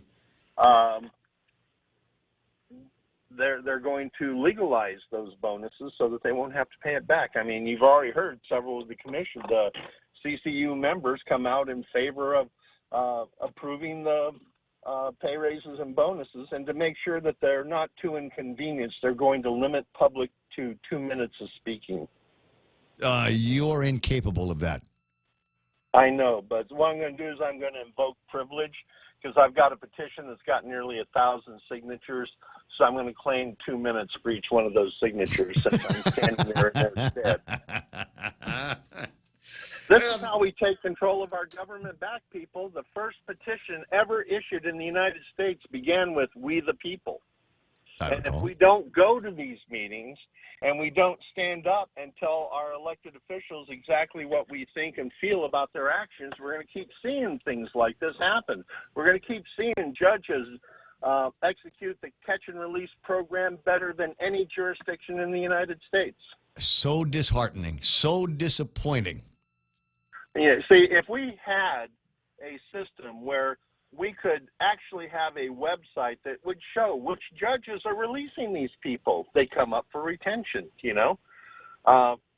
And once they start hearing the rumblings in the community about how upset we are about these things, they might change the way they behave. Haven't seen it yet. I have not seen it yet. You know, and Daryl Taggart and I had this conversation this time yesterday. Is you get people at Adelup and they are held accountable by the voters. You get people over at the legislature, they are held accountable by the voters. But we don't necessarily have the same thing. We do not elect judges here. They are appointed by other lawmakers and approved by other lawmakers. And once they're in that spot, it's impossible to get them out, and it's impossible to hold them accountable, and nobody has the temerity to talk back to them. If you've ever been to into a courtroom situation, everybody talks to them like they're descended from heaven. Yeah, I've been in court a few times. Yeah, I'm sure you have. I'm sure you have. And, you know, the deference that is paid to these people, and we got to remember, that's it. They're just people. Yeah, and when you go into situations like this as a citizen and a voter, you know, it's our fault that our elected officials get away with the kind of stuff they get away with because we don't say anything to them. And that goes back to that climate of fear. Everybody's afraid. You know, people come up to me all the time and say, oh, you got to talk about this, you got to talk about that. I say, why don't you talk about it? You're more credible. Yeah. You work there. And they say, oh, no, they'll fire me. I can't lose my job. Or my husband works for a fire department. You know, my children, they're teachers, and we can't say anything. Courage is always rewarded. That's all I'm going to say about that. Courage is always rewarded. Yeah, and when we get more people standing up and we're seeing growing numbers, I mean, if you look at just your call-in sheet, I mean, it's getting a lot longer. You're hearing from more people in the community on a wider variety of sensitive topics than you used to. I mean, I remember back in the 57 days, you'd have like maybe 10 people that called on a regular basis. Now you can't even count how many people call your show. Well, we've got that. There's that. It's also the number of people that have different access to the media. So Lisa Iriarte Kenga Tudela, who is watching online this morning on Facebook Live, more than welcome to leave a comment. Lynn Vince Borja Polino, who is online from the beginning of the show. My band played at Fiddler's Green way back. That housing area was beautiful. Military clean, mil-spec clean, and then they handed it back to the government of Guam, and we knew at that moment it was doomed. And if you go through the Great Magahaga Highway and you pass by some of those once princely officer housing, enlisted people housing, you realize that we just haven't the capability of maintaining jack around here. Well, you know, it's an interesting point you made earlier when you were talking about the hash harriers, I guess you're referring to. I'm not making any reference to anybody. I don't know what you're talking about. The guys that go out into the jungle trails at very rapid pace that are willing to clean the trails as they go. No, I don't know what you're talking about. The people I'm talking about don't want any publicity. They don't want any notoriety. They just want to be left to do what they want to do, and sometimes the things that they want to do is make things cleaner on the way out than they did on the way in. First rule of AH3 is we don't talk about AH3. Well, that's the point I was going to make here is where we are seeing all the trash is because of laziness. It's where it's very convenient because I have a secret hiking trail, and when I first started hiking it 10 years ago, it was strewn with trash from one end to the other, and it's about 4 miles long. And then I made it a decision to clean it up. It took me 38 large trash bags to clean it up. But other people use that trail, and since it's been clean the last 5 years, I have not seen any trash on that trail. And that's because once the trash is gone, the people that make the effort to go on these types of trails, for the most part, are respectful. Mm. But it's where it's easy, like, you know, we have property along the road, and I mean, we have furniture, TVs, appliances, cans of paint, bags of trash and everything being dumped on our property because it's easy and convenient. Yeah, because it's easy, it's convenient, it's out of the way. I've got a couple of things. I got these chairs that I found in the house when I moved in, and originally they were pretty nice. You can get them at Home Depot. It's got a little kind of stackable, and there's a little bit of this net fabric that you sit on. Very, very comfortable. It's perfect on Guam because it's hot and you don't feel like you're sticking to the back of the chair. Anyway, so by and by, they were already old when I got them, but I left them out in the sun and the rain and the elements, and the webbing has come off now, and now I've got basically a couple of these stackable frames with junk on them. I don't know how to get rid of them. I don't know what I've got to do to get rid of them. So that's, I'm not going to say that the blame lies with the individuals. I'm a guy with some means, but I don't know how to get rid of this and other metallic trash that I've generated. Yeah, that stuff right there, you have to take it to the recyclers up there in Harmon, and they take the metal. But I would go first to the solid waste there behind Kmart first. They take a lot of stuff like that. Yeah, I might do that. Like I said, I got a bunch of junks I got to get rid of, and I don't want it laying around the back of the house. Nor am I obviously going to dump it in the boonies. 9:47. Well, you got to hurry before the solid waste has it much longer, because like I texted earlier today, first time in 9 years my trash pickup was late. But now, when you say late, do you mean like a day late, or do you mean like just a few minutes late? 3 hours late. 3 hours, but it was the same day. They got to you on the same day, right? Oh my God! First they're 3 hours late, then they're 8 hours late, then they're a day late, then they're 2. You remember how it started? Oh yeah. I do. We've got to stand on the standards here. Just FYI, tomorrow 11 o'clock at the GSWA conference room, there will be a meeting of the Guam Solid Waste Authority Board of Directors. So it might be worth going out there. If for no other reason, just sit in the audience and do that thing. Or you point at your eyes and you point at them. You point at your eyes. You point. I'm watching you. I'm waiting for you to screw up. I will be here every minute of the day. I will be watching all GSWA activities. And every time I see you guys screw up, I'm going to talk about it. I'm going to find the guy on the radio. We're going to talk about your failures now that you've taken over from solid waste. And after people do that, they can go up to the Gloria Nelson building on Route 15 at 4 o'clock, where the Consolidated Commission board members are going to bless and legalize the illegal pay raises and bonuses, so they won't inconvenience management by having them put it on payroll deduction for the next 20 years. Nate Horn wants to know if he can yield his minutes to you as well. He'd have to be there to do it, otherwise they won't recognize it. Gotcha. Nick, I'll talk to you pretty soon. Ken, I'll talk to you pretty soon. Have a good weekend. It's my birthday weekend. I'm not saying that because I'm all braggy and spoiled and everything. I'm saying it because I want to alert the authorities. What? Clear the streets. It's Gibson's birthday. Get our people off the road. Who's there? GSWA, GWA, whatever. Nick Perlowski says they will pick up stuff like that twice a year if you're a customer. Well, I am a customer, and near as I can tell, in good standing, had chair frames just like that and put them out. Somebody came and took them before GWS or Guam Solid Waste got to it. Really? All right, well, I'll try that. I'll move it, because I got this stuff, in the carport area. So you're suggesting I take it and just leave it on the street? Well, here's what I'm worried about. I'm worried that if I take my stuff and leave it out on the street, is that other people will put their garbage in front of my house and say, oh, this must be where we're dumping stuff today. Trash pile. Yeah, that's a new neighborhood trash pile in front of Ray's house. Okay, I got it. He's leading the way. I'm one of those guys. If I see something in front of my house that doesn't necessarily belong there, and if I don't pick it up, I push it towards the neighbor's place, because he's never around. He's not going to know. I just, hey, somebody put some junk in front of your house, dude. You better get that squared away.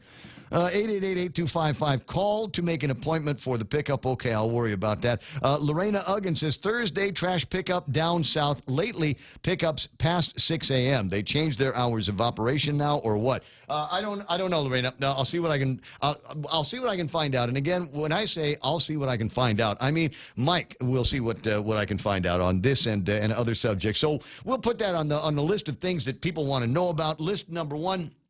Who is the judge that let that jughead rapist out after he'd already been found guilty? Let him out to await his sentencing. Who did that? Who's the judge on that one? And then the other one is, how come is it they changed their hours over at GSWA now for the South? Pam says her neighbors have had their stuff on the street waiting to be picked up for like 3 years. Place private property sign on it and somebody will steal it. Burn. I have a chair in my house, and it's a nice leather chair, fairly fashionable color. It's old, kind of beat up. I was cruising up the street, and there was a sign on it. Somebody had rolled it out of the house and put a sign on it. It says, "Free, take it." And so I did. My daughter won't sit in that chair. She just goes, "Oh my God, Dad, you're the worst." This is one of the reasons why my mother loved me, because I find stuff. I find money, I find jewelry, I find things, and I find furniture. And it's a recliner that I don't have to buy now. And you can go to, which store is it? I want to say you can go over to Cost You Less. And you can get this thing. It's a fabric that you can put on it. I mean, not that it needs it, but there's a fabric that you can put on it so you can't tell it was one of those pieces of furniture that I found on a sidewalk near my house. I'm that guy. Now we've met. It's 9:53. I'll be right back. It's important to have claims process that works for you. At Guahan Insurance Services, we make things simple and convenient. Same door you walk in to purchase your insurance is the same door you open to file your claim. We can't pretend that the car insurance claims process is fun, but we can promise a hassle-free and speedy recovery without any runarounds. For your home, auto, and business insurance, visit us at the Camacho Landmark Center on Marine Corps Drive in Tamuning. Don't forget to like us on Facebook or give us a call at 475-1162 or text 929-SAVE. That's 929-7283. Family Finance has been serving the people of Guam since 1959, and they'll continue to be there for you in the years to come. Whether you're looking to get a personal loan for that summer vacation or paying off those long overdue bills, Family Finance has got you covered. Apply for a personal loan from $1,000 up to $3,600 by calling Family Finance in Agutya at 475-4545, Upper Tumon at 647-5626, or in Dededo 633-4473. Family Finance, serving the people of Guam since 1959.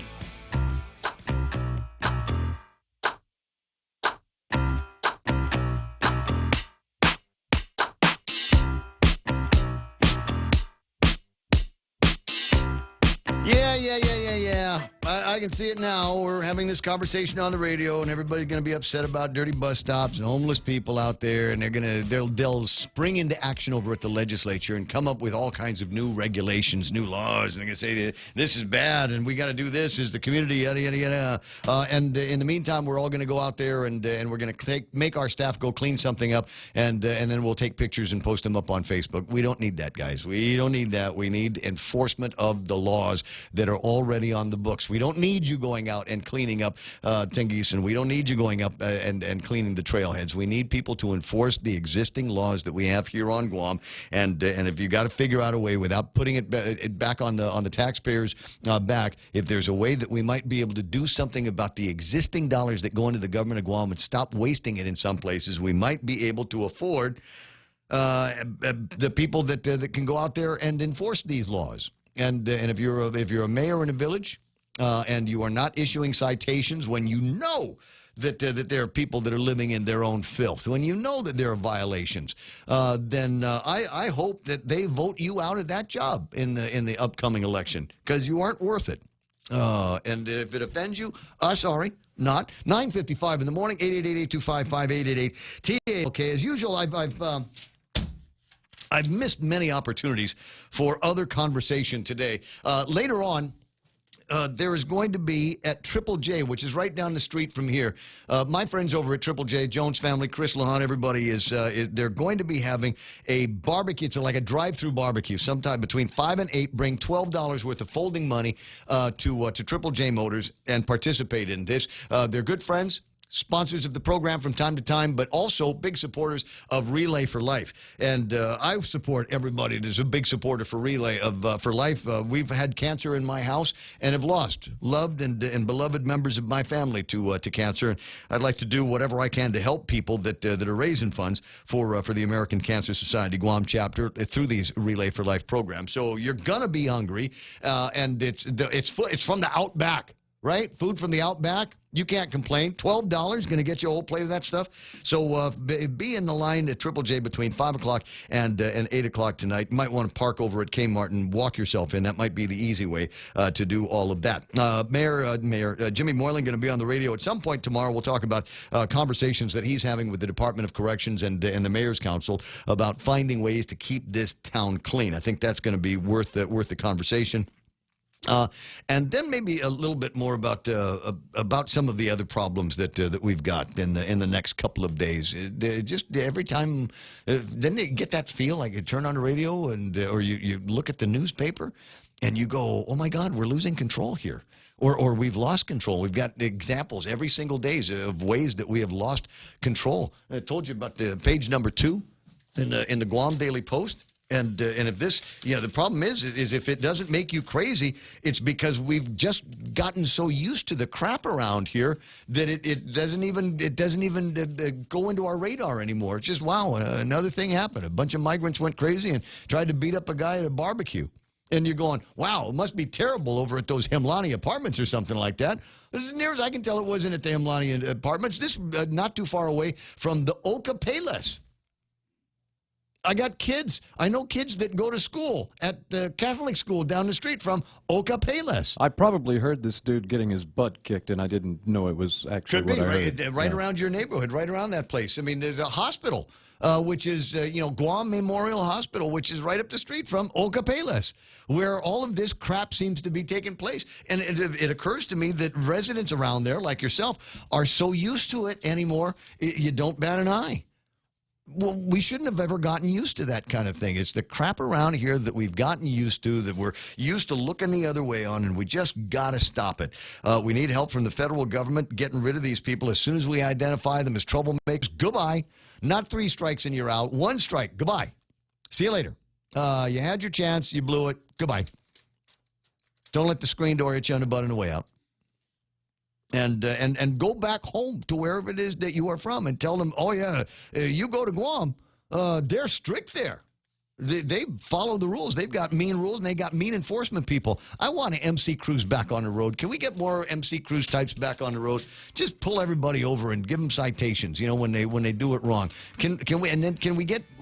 I want to invoke the ghost of Judge Paul Abadi. We need more of those guys out there. Not necessarily a hanging judge, but he took an enforcement of the rules and application of justice and accountability to a level that unfortunately we never ever saw again once he left the bench.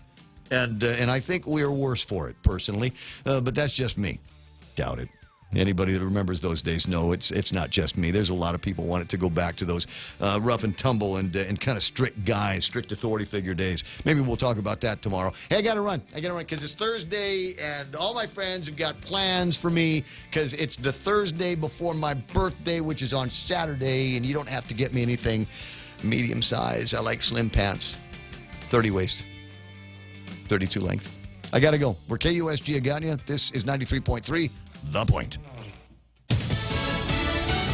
A vote for contempt. I'm Lisa Lacera, Fox News. Now it's on to the full House after the Judiciary Committee votes to hold Attorney General William Barr in contempt of Congress. The Democratic Chairman Jerry Nadler said Attorney General Barr refused to comply with a congressional subpoena to supply the full special counsel report and underlying records. No person, not the Attorney General, not the President,